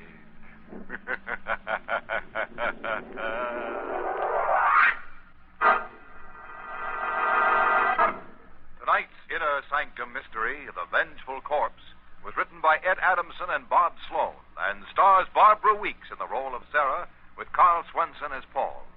Inner Sanctum is presented by the Emerson Drug Company of Baltimore, Maryland, makers of Bromo Seltzer. Remember, Bromo Seltzer is compounded by registered pharmacists. It fights headache 3 ways. Bromo Seltzer helps your headache quickly, pleasantly, and it also soothes the upset stomach and jangled nerves that may team up with it. No wonder druggists report that of all headache products dispensed to their fountains, the overwhelming favorite is Bromo Seltzer. Please, friends, absolute silence. We want it so quiet you can hear a head drop. In the small hillside New England cemetery, a chill evening wind stirs the leafless trees with a complaining murmur. A blood-red moon probes through the branches with grotesque fingers, touching the faded headstones with their eerie light. The frail, drawn-faced young woman sits on an old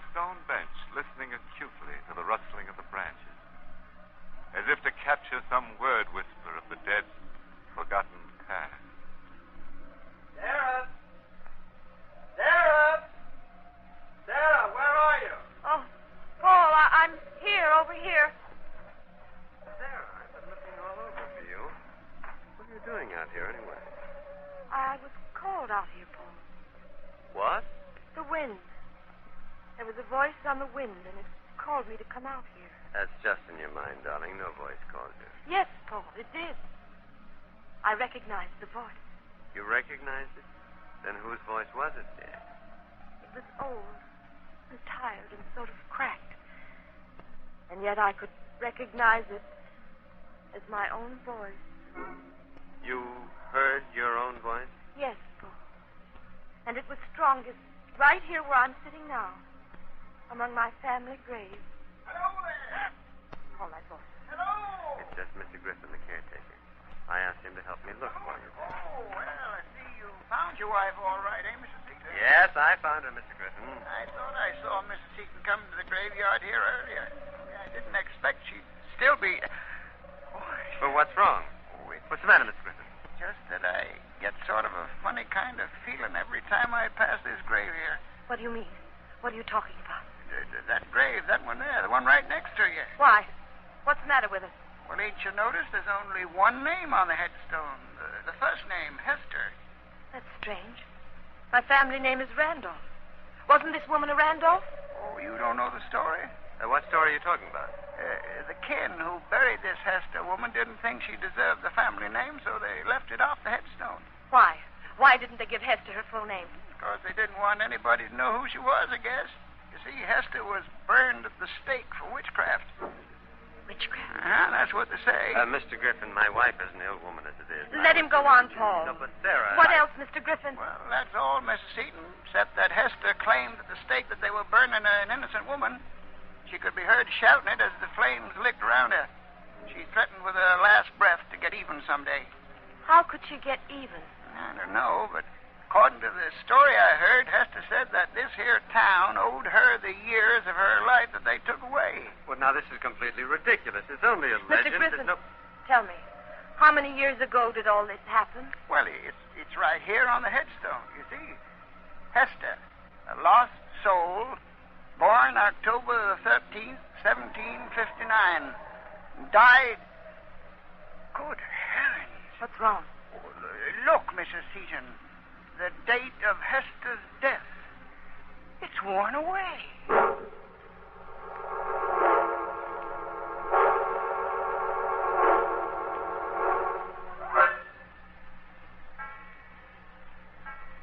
Sarah? Yes, Paul. What are you doing out of bed? When'd you get up? Why, just a minute ago, I can't sleep. She keeps calling me. I hear her voice right here in this room. Just a few minutes ago. What?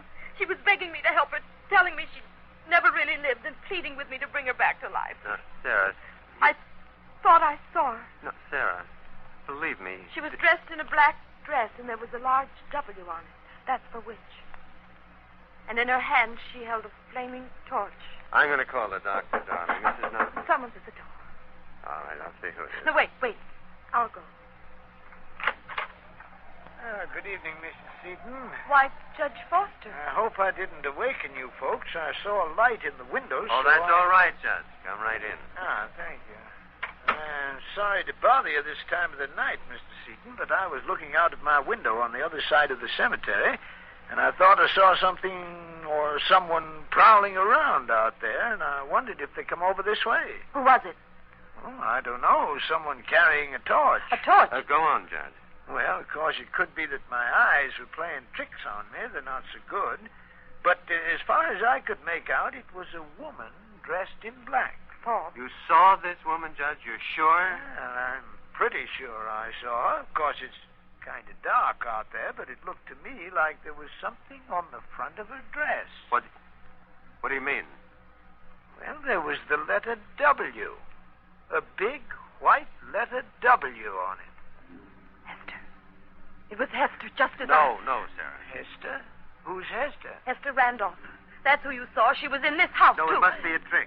You You see, someone is trying to frighten you to make you worse. Now, hold on, folks. Hester Randolph was buried over 100 years ago. She's come back to life. Mrs. Seaton. Judge, my wife is ill. She doesn't realize what she's saying. I know Hester's alive. You didn't believe me, Paul, but Judge Foster saw her, too. Well, I didn't see anybody who's been dead 100 years. What is it, Judge? Don't you smell it? Yes. Something burning. The odor of burning flesh. Look, out there on the back lawn, stuck in the earth. A torch. A flaming torch.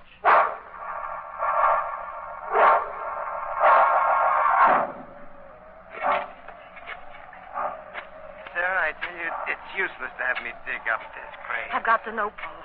It's the only way I'll be sure. Now, careful, Mr. Seaton. You're just about deep enough for the coffin now, if it's still there. Judge, I don't know how you can sanction a thing like this. Well, Mr. Seaton, you see, I want to be sure, too. But it's ridiculous. You've struck wood with the shovel. Yes, it's the coffin, all right. You better go easy now. That wood is soft with age and half rotted away. Now, I think we can open it now. Wait, I'll give you a hand with the lid. All right. There's something inside it. The body. Charred. It's a body, all right. Only it isn't a woman's. You can still make out the face. It's Griffin, the caretaker.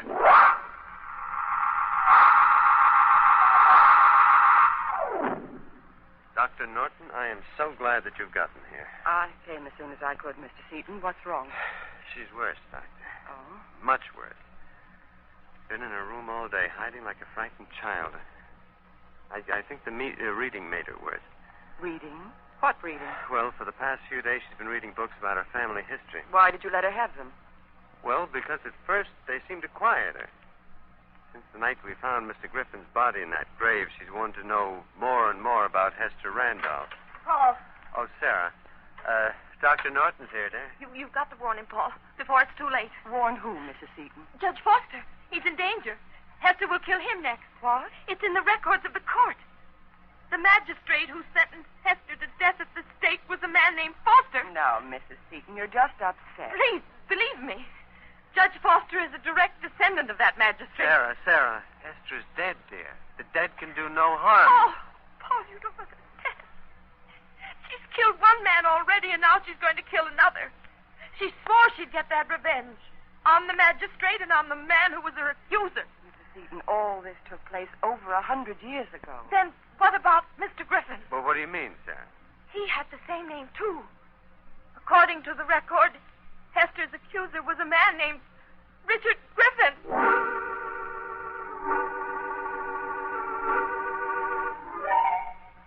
So, Judge Foster, my wife insisted that I come over here and warn you about Hester. Well, thank you, Mr. Seaton, for troubling, but I'm not a bit worried about the similarity of names. Well, I didn't admit it to Sarah, but the coincidence with Griffin was strange. Well, the dead never frightened me, Mr. Seaton. But thank you for coming over. Oh, by the way, can I drive you home? No, thanks. Dr. Norton is waiting for me outside. Good night. Good night, Mr. Seaton.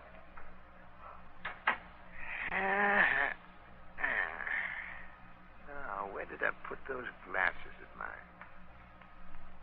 Sure, I left them here on the table. Wait. Say, who opened that door? Is that you come back, Mr. Seaton? Well, confound it, whoever it is, answer me. Who's out there?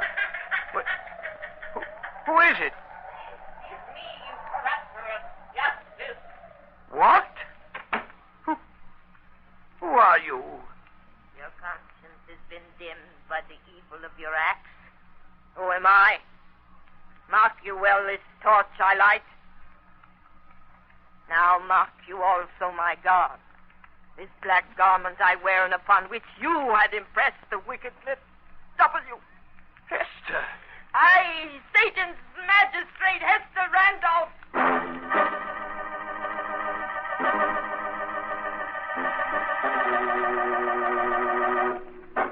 You are listening to Inner Sanctum, brought to you by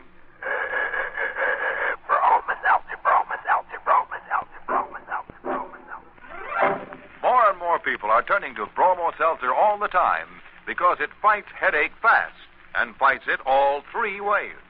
First, it quickly fights the pain of the headache itself. Then it soothes upset stomach and jumpy nerves that may often team up with a headache. That's right, folks. Bromo Seltzer does three jobs fast and pleasantly.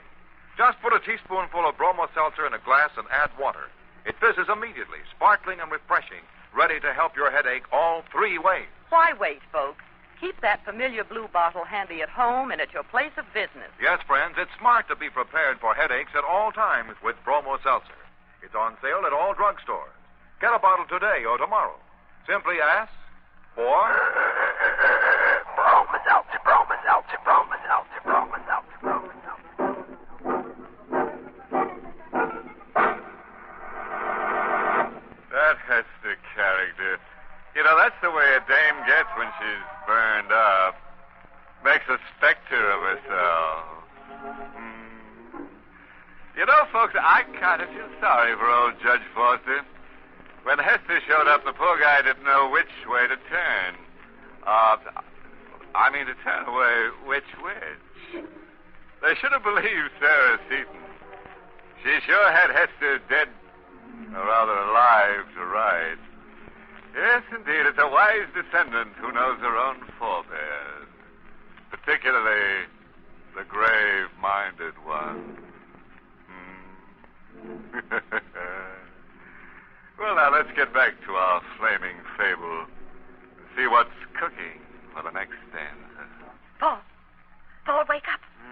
Paul, please, wake up. Oh, Sarah. What's the matter, darling? I've just had a terrible dream. I'm afraid. No, dear. I dreamt that Judge Foster was killed tonight by Hester. You did warn Judge Foster, didn't you, Paul? Yes, of course, Sarah. Where are you going, dear? I'm getting dressed.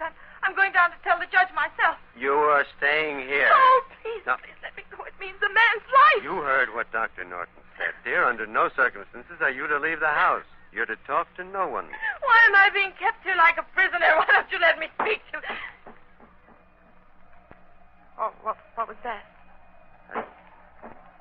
Sounded like a door banging in the wind. Yes. Oh, there it is again. It's in the rear of the house. Didn't you lock that back door? Mm-hmm. I'm sure I did. I'd better see what happened. Wait, I'm going with you. I'd better turn on a light here in the kitchen. No, you won't have to. I can see. It's the door, all right. Guess I must have forgotten to spring the latch fast. Paul! Sarah, what's the matter? Out there. By the trees at the end of the lawn. I thought I saw a figure. All right, just stay here, dear. I'll be right back. No one out here, Sarah. You sure? Positive. Probably just a shadow. Paul! There is someone right here! Sarah! Sarah! What happened? Sarah. Where are you? Sarah!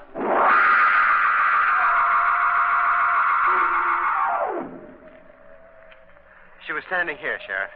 Right here at the back door when I heard her scream. And there wasn't a sign of her when you got back here at the door? Not a sign of her.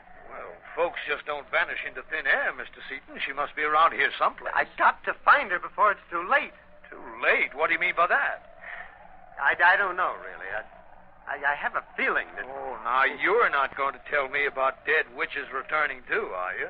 Don't tell me you believe in that stuff. I don't know what to believe. Sheriff, is that you, Sheriff? Yes, who's there? Dr. Norton. You'd better come with me, Sheriff.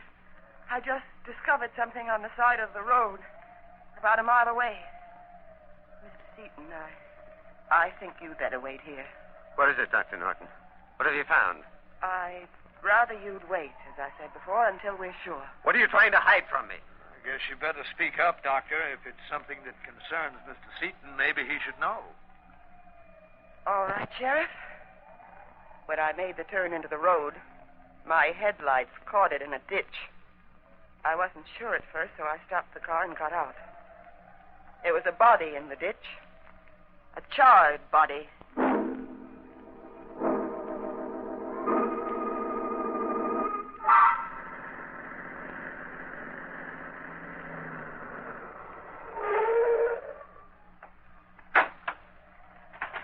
This way, Sorry, Sheriff. Over here to the right. Where is she? Easy now, Mr. Seaton. Right here, Sheriff. Now, wait, I'll switch on the flashlight. There. Sarah. Right. Just a moment, Mr. Seaton. Dr. Norton has made a mistake. What? This corpse isn't your wife. I can tell by that ring. It's the ring that Judge Foster always wore.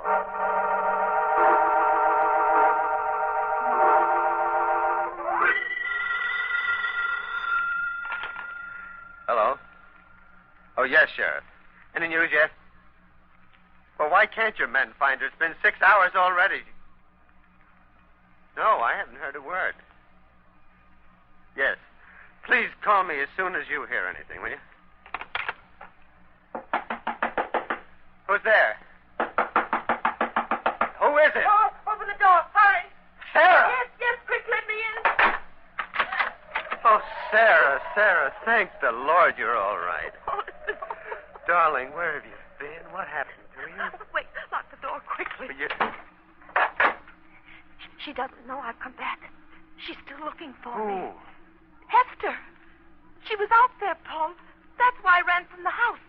She called to me from the road, made me go with her. Go where? To the cemetery.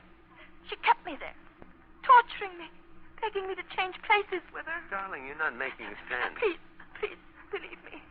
We've got to get away from here tonight. Right now. She'll kill me if we don't.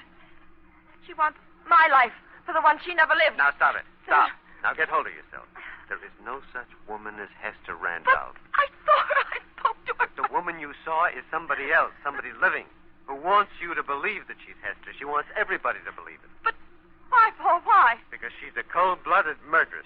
She's killed 2 people already, and she's trying to drive you out of your mind completely. Then who? Who could it be? I wasn't sure before. Now I'm almost positive. It's Dr. Norton. Dr. Norton? Now, you saw this Hester, Sarah. What was she like? Oh, like a ghost. Hmm? Like a shadow in the light. You can see her face, and yet you can see through it. Beyond. No. That was just an illusion created by the night, dear. Oh. And perhaps some other tricks of a clever, scheming woman. You'll see. I'll prove that Dr. Norton is... That's the back door, Sarah. That's blown open again. Leave it. We've got to get out of here. No, you stay here. I'm going to see who opened that door. Please hurry. Don't leave me alone so long. We have in a moment. Paul! What is it, Sarah? Don't come in here. Don't come back, son. Run away as fast as you can. What's the matter? Don't come in here. Leave here. Hester! Sarah! Look out! I've got the gun out of the desk. I've got a gun. Sarah! Sarah! Are you all right? I've killed her, Paul. She won't torture me anymore. I've killed Hester. She came toward me and I fired. Sarah, there's no one in this room, dear. Over there. In the hall. She's there. Where? I don't see her. Good Lord, you've broken the mirror. What? You shot it yourself. No. It can't be. I can't be her. And yet I saw her face. But it was my face, too. Sarah. It was you. You all the time. I am Hester, fair gentleman. It is warming to have such a friend as you to stand beside me in this mockery of justice. Oh, Sarah, Sarah. Run. Run as fast as you can, Paul. I was wrong. I haven't killed her. Run. Sarah, I've got to help you. I've got to explain to you that you... But I'm not Sarah. Not anymore. Can't you see who I am? Can't you see who's taken my place? Sarah, listen to me. I love you. Please, please, come back to me. Sarah's gone. Now I can live the years they took from me. Sarah. See in my hand this pistol. He will bid it, I say. He will come with me.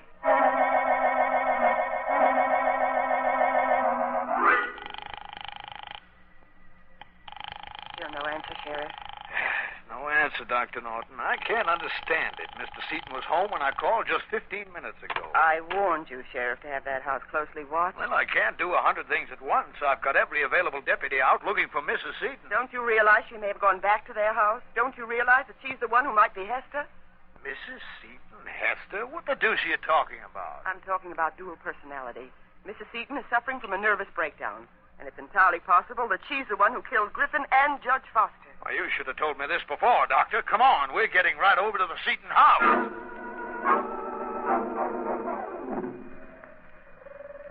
Here, Paul. They buried Hester's body here. Dishonored and unnamed. But, Paul, you believe in my innocence? Yes, Sarah. We better go back, dear. Back? Just to the house. Very cold here. It's cold everywhere, Paul. I feel the chill of death coming near me. You and I are going back. Back through time. To an age where no one can harm us. This torch I hold.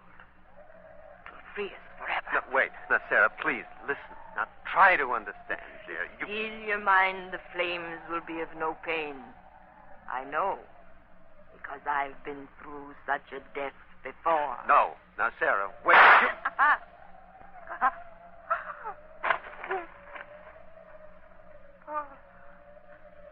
Paul. Hester's going. Mr. Seaton, Sarah. are you all right? Yes. Looks like we got here just in time. Oh. She's calling from me. Forever. Oh, Sarah. She's dead, Mr. Seaton. I'm sorry, Mr. Seaton. Sheriff. What is it? What's the matter? Look, the headstone. I didn't notice that before. It's been recut. Oh, what do you mean? Don't you see what it says?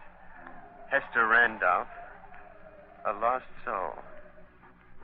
Born October 13th, 1759. Died September 12th, 1949.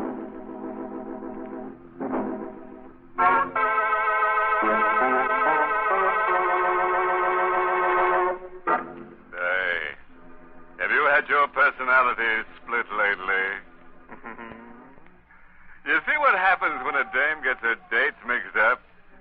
Poor Hester. She didn't know whether she was coming or going to the grave. Now, look, if you should be in an old New England cemetery some night and one of the headstones should move, don't be frightened. It's probably just Hester coming up for a hot date again. Oh, by the way, there's no parting moral attached to tonight's tale. I'll just leave you with your own thoughts. As horrible as I hope they are.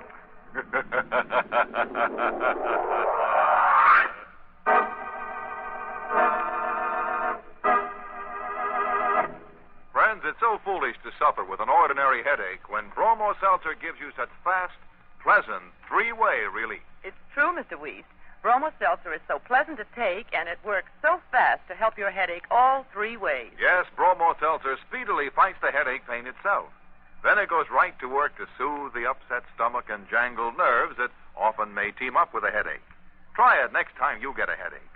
Prove to yourself just how fast it works to help your headache all three ways. We've tried a lot of headache products, but it's Bromo Seltzer from now on for our family. You'll say the same thing, too, once you've discovered Bromo Seltzer. So get a bottle today and be prepared at all times to fight a headache fast, all three ways. It's smart to keep Bromo Seltzer both at home and at your place of business. That's right, folks. Remember, Bromo Seltzer gives you fast, three-way help for a headache. It's on sale at all drugstores. Caution, use only as directed. If headaches recur or persist, see your doctor. Get Bromo Seltzer today and... Fight headache three ways.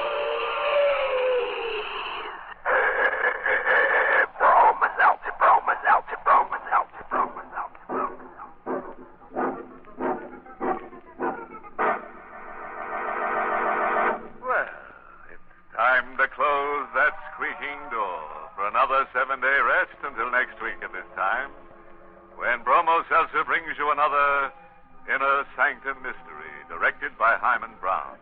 Oh, by the way, this month's Inner Sanctum Mystery novel is Hanged by Your Neck by Henry Kane. Next week, you'll hear a love story. It's all about a man who loves to kill and a woman who loves a murderer and a murderer who loves a woman.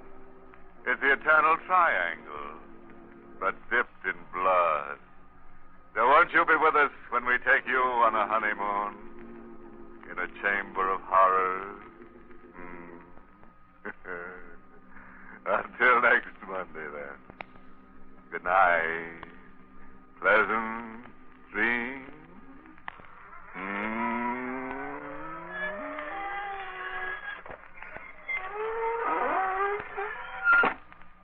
This is Dwight Reese inviting you to tune in again next Monday at the same time to Inner Sanctum, which is brought to you for your entertainment every Monday by... This is CBS, the Columbia Broadcasting System.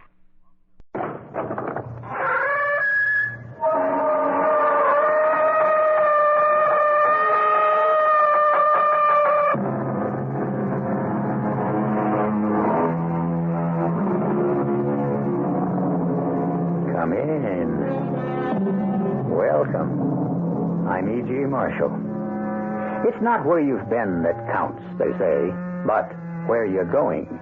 But perhaps it's wise to stop once in a while and take a long look in both directions. That was indeed a giant step from Kitty Hawk to the moon. Not so great, however, as the leap from the universe of Isaac Newton to that of Albert Einstein. Professor Einstein, like Alice's rabbit, dropped us suddenly into a wonderland where space and time and weight have lost their ancient meaning. A topsy-turvy world of technical marvels. A world of limitless possibilities for good and evil. Our mystery drama, A Point in Time, was written especially for the Mystery Theater by Mary Jane Higbee and stars Paul Hecht and Russell Horton. It is sponsored in part by True Value Hardware Stores and Certainteed Fiberglass Attic Insulation. I'll be back shortly with Act One.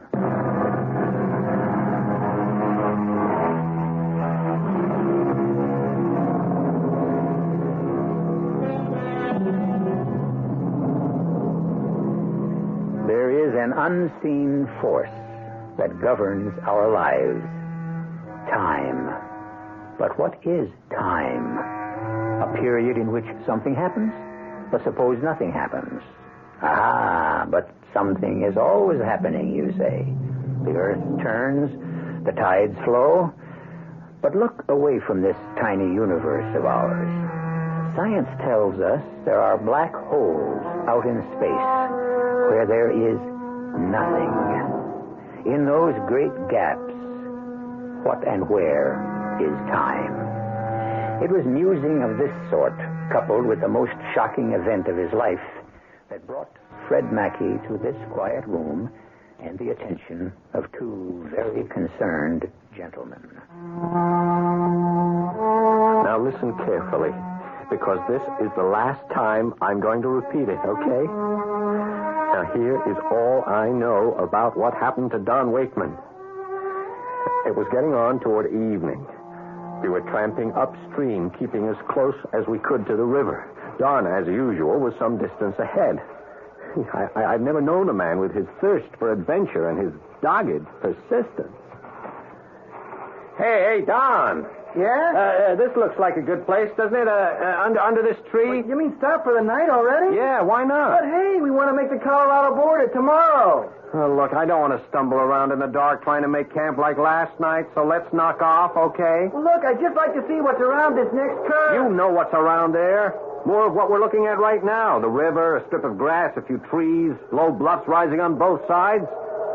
Oh, come on, why do I always have to be the one to say stop? Don't you ever get tired? Okay, we'll stop. Yeah, let's just take a look at this map. Yeah. See, I figure we're just about here.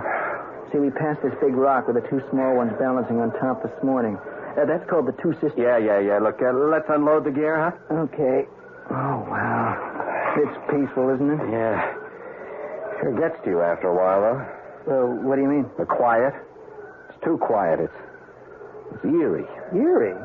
It's good for the nerves to get this far away from civilization. You realize we haven't heard another human voice for, 10 days. Well, frankly, I wouldn't mind hearing another voice about now. Ah, nonsense. There's nothing like the wilderness to help you get your head together again. Yeah. It's good to get rid of that backpack. Hey, where'd that come from? What was that, a shot? It sounded like one. Strange. Hunting season hasn't opened yet. Yeah, some guys don't worry too much about that once they get this far away from the law. Hey, Don, where are you going? Well, up the cliff. The sound came from up there. No, Don, hold it. Well, what's the matter? You stick your head up over that bluff and you'll get it blown off. You know these amateur hunters, something moves, they shoot and ask questions later. What was that? I don't know. Sounded like a car horn. It couldn't be. Some kind of animal, maybe? No. Hey, yeah, it is an automobile. That wasn't a shot. It must have been a backfire. No, that's impossible. No car could get through this terrain. Well, come on, let's find out. Hey, watch yourself. That's loose shale. It's okay. You can get a footing. Now, watch it, Don. There's some roots and brush to hang on to. I made it. Good Lord. What is it? Well, there's a road up here. Gee, I'll be darned. How in the world did we miss this? Look, it runs right back where we came from. You can see those rocks, the two sisters. Yeah, well, why didn't we see the road this morning? It's not on the map. I don't get it. Hey, look, there's the car. Yeah. Behind the scrub oak. Look at that. It's a woman. Hey, look at the car. Look at that chick. She's the most beautiful thing I ever saw. Hey, watch out, miss. No, don't touch that radiator cap. You'll get burned. That's steam. Thank heaven. I was hoping somebody would hear my horn. Do you understand motors? Well, I never had a car like this one, but... that's a Packard, isn't it? Yes, Packard Roadster. About 1922? 23, I'd say, and in mint condition. Boy, that's beautiful. But what's gone wrong with it? Well, look, the radiator boiled over. You'll have to give her time to cool off. Here, I'll raise the hood so the breeze can get at the engine. Well, it'll take a little while, which is okay by me. It'll give us time to get acquainted. I'm Don Wakeman. This is my friend, Fred Mackey. Well, I can't wait. I've got to get back to town. Town? What town? Oh. Aren't you from the town? No, we're hikers. Hikers? Yeah, we're on a walking trip. You mean you walked up here? All the way from Santa Fe. But that's miles. Yeah, that's for sure. And you walked? Why? Yeah, that's a good question. Ask him. He's the nature lover. What town do you come from? Silver Strike. Silver Strike? Well, I never heard of it. It's not on the map, is it? Oh, it's just a small mining town. We're mighty proud of it, though. Yeah. Now, I know a lot of guys who come up here hunting every year, and nobody ever said anything about a town. Want to see it?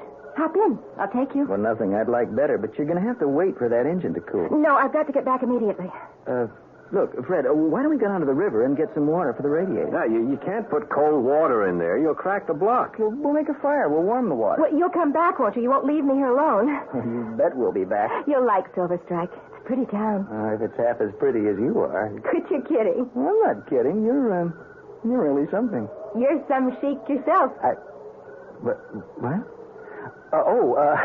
Yeah. We'll be right back. Okay, kiddo. Hey, what's the rush? What a beautiful chick. Would you take it easy? She's not going anywhere. She can't, not till that engine cools. Hey, you know that's a fantastic antique, that car? It's worth a lot of bread, you know. Imagine finding a magnificent creature like that out here in the middle of nowhere. Hey, Don, you know what she reminds me of? An old-time movie star, Clara Bow. Did you ever see a picture of Clara Bow? Yeah. I mean, didn't you notice that this girl looks just like her? Hey, you're right. She does. You know, that figure and that hair. I've always been crazy about red hair. Well, look, you gather up our stuff while I heat the water. We are going to spend a couple of nights in Silver Strike. A couple of nights? Mm-hmm. I thought you were set on Colorado by tomorrow. Colorado can wait. But that girl... Man, my fate is calling to me from a 1923 Packard Roadster. From the moment he laid eyes on that woman, Don Wakeman was doomed. Well, we finally got her car started. He jumped into the seat beside her. I struggled into the rumble seat with our camping gear. He never took his eyes off her face during the short drive.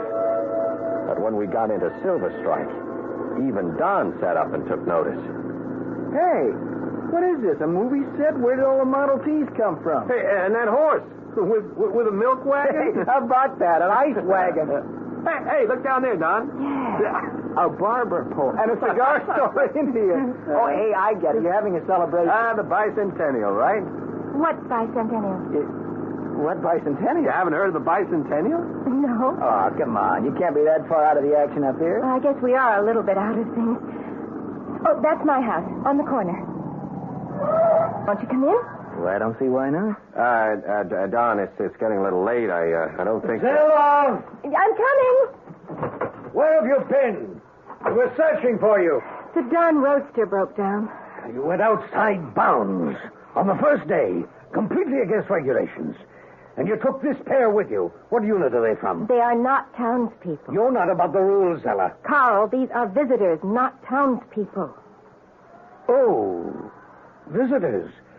Well, welcome to Silver Strike. How did they manage to get up here? They walked all the way from Santa Fe. Well, I'll be doggone. I thought that would surprise you.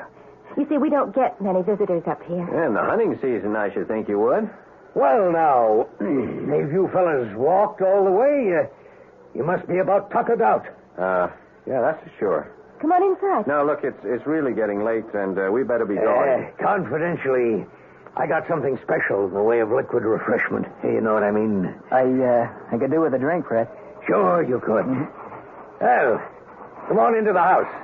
Now, this is none of your lousy bootleg hooch. I got the real thing. Bottled in bond. Fella smuggled it in from Mexico.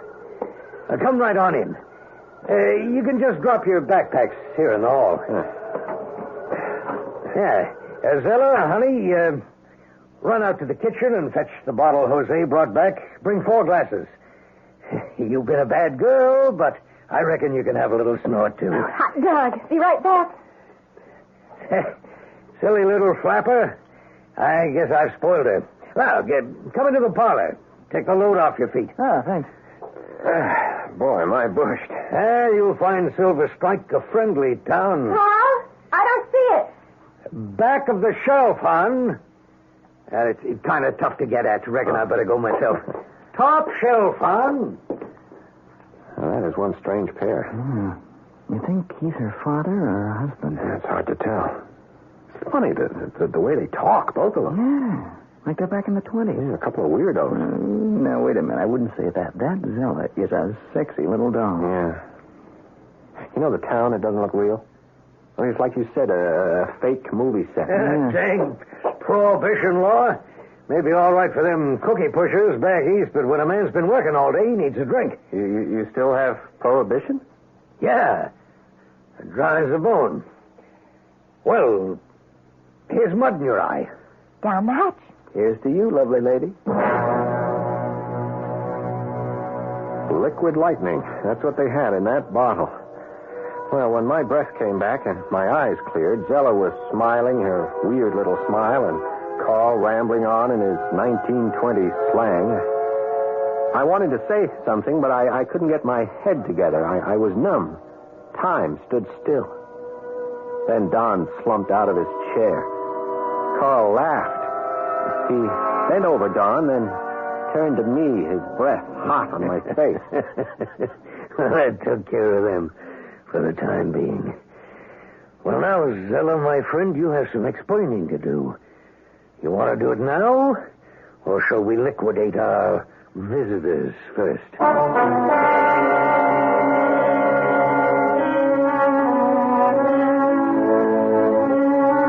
What have our friends wandered into?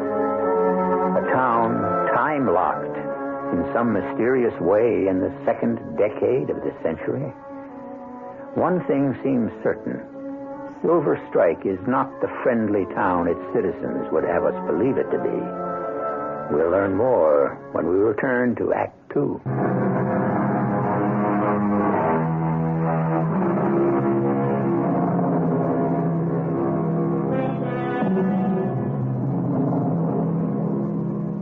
In the wilderness, far beyond Santa Fe, there is a sign.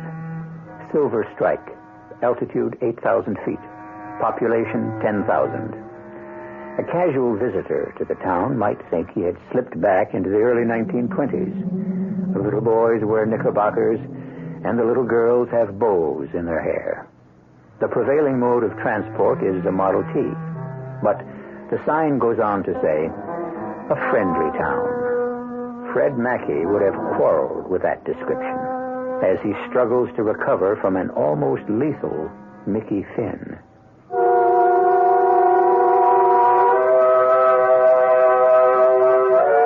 I think it was the jackhammer in my head that finally brought me to. Every nerve in my body quivered and ached. The soft chime of a clock striking 10 sent a shiver of pain through me. Moonlight streamed in the window and fell across Dawn, sprawled on the floor where that rotten booze had flung him. Through the closed door of the kitchen, I could hear voices hot with anger. No, you're not going to kill them. Not till I get the information I want. I know what you want out of them, and it's not information. This is the last time I accept a mission with a man-hungry female. Now, you look here. I share this command with you equally, and don't you forget it. You've disobeyed the External Security Agency. The manual distinctly says that... External Security has made a botch of this operation with their faulty information. I'm trying to save it. What faulty information? That is just the point. I don't know. But one thing is certain. Before we go ahead, we'd better find out. Bunkum. Oh, you are such a fool. I don't know why they sent you on this expedition. Because you couldn't have got here without me. I'm the only chronologist who could chart the trip. Yes, you know time sequentials, and that's all you do know. This is a useless argument. No, please, Carl, listen to me. There's a big mistake of some kind, and we can find out from these men what it is. There is no mistake. I know there is. They spotted it the moment they got here. The town amused them. They laughed. This was their last laugh. I intend to follow my orders, as given in the manual. Carl, we can't just blunder blindly ahead. I am going to follow orders, to the letter. I refuse. You refuse to carry out the mission? That's mutiny. Look, Carl, all I'm asking is a short delay to reassess the situation. Well, I suppose if you're going to be so pig-headed about it, but these men are not leaving here alive, and that's final. All I needed to hear. I managed to drag Dawn out into the hall. He was a dead weight. A bowl of white flowers gleamed in the moonlight near the door. I threw them on the floor and poured some of the water in his face. He stirred slightly. Don! Come on, Don, wake up! We gotta get out of here. Don, I hate to do this, but... Come on, you gotta come out of it. Stop that. Come on, get up. Come on, get up. Okay, let's try something else. Ow! Get that out. Quiet. You're gonna break my arm. I'll twist it off if you don't wake up. Now listen to me. We've got to get out of here, now. Okay, come on, get up. Get up. Yes, you can. Come on, up on your feet. Okay, here we go. I'll help you. All right, now lean on me. What's the idea? They're going to kill us. What? They are planning to kill us. Now, can you walk? Yeah. Okay, come on. Here we go. What's this? Your knapsack. Come on, grab it and let's go. Where are we going? Back to the river. Come on. Find a motel. I gotta lie down. I'm sick. We've got to get into hiding. Dan, they're going to spot us a mile away in this moonlight. Come on, let's go over here. Over here in the shadow of the trees. Oh, wait. I better go to the police. No, I don't trust anybody. This whole setup, this whole town seems phony to me. Probably imagination. Don, if you don't pull yourself together and get tracking, so help me, I'm going to leave you. Now try, man. Okay. That's better. Here comes a car. You hit your wall. No, come on. Stay back here in the shadow. What's going on here? Oh, it's nothing. My friend's been sick. He's all right now. Thanks for stopping. We're okay. What are you fellas doing on the street this time of night? I was just passing through town. We're backpackers. Backpackers? Looks more like vagrants to me. Now, you hold everything till I come around and get a look at you. Yeah. Don't try to pull any fast ones. I got a gun on you. Sick, huh? Looks drunk to me. Hey, you the guy's been running the bad booze in here. I've been on the lookout for you. I'm the sheriff. No, Sheriff. We're from Santa Fe. Here, we have identification. I'll show you. You are under arrest. Arrest? For what? For drunkenness, disorderly conduct, public nuisance. Oh, look, we're just walking quietly through town. Is there a law against that? This is a gun, mister. It says get in the car. Do you hear it? Perfectly. Come on, Don. You heard what the man said.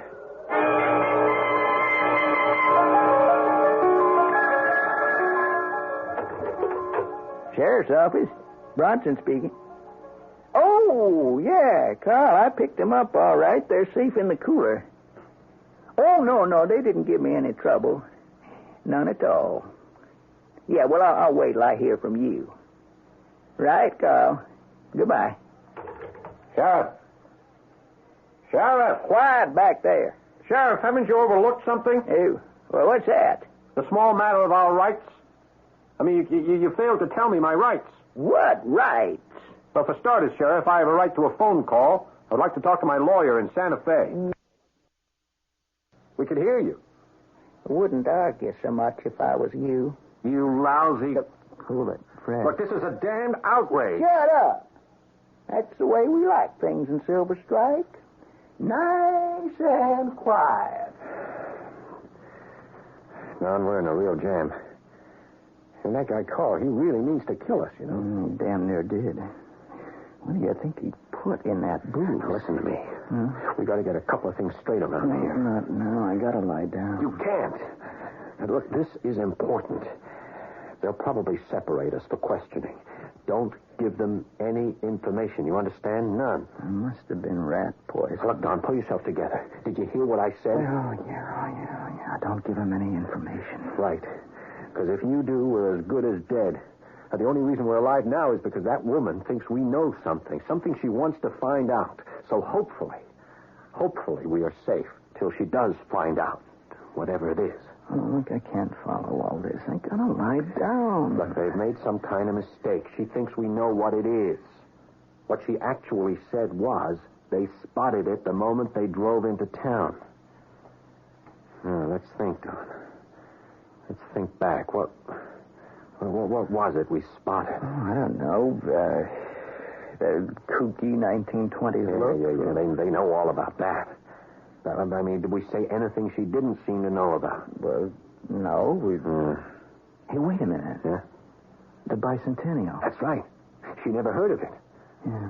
But what puzzles me is that they talk like they really are in the 20s. Well, maybe they are. Maybe we've slipped back in time. What do you mean, slipped back? I saw this movie once about a fellow who slipped back 200 years. Yeah. All the women wore hoop skirts. Man, you must be hungover. Oh, no. A hangover would be a relief compared to this. Well, look, there's got to be a perfectly natural explanation. And we'll find it out if we ask ourselves the right questions. Now, why would anybody want to put up a 1920 town up here in the wilderness? Huh? I don't know. Well, think. You can't. My head feels like it's been in a meat chopper. Try. Tourist attraction? Up here?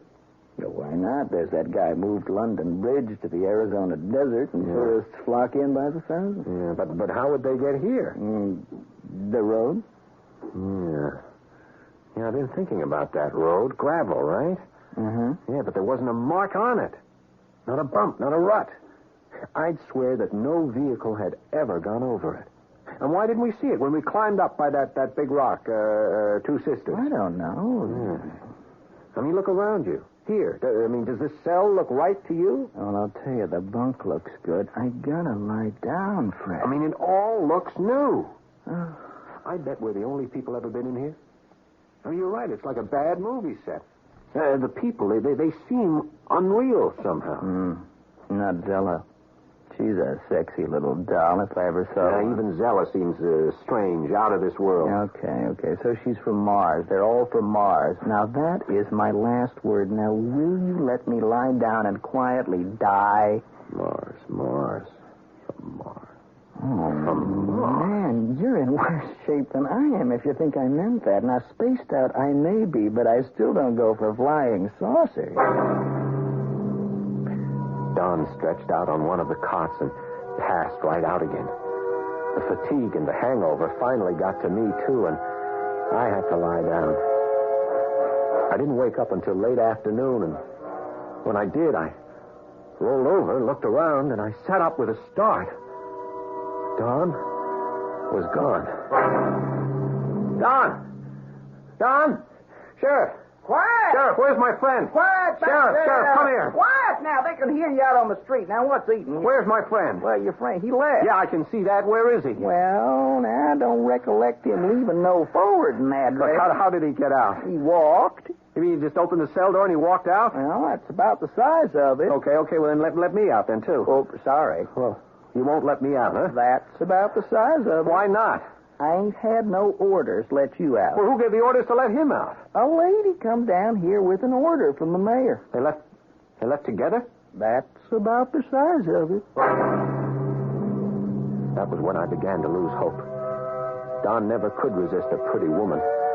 And I'd never seen him as hot as he was over this Zella. If she got him alone for 20 minutes, I felt sure she could get anything she wanted out of him. It was 2.5 days before I saw him again.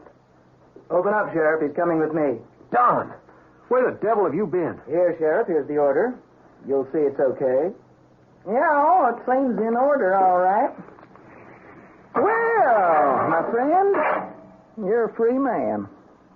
Here's your knapsack. Everything's there. You better check it for yourself, though. Don, what's been going on, eh? So long, folks. Don't you take no wooden nickels. Hey, I'm going to sue you. I'm going to sue you in this town for everything you've got. False arrest. Tell it to the Marines. I'd like to push those ugly teeth down his throat. Hey, take it easy. Where have you been? I've been with Zella. Yeah, I gathered that. I suppose you told her everything you know? No, I've told her nothing. Yeah. Now, look, you're wrong about Zella. She's the most gentle, most tender woman I've ever known. Oh, man, I was afraid of this. You and I have got to have a serious and a calm talk. Okay, but let's get out of this pest hole of a town first. We can't. We can't get out. What do you mean we can't get out? It's no use. What's going to stop us? A lot of things. The security here is not to be believed. Now, this is going to be hard for you to grasp. It was hard for me at first. You were right about Silver Strike. This town is only 3 days old. What? It's an invasion base. I don't get it. What are you talking about? Infiltration from another planet. What? It's true. These people are all part of an invasion force like commandos from outer space. You're kidding. No. They are going to take over the Earth. And they can do it without firing a shot. See, they have orders not to scorch the land. They need it. They've exhausted the resources of their own planet and 5 others besides. They are going to take over the Earth and plow it under for farmland.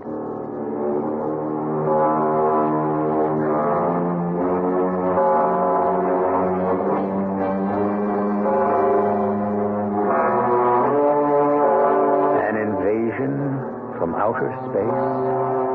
I hasten to remind you that we have only Fred Mackey's word for what happened that day in the remoteness of the Sangre de Cristo Mountains. But, invaders or not, the citizens of Silver Strike are clearly up to no good. What their intentions really are, we will learn when I return with Act 3.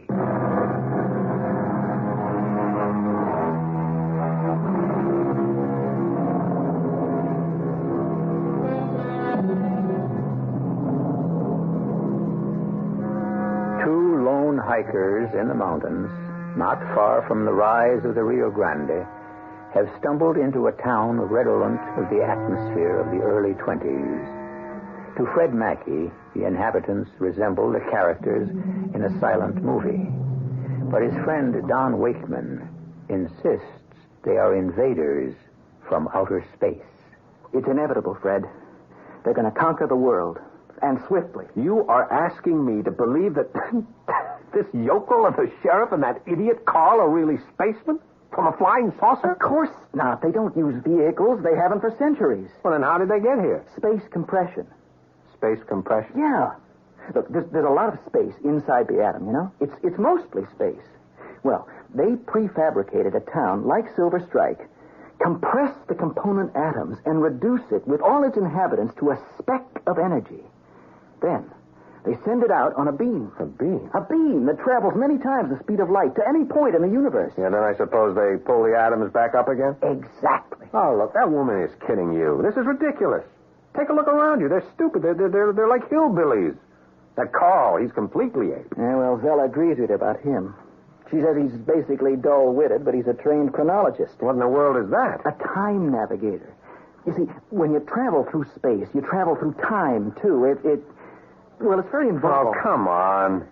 You know what I think we've stumbled into? Some kind of kook commune. Oh. I told Zella I wouldn't get anywhere with you. One last time, Fred. This is it. You understand? This is it, the end of our civilization. We can't fight it. The technology of these people is centuries ahead of ours. Where did she say they came from? A planet called Agantha. Agantha? Yeah, it's in another galaxy. To them, Earth looks like a lovely little greenhouse. You see, they've exhausted Agantha's resources. We are the two luckiest men on Earth, you know? Thanks to Zella. Well, how do you figure that? They need us. See, their advanced intelligence agents have failed them somehow. At least Zella thinks they have, and she's afraid to proceed without better information. If we cooperate, they'll make us technical advisors, officers in their army. Otherwise... Yeah, otherwise? Carl wants to blot us out. Instantly, without leaving a trace. You really believe this, huh? I believe what I saw. All right. Now, wait a minute. If they're from another planet, how come they talk like Americans, Well, they've been planning this operation for years. They've been trained for it since childhood. All right. But then why the 1920 masquerade? I don't know. Yeah. Well, fortunately for us, the operation got fouled up somehow. Somebody goofed. Do you know what you're saying? We've run into a huge, a cosmic snafu. Okay, well, let them figure the way out of it. They're getting no help from me. John, honey? Oh, hi, Zella. Well, did you have a good talk? Hello, Freddie. Feel better, kiddo? I brought you a root beer. Yeah, I had one drink with you. I haven't recovered. Thank you. Oh, that was Carl's idea. He's a bungler. I hated to have him included in this mission, but we had to have a time navigator. I handled the space trajectory myself, and I'm proud of what I did. Not 15 miles off, but the time projection is tricky, too. So, we have to put up with that dumbbell, Carl. Now, what we want out of you boys is simple. Just tell me what it was about this town that struck you as off-key. Oh, no, I'm not telling you anything. All right, you get that straight right now. Neither is my friend here, if I have anything to say about it. John, darling, I'd hoped you'd explain to him. Freddie, listen, I'm trying to save your lives. Tell me, why doesn't Silver Strike look like your average American town? It must be the time element, Zella, the 1920s. All right, Zella. What have they told you? Look up there. What? In the sky. What is that thing?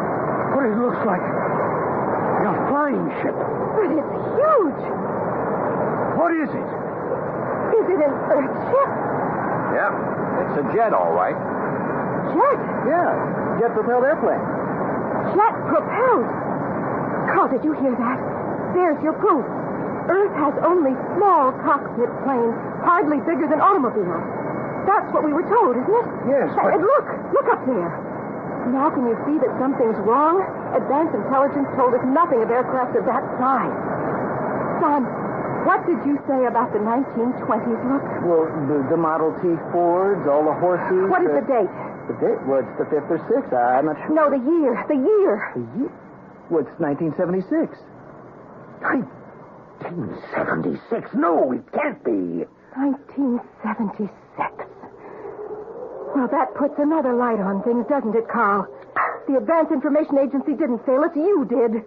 You bungler, you fool. This is all your fault.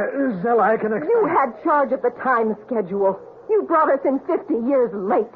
I don't see how I could have. Oh, what will we do, Zella? We'll have to abandon our plans and get back to Agantha immediately. Yeah, they must be wondering what happened to you. We can't salvage this operation. Carl, alert the members of the expedition. We leave Earth within 12 hours. What shall I do with this pair? Don, darling, you're coming with me, aren't you? You know I am, Zella. Any time, any place. Don, no. Now, come on, wake up, man. You can't do this. I am going to go with the woman I love. We'd better take them both with us. We'd better have something to show on Agatha for all the money we spent on this expedition. Otherwise, they'll tear us apart. Oh, no. You're not taking me back. No way. It's your only hope for survival, Fred. They're bound to win. Now think. We'll be the first, the only Earthmen to reach out beyond the stars, to see what lies beyond the Milky Way. I don't want to see beyond the stars, and I sure don't want to be reduced to a speck and shot out into space with Carl in control. Okay. I use the ion redactor on him. No. Let him go. Please. Zella. I can't do that, Don. Zella, if you destroy him, you'll have to kill both of us. Don, it's impossible. I'm sorry. You know how I feel about you, Zella, but I can't stand by and watch you kill my friend. Just free him. Let him go, and I'll come with you. I can't free him. We can't leave him here to spread rumors to warn the Earth people. Let him talk all he pleases. Nobody will believe him. I promise you. Nobody will ever believe him. And nobody has believed me so far. Oh, I understand why. The region has been thoroughly explored, and there's no evidence of a town ever having been there. No sign of burned ground from a blast-off either. But you see, it wasn't like that. There was no blast-off. When they were ready to go, Don and Zella walked with me to the edge of town. Don't look back. The light will be too intense for your eyes. Don, you sure you won't change your mind? I'm standing on the brink of the greatest adventure of the ages. Nothing in the world could make me turn back. We'll be back in less than a year. We never give up. And when we come back, I'll get to you first, Fred. I'm going to save you in spite of yourself. So long. And good luck. You're going to need it.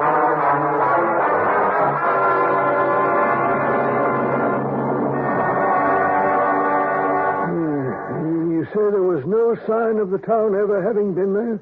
No, Doctor. Well, it's the same story you told me nearly a year ago when you first came down out of the mountains. Well, I was badly shaken by the experience. But, Doctor, as you can see, I'm perfectly well now. I'm ready to go home. Well, now, we think we're certain that you'll feel even more secure in your recovery if you take a longer period in a stress-free environment. No, Doctor, I don't need it. I really don't need it. We've located a splendid place, Mirror Lake. It's run by Dr. Cumberland. No. Excellent therapist. No, my nerves are as steady as yours. There's a man here from Mirror Lake. Look, never mind, Doctor. I'm fed up. Look, do you hear me? I've had it with you people. That's patient transportation. No, I'm not going. I'm not going. No. Dr. Siddery, Patient Transportation Service. The receptionist told us to come right up. Yes. Come in. I'm Al Freeman, Doctor. Don, my God, you've come back. This is the patient? Doctor, here's my proof. This is Don Wakeman. No, Mr. Mackey, this is Mr. Freeman. This is Miss Michaels. How do you do? It is her. It's the woman. From again, Zella. I told you. Oh, it's too bad. He's been perfectly lucid until now. You, have the impression we've met before, Mr. Mackey? Yes. Well, we've come to take you with us. You've come to take me with you? Yes. To a very nice place. Oh. Are you ready to go? Yeah. Sure, I'm ready to go. Well, splendid. Yeah, I'll go. Splendid. Goodbye, Dr. Siddery. Just a moment. There are some papers that must be signed. Sure. Give me a pen, eh? Here you are. Thank you. Mr. Mackey, I'm sure you'll be glad you made this decision. Keep in touch with us. We're interested in your progress. I hope you'll let us hear from you. Oh, you'll hear from us, all right. That's for sure. You'll hear from us sooner than you think.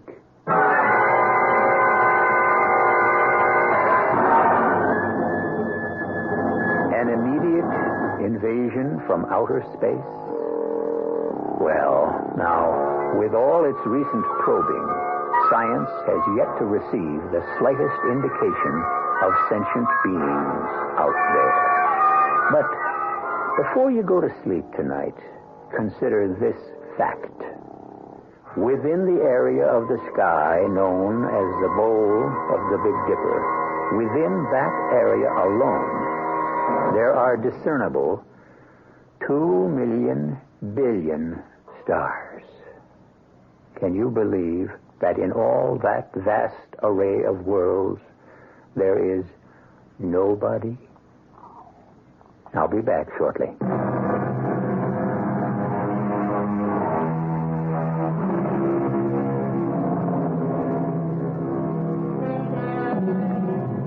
If there's a moral in Fred Mackey's story, it must be this. Science provides us every day with greater technical marvels, but technology can't offer the wisdom or intelligence to use them properly. For that, perhaps we must look to older and more profound disciplines. Some 5,000 years ago, we were given 10 precepts which, carried out to the letter, would bring us into accord with nature and our fellow beings. And that would indeed be a giant step, greater by far than the leap from Kitty Hawk to the moon. Our cast included Paul Hecht, Russell Horton, Terry Keane, and Court Benson. The entire production was under the direction of Hyman Brown. Radio Mystery Theater was sponsored in part by Buick Motor Division and Anheuser-Busch Incorporated, brewers of Budweiser. This is E.G. Marshall inviting you to return to our Mystery Theater for another adventure in the macabre. Until next time, pleasant dreams. The preceding program furnished by CBS Radio. Okay, I made a mistake. My first mistake. But they say guys like me coming out of jail usually wind up coming right back. I like sitting in the park, but not every day. I want to do something useful. People around here, though, they think you're over 65. You're useless. The man crossed and shoot. Who are you kidding, girl? You're nowhere unless you can read. Tough problems call for real solutions, not just talk. If your community has a problem, you need action. Action is skilled volunteers of all ages working together to help solve tough community problems. Write Action, Department C, 212 North St. Paul Street, Dallas, Texas, 75201. Between us, there's got to be a solution. This is a public service of this station and the Advertising Council. WFAA, Dallas Fort Worth. The CBS Radio Mystery Theater presents...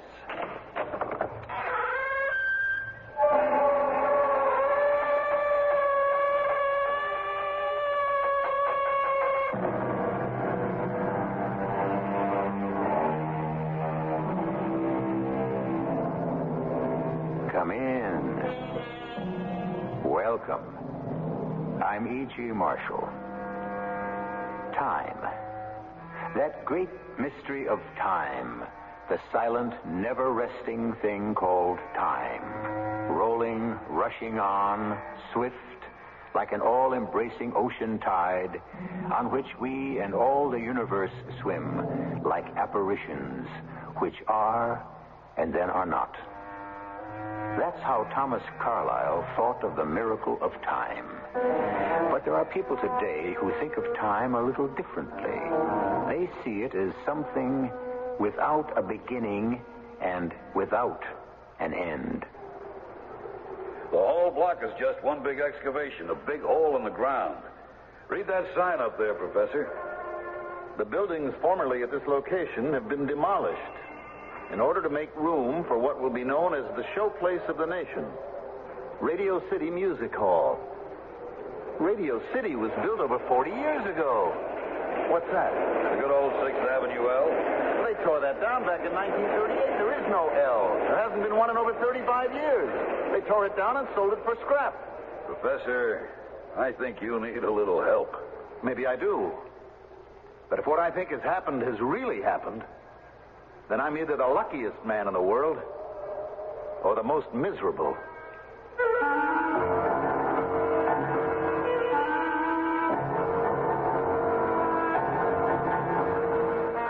Our mystery drama, Time Killer, was especially written for the Mystery Theater by Arnold Moss and stars Mandel Kramer. It is sponsored in part by Allstate Insurance Companies and Buick Motor Division. I'll be back shortly with Act One. To the man who bought the Skyhawk, to the girl in the Century, we're glad you like your Buicks, glad you set your spirit free. And to the family from Ohio, to the folks up in St. Paul, nice to see you join us, nice to see you all. Say, that Buick Century of yours is some car. Thanks, we like it. Yeah, and that tie you have on is really nice. Oh, thank you. Yeah, I see you have the V6 engine. Look at all that room. Isn't that something? I'll tell you something else that's something. Over 250,000 people have already bought 1976 Buick. I bet they're really nice people. Do you think they'd like to come over for dinner? All 250,000 of them? Well, I suppose we'd have to borrow some folding chairs. Your mother has a couple. It's nice to see you join us. We're glad it came to be. Nice to see you join us. Glad your spirit's free. Buick, dedicated to the free spirit in just about everyone. Hi, this is Tony Marvin for the National Leukemia Association. Please remember this name, Project Research. In addition to our other services, which are supported separately, Project Research has been established to deliver that knockout punch against leukemia. I can also tell you that every dollar donated to Project Research will help support a doctor or researcher in the leukemia field. Join me and get on a winning team, because it is only through research that a breakthrough can be made. Throw your knockout punch against leukemia. Send your tax-deductible donation today to Project Research, care of the National Leukemia Association, Box 3039, Garden City, New York. That's Box 3039, Garden City, New York. Our thanks to you for Project Research. We are committed to conquering leukemia.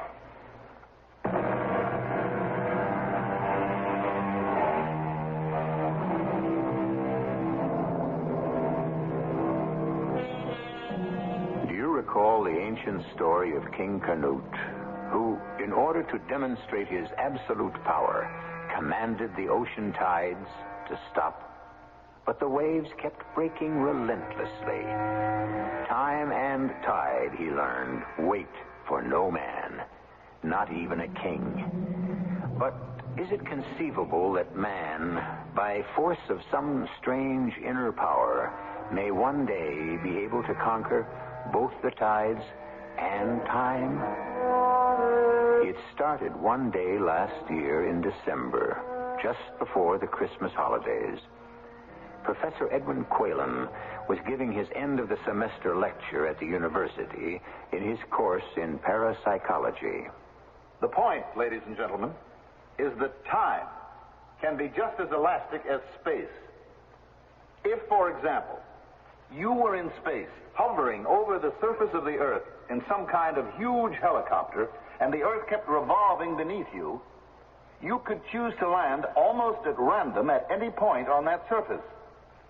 Now, in the same way, every period of time that ever was, that is, or for all we know ever will be, is out there someplace, just waiting for us to put ourselves into it. Well, how do you suppose that'll happen, Professor Quaylen? Some man or woman gifted with special, extraordinary sensibilities, might even be someone in this very room, will somehow, someday, puncture a tiny hole in the wall of what up to now has been the impenetrable barrier to our physical and psychic senses. When that happens, and the time is near, the human race as we know it will be forever released from the bondage and fog-bound limitation of its own feeble making. All right, thank you.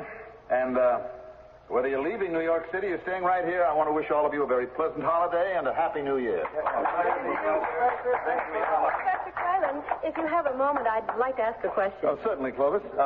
Miss Mason, I hope I can answer it. Well, I'm almost positive you can. I'm practically starved. How soon do we eat? As soon as the rest of the class clears out. Oh, I am really looking forward to these next few days with my favorite teacher, Professor Quaylen. No more than I with my favorite graduate student, Clovis Mason. All we have to do is beat Princeton tomorrow, and that'll put us even in the league with Columbia. Well, what are the chances, Tubby boy? Pretty good. If you don't mind my saying so, Tuppy. Aren't you up a little late with a game on tomorrow night? Oh, you're right, Professor. I lost track of the time. Well, thanks for inviting me over to your table, Clovis. I hope I didn't interrupt some heavy discussion on time or space. Not at all, Tubby. Yeah, nice talking to you, Professor. Yes, good luck. The body beautiful, the brain non-existent. That wasn't very nice of you, practically asking him to leave. It wasn't very nice of you. We're very discreet, for that matter, asking him over to our table. Well, what harm is there? Anyway, what do you care? I wouldn't like you to cost me my job. You're really scared I might? Well, you know how I feel about being so much older than you. And besides, I always get a little edgy and tense in a place like this. Ed, why don't you just relax? I do try, you know that. You keep telling me all the time about the self-discipline you learned in those 12 years you spent in the Himalayas. Where was it? Nepal? You know, 98% of the time you're wonderful. Thank you. When you want to be, you can be the calmest, easiest, most charming man in the world. And such fun to be with. And the other 2%? Well, like now, nervous, irrational, and sometimes a little scary. But you're improving every day. Well, I thank you, ma'am. You know, sometimes I think it's a shame that we didn't keep prohibition. Prohibition? What's that got to do with it? What's the word? I get so uptight in places like this. And in the old days, way before you were born, actually, I was hardly more than a kid myself, there used to be wonderful little places, speakeasies, where two people like you and me could go for a good dinner and a quiet, relaxed evening together and no noisy kids barging in on you. And discreet? Very. I'll bet you'd like nothing better than to turn up in one of those joints, if that were still possible. It is possible, and they were not joints. As a matter of fact, maybe that's where I should have taken you tonight. You know, there are still one or two of them around. They keep up the appearance of how they used to be. Well, why didn't we go to one of them? I never really want to see the inside of one again. Ever. Really? At the same time, I have mixed feelings. Because I'd give almost anything if in some way I could follow up what once happened in one of them. A long time ago. Follow up? I've never told you about it for a very good reason. You see, one night, I met this character and things began to happen. Before I had the chance to find out what was really going on, I ran out on the whole thing. I don't know what you're talking about. Oh, forget it. It's too long a story. But if I could ever... Ed, this theory of time that you believe in so deeply, just suppose in some way you could prove it actually works. Well, you know that someday it will. Of course. And suppose that I was the one who would prove my own theory correct? That a person of particular sensitivity could more or less pick his own period of time? And as well as place? And deliberately project himself into it? Why not? Why not? Why not indeed? And when I do, I tell you that... Ed, put that glass down. You'll break it. Ed, what have you done? You've broken the wine glass right in your hand. Strangest coincidence. Coincidence? Oh, you're bleeding. Here, let me tie my napkin around your fingers. Waiter. Is there anything I can do, Cole? Oh, Tubby. He's had a little accident. Have you got your car here? Oh, sure thing. Would you give us a lift to his apartment? Well, of course. Get out of here, the two of you. What? Leave me alone. Dad. I want to be alone. I'll take care of everything myself. I don't need you. I don't need anybody. Clovis and Tubby left. I got up to leave. With no warning, I suddenly felt very dizzy. I found it hard to breathe. The whole restaurant started turning around me like a huge spinning top. Somebody loosened my tie, gave me a drink of water. The next thing I knew, I was walking up Fifth Avenue somewhere in the 50s. Without thinking, I automatically turned west into 52nd Street. In minutes, I was standing in front of a darkened door, ringing a bell. I was at Luigi's. It had always been one of my favorite hangouts back in the old days. A peephole in the door opened, an eye appeared. The peephole closed. There was a pause. The door opened. Well, evening, Mr. Quaylen. Ain't seen you in some time. Well, I've been a little busy. Good crowd tonight? Oh, can't complain. Why the peephole? Can't be too careful, Mr. Quaylen. You know that? Not these days. Hey, make yourself at home. Anybody sitting here? Oh, yours, brother. Help yourself. What'll it be, Mr. Quaylen? The regular? Yeah, please. Vodka and tonic. What'd you say? Vodka and what?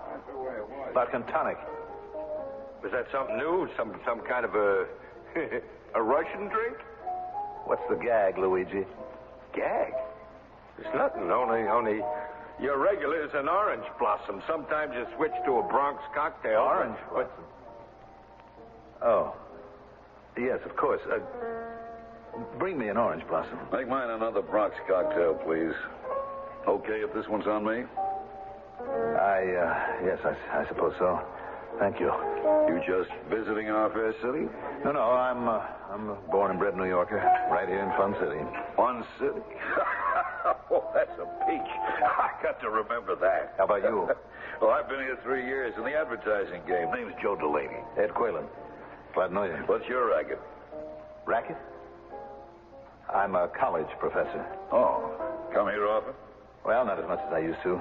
A lot of my drinking pals have died off. Oh, I'm sorry to hear that. I used to be able to walk in here, meet 3 or 4 buddies, have a quiet drink. No arguments about should we stay in the UN, should we leave the UN. UN? United Nations. You mean the League of Nations? No, I'm talking about the United Nations, Delaney, not the League of Nations. Hey, your drinks, gentlemen. Luigi's stuff is the best, right off the boat. Off the boat? The liquor. I think he brings it in through Canada. That's very funny, Delaney. What's that? Well, you hardly seem old enough to have been around in the old days, and yet the way you talk, the phrases you use, I don't know. I really don't know. Something funny seemed to be going on. I had the feeling of having seen all this before, even though it was all happening for the very first time. Where'd you find that? It's a real collector's item. Find what? A pack of cigarettes. I haven't seen one of those since, you remember, with the war. The war? All the green packs of that brand, like the one you have there, were almost overnight put into white packs when the war started. They were? Sure. And they'll never write tunes like those old ones. To me, most of this new stuff is just so much noise. You can't even get a seat to the show that one comes from 3 months in advance. What, you mean they've revived it? Revived it? It's such a hit, they've got the nerve to ask $4.40 for an orchestra ticket. $4.40? Really? Things are kind of dead here. What do you say we toddle over to the Casablanca? I haven't been there in ages. Where is it? You don't know the Casablanca? Was it downtown? No, right over on 6th Avenue, under the L, number 1270, one flight up. The L? Come on, Ed. I think we can both use a little air. What's the damage, Luigi? Here's the bad news, Mr. Delaney. Okay, here. Delaney, you don't mind if I call you Joe? No. I hope you won't be offended if I tell you that some of the expressions you've been using are a little puzzling to me, a little peculiar. How so? Well, things like the advertising game. I haven't heard that in years. What's the damage? Toddle over to the Casablanca. I haven't heard anyone talk like that, and I can't remember. Well, now that you mention it, there are a couple of things you've been saying I find a little odd. No offense, of course. Like that first drink you ordered. What was it? Vodka and what? Tonic. Fun City? United Nations? The war? The war has been over since 1918. Here's your change, Mr. Delaney. Oh, wait a minute. I don't believe it. Where did you get those bills, Luigi? I robbed a bank. Where do you think I got them? Where I get all of them, Mr. Quaylen, from customers like you. But the government withdrew those large-sized bills back in 1928. That's when they put out the smaller ones, like these. That's absolutely amazing. Well, what are they anyway? Counterfeits? You ever see these little bills, Mr. Delaney? This is another gag ad, like trying to make us think you couldn't remember what kind of a drink an orange blossom is? What is this ad? That's what I intend to find out.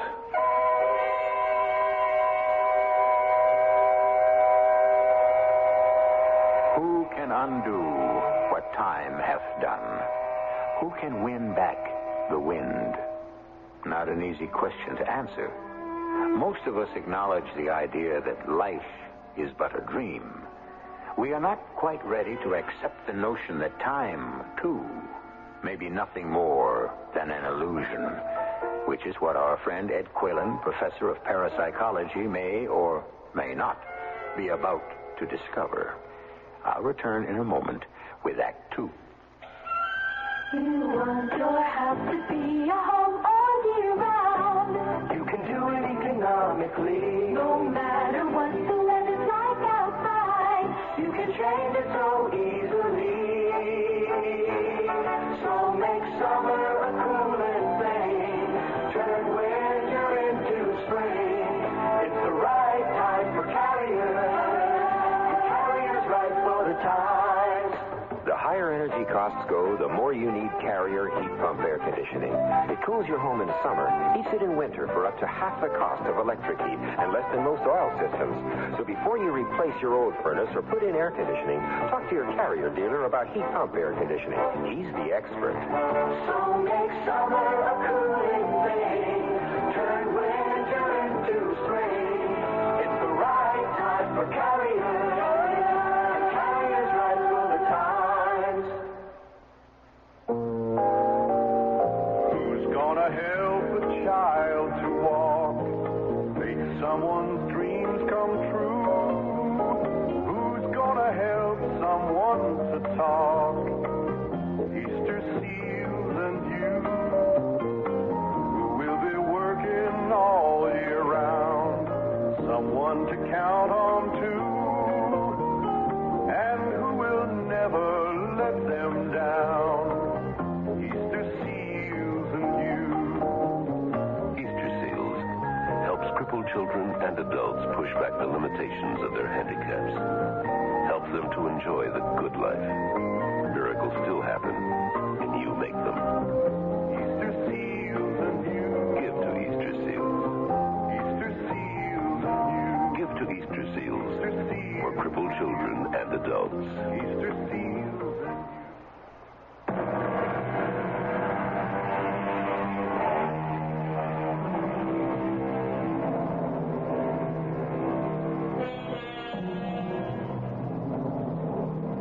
What is time? The shadow on the dial? The striking of the clock? The running of the sand? Day and night? Summer and winter? Months? Years? Centuries?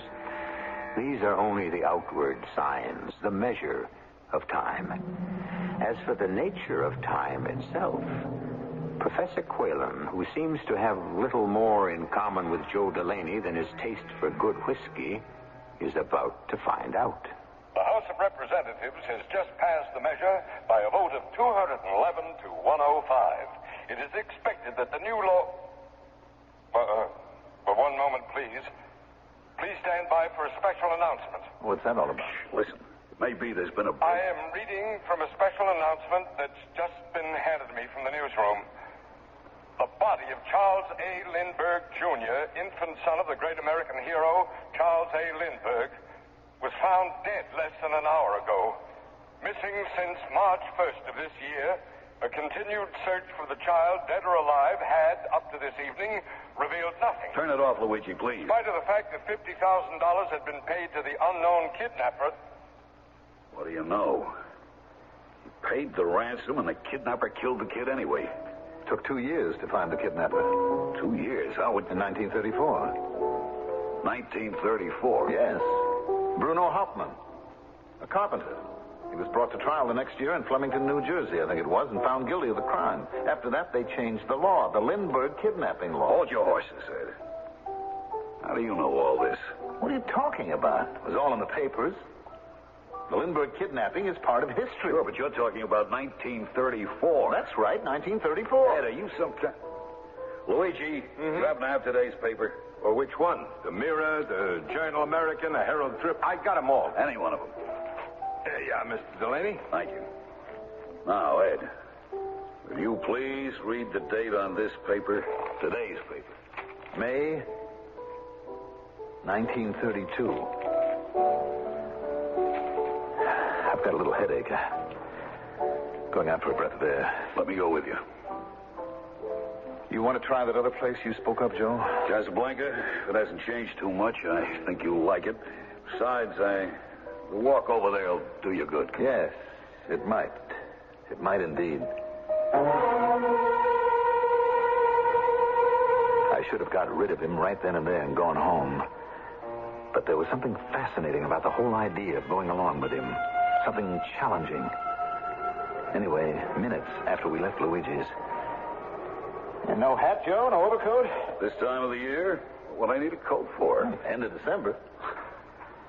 I make it the middle of May, Ed. A pleasant spring night with even a touch of summer in the air. I mean, what am I doing with this heavy coat? Muffler, fur-lined gloves.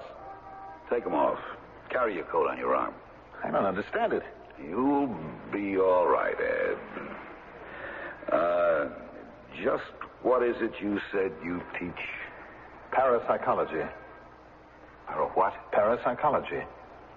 The part of psychology that examines and tries to explain phenomena like clairvoyance, telepathy, ESP. ESP? Extrasensory perception. Would that be something like mind reading? Well, not exactly.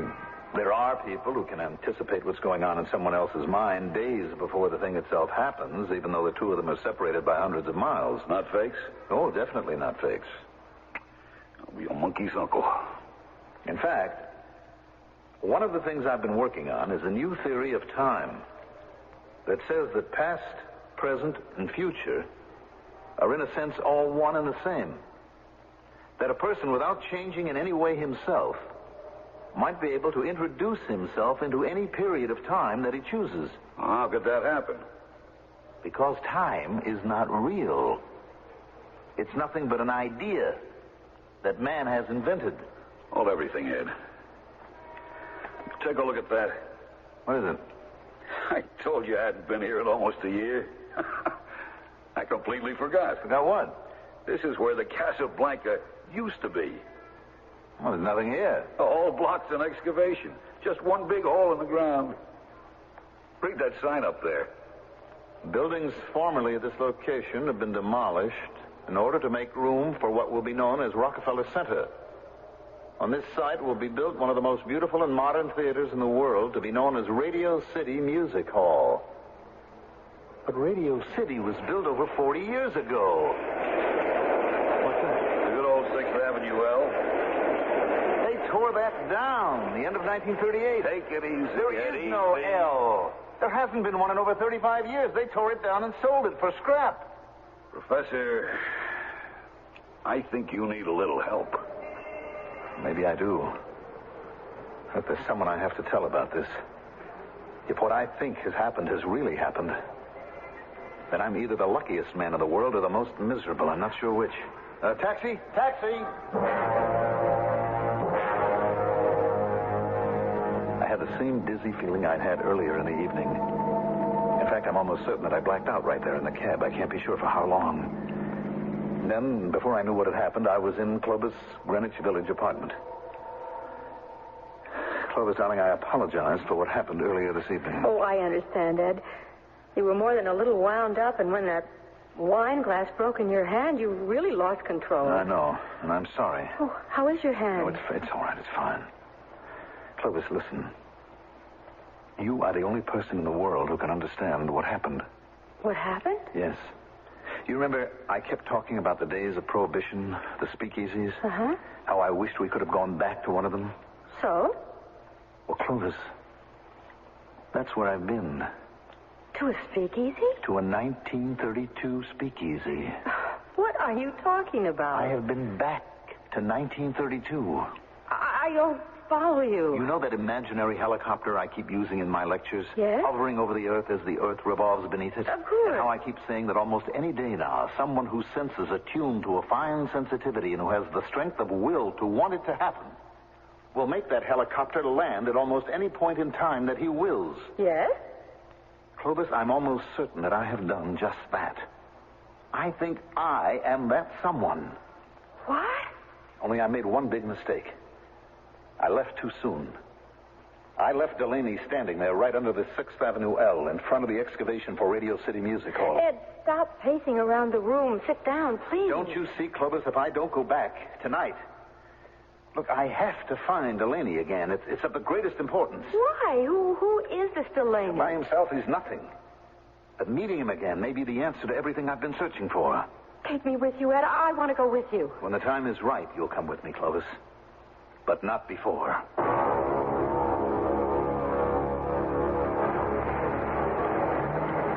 The night had become quite cold. There was a feeling of snow in the air. I pulled up my overcoat collar and started walking uptown. For a second or two, I had the same whirling feeling I'd had earlier in the evening.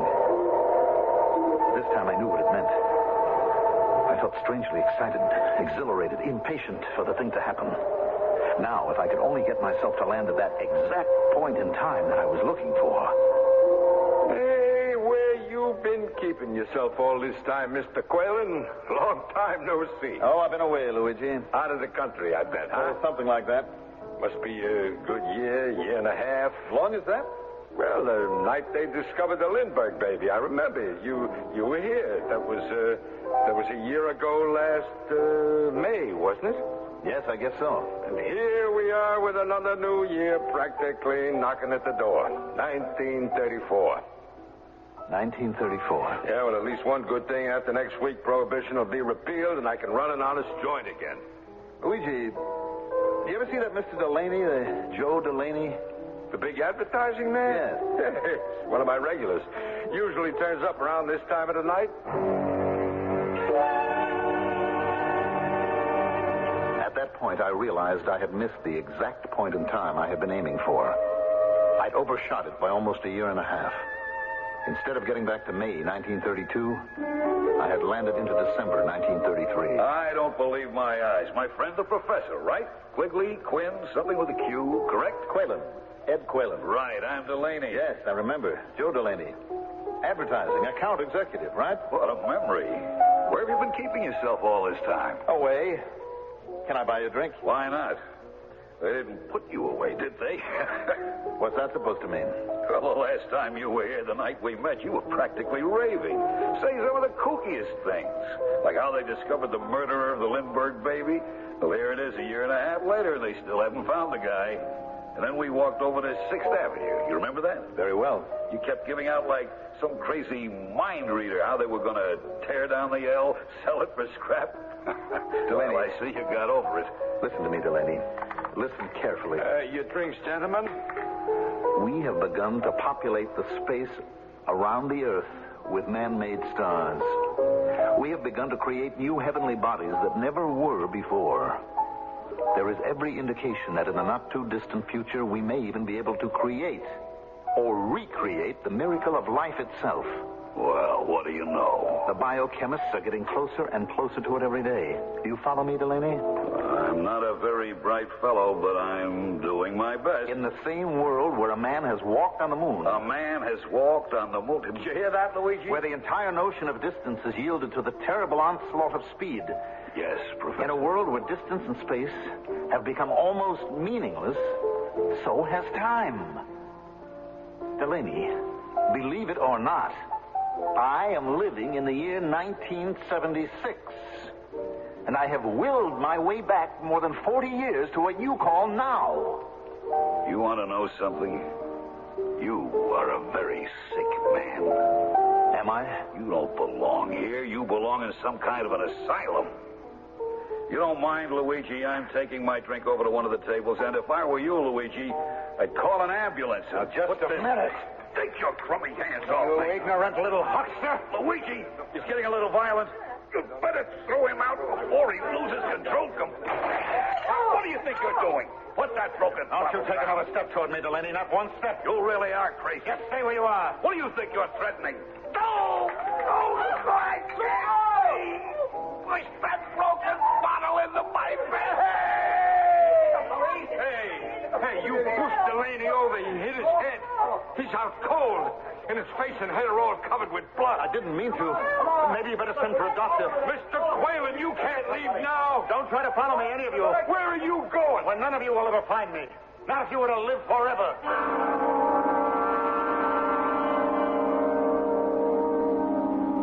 The world-famous British philosopher Alfred North Whitehead said some years ago, "Heaven knows what seeming nonsense may not tomorrow be demonstrated truth."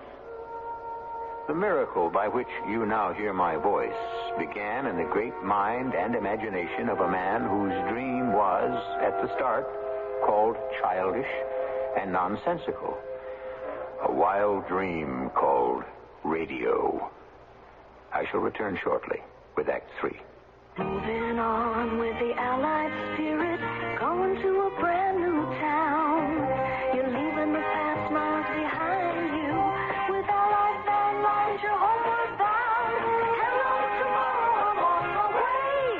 I know you're gonna bring a brighter day. I've got the Allied spirit, and it feels like I'm going home.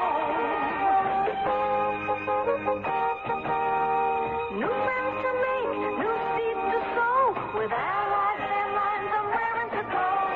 Hello, tomorrow, I'm on my way. I know you're gonna bring a brighter day. I've got the Allied spirit, and it feels like I'm going home. Hello, tomorrow, I'm on my way. I know you're gonna bring a brighter day. I've got the Allied spirit. Let the Allied spirit move you. See the yellow pages for the nearest Allied Van Lines agent. Hello, I'm Dolly Parton. Have you ever watched a weaver at his trade? Shuttles weaving faster and faster on the loom, creating a design where none has been before. And come to think of it, life's pattern is woven in just the same way, born of many different threads, meeting, merging, spinning out the small fabric of our existence. The March of Dimes is trying to create a better fabric of life, free from the tragedy of birth defects. A life which ensures every newborn the right to the most precious heritage of all, good health at birth. Medical service programs, scientific research, public education, all are part of the March of Dimes fight against this #1 health problem for our nation's children.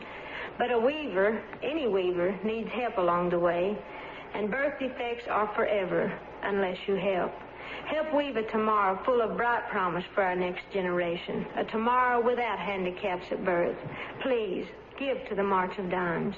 Thank you.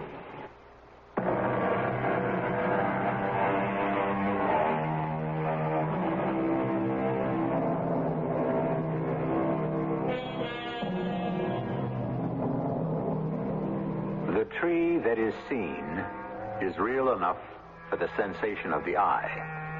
The tree that is dreamed of is equally real for the person who's dreaming of it, as long as the dream lasts.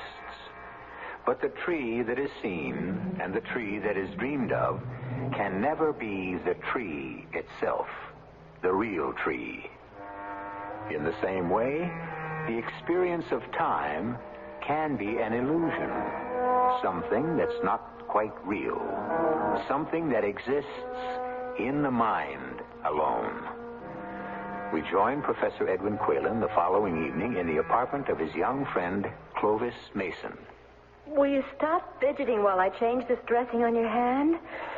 Ooh, that's quite a cut you gave yourself last night in the restaurant. Is the glass all out? I think so. Ed, after what happened that night in Luigi's place, that was when you took off for Nepal and the Himalayas? Inside of hours, I was on a freighter on my way out of the country. A couple of months later, I stumbled my way into that little village, 60 miles maybe northwest of Kathmandu. Now, hold still. This may hurt. People took me in as if I were wanted. Ow! That does hurt. I'm sorry. Anyway, in the next 12 years or so, I learned whatever I now know about myself. And when you returned to the United States? 1946.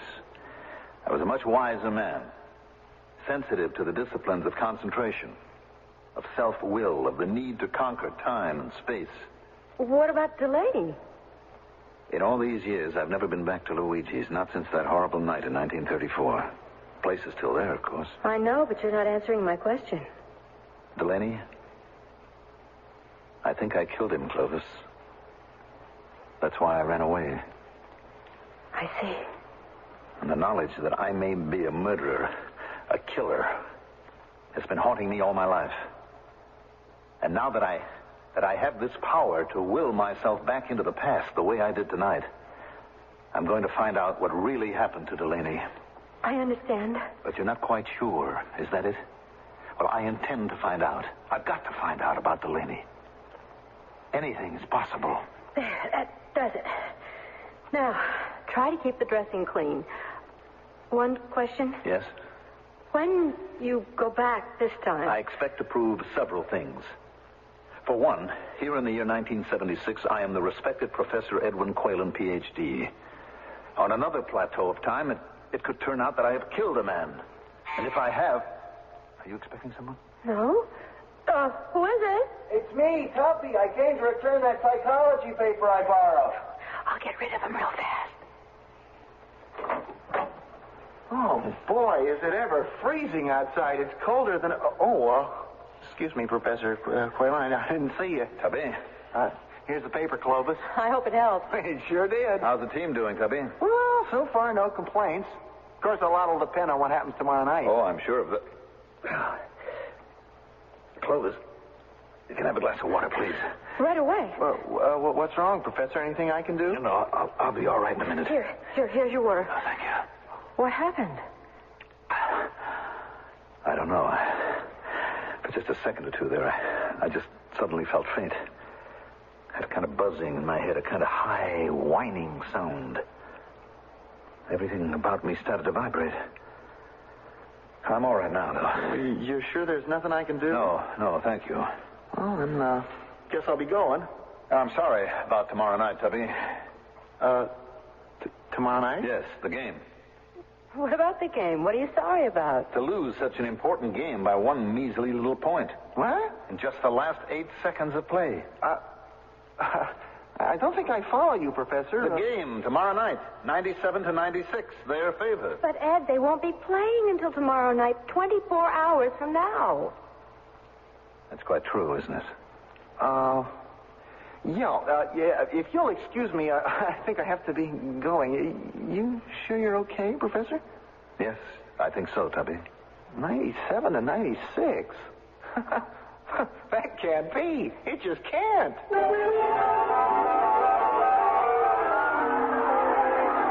This has been one of the most exciting games in the entire conference. The score has been seesawing back and forth all evening. With less than 15 seconds left, the home team is still leading by just a single point, 96-95. Red Summers has just got hold of the ball. We're ahead, Ed. I'm so glad you were wrong. He pivots. He passes it to Tubby Sammartino. Tubby shoots. Oh, no, it just misses the basket. Tex Goldberg picks it up for the other team, dribbles it to the other side of the court with almost no interference. He shoots, and it's in. The score is 97-96, their favor. That's what you said. That wraps up the game. The home team is lost by a single heartbreaking point, 97-96. And with the conclusion of this... Ed. Yes? How did you know? How tonight's game would turn out? I'm not altogether sure. It just sort of came to me. How? When? I guess it was when I got that dizzy spell. Clovis. What is it? Clovis, could this possibly mean that I'd actually done it? That I've gone ahead in time? You know how I've always said that imagination is the beginning of all creation. Lesson number 1 in your course. That you imagine, you conceive the thing you desire, that the next step is to will, to make happen the thing that you imagine. And in the end, to actually create what you will. Until last night, you thought you had succeeded only part of the way. Until last night, I wasn't 100% sure. I am able to will myself into the past. But last night, I think I completed the cycle. That silly basketball game was a kind of test. Test? Yes, I was up there for the briefest moment in that imaginary plane I keep talking about. And I looked down on everything. The past, the present. And the future. Exactly. I was there, Clovis, during those last 8 seconds of the game. My body was here in this room, but I was also at that game. Tonight's game, 24 hours before they actually played it. I saw it all happen. And now what? They say a criminal always returns to the scene of his crime. Tonight, I'm going to try to go forward in time and visit the same place. Well, what are you doing with that gun? I'm taking it with me. It may be needed. Oh, please, Ed, don't do anything foolish. I won't. I give you my solemn word.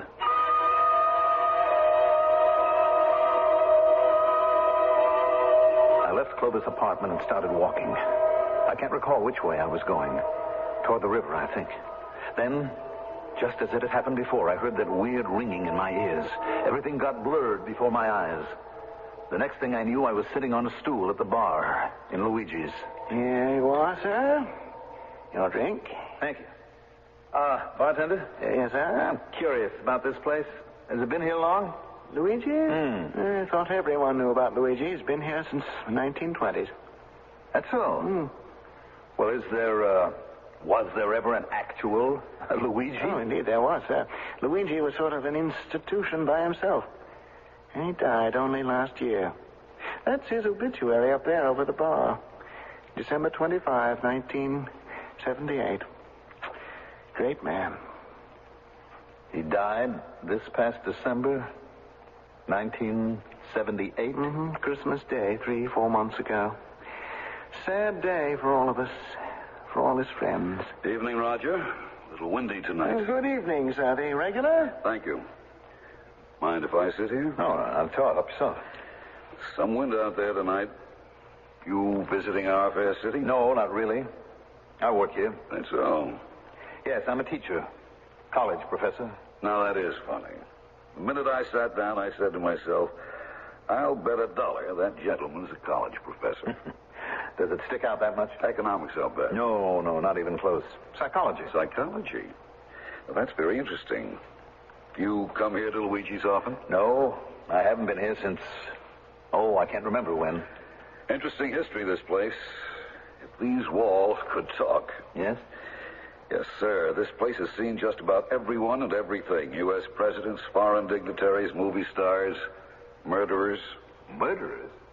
A man was killed right here at this same spot we're sitting at. Back in the 30s. A man was killed? Never found the fellow who did it. Disappeared that same night into thin air. One of the great unsolved mysteries of the police department. That's all. What did the victim, this Delaney, actually die of? Fractured skull. You see, as he fell down... Excuse me, sir. Did you just say Delaney? Yes, the name of the man who was killed. How did you know his name was Delaney? Oh, you just said so. No, I did not. I mentioned no name.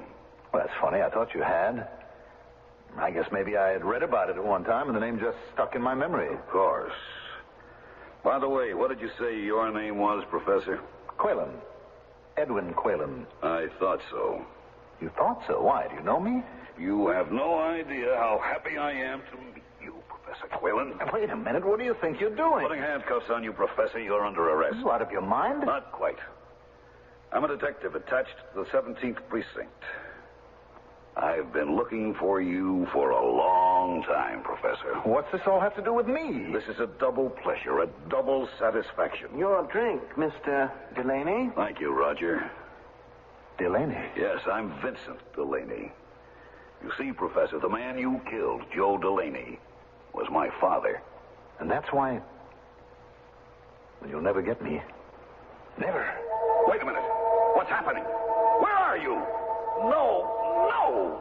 Roger, have I gone out of my mind? Did you see what I saw? I don't believe it. He vanished. Disintegrated right in front of our eyes. And the craziest thing, he took my handcuffs with him wherever he went. think for 1 minute that I'm going to live out the next 3 years just waiting for them to catch up with me. Ed, what are you doing with that gun? Put it down. I will not spend the rest of my life in jail. Give me that gun, Ed. Oh. Go ahead. Open it, Clovis. Open it. I'm going into the bedroom. Oh, hi, Clovis. I was wondering if you and Professor Quaylen might like to be my guests. Guests? Yeah, next Saturday night's game. I get 2 complimentary tickets to every game. No. Oh, dear Lord in heaven, no.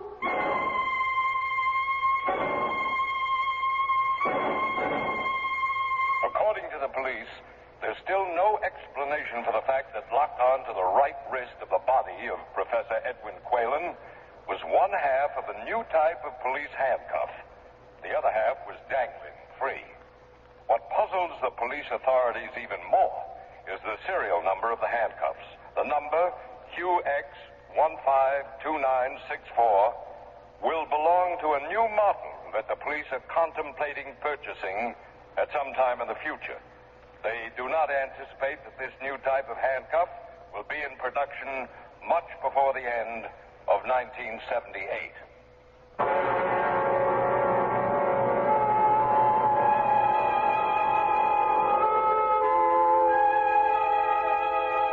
When Columbus, Magellan, the Phoenician navigators probed into the mysterious realms of the distant and the unknown, they hadn't the remotest idea that they were among the first to do away with distance and space. Once they were able to measure things, nothing was quite as immense as it was before. Nothing was too big to be firmly grasped by man's imagination. Even the idea of time. I'll return in a moment. Allstate asks, do you own a small business? Go over these questions with your present group health and life insurance agent. If your agent doesn't say yes to every one, then Talk to the good hands people. First question. Does your present major medical benefit keep on paying no matter how expensive the accident or illness becomes? If not, Talk to the good hands people. is your present plan designed to pay up to 95% of hospital expenses? If not, Talk to the good hands people. You're in good hands with Allstate. see your Allstate agent to find out what an Allstate plan costs, what is and isn't covered, including benefit reductions and terms under which insurance continues in force. Allstate Insurance Companies, available in most states to businesses that qualify.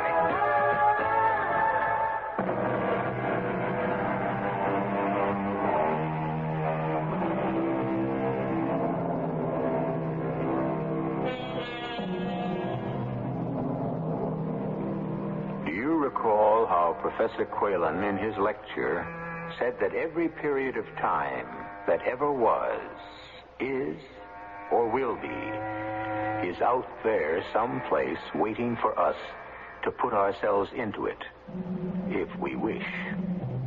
That some specially gifted person might one day penetrate the barrier of time and do what now seems impossible. Do you suppose that one of you, listening at this moment to my voice, might be the very one to do this? Our cast included Mandel Kramer, Rosemary Rice, Jackson Beck, Russell Horton, and Arnold Moss. The entire production was under the direction of Hyman Brown. And now, a preview of our next tale. He could be a criminal genius, but don't let his running away convince you. All children do that when they're caught in a crisis. Stuart has run away, and we have got to find him. Just to find out, is he smart? No, Miss Telford, to find his friends. He's the only lead. Surely I don't have to explain.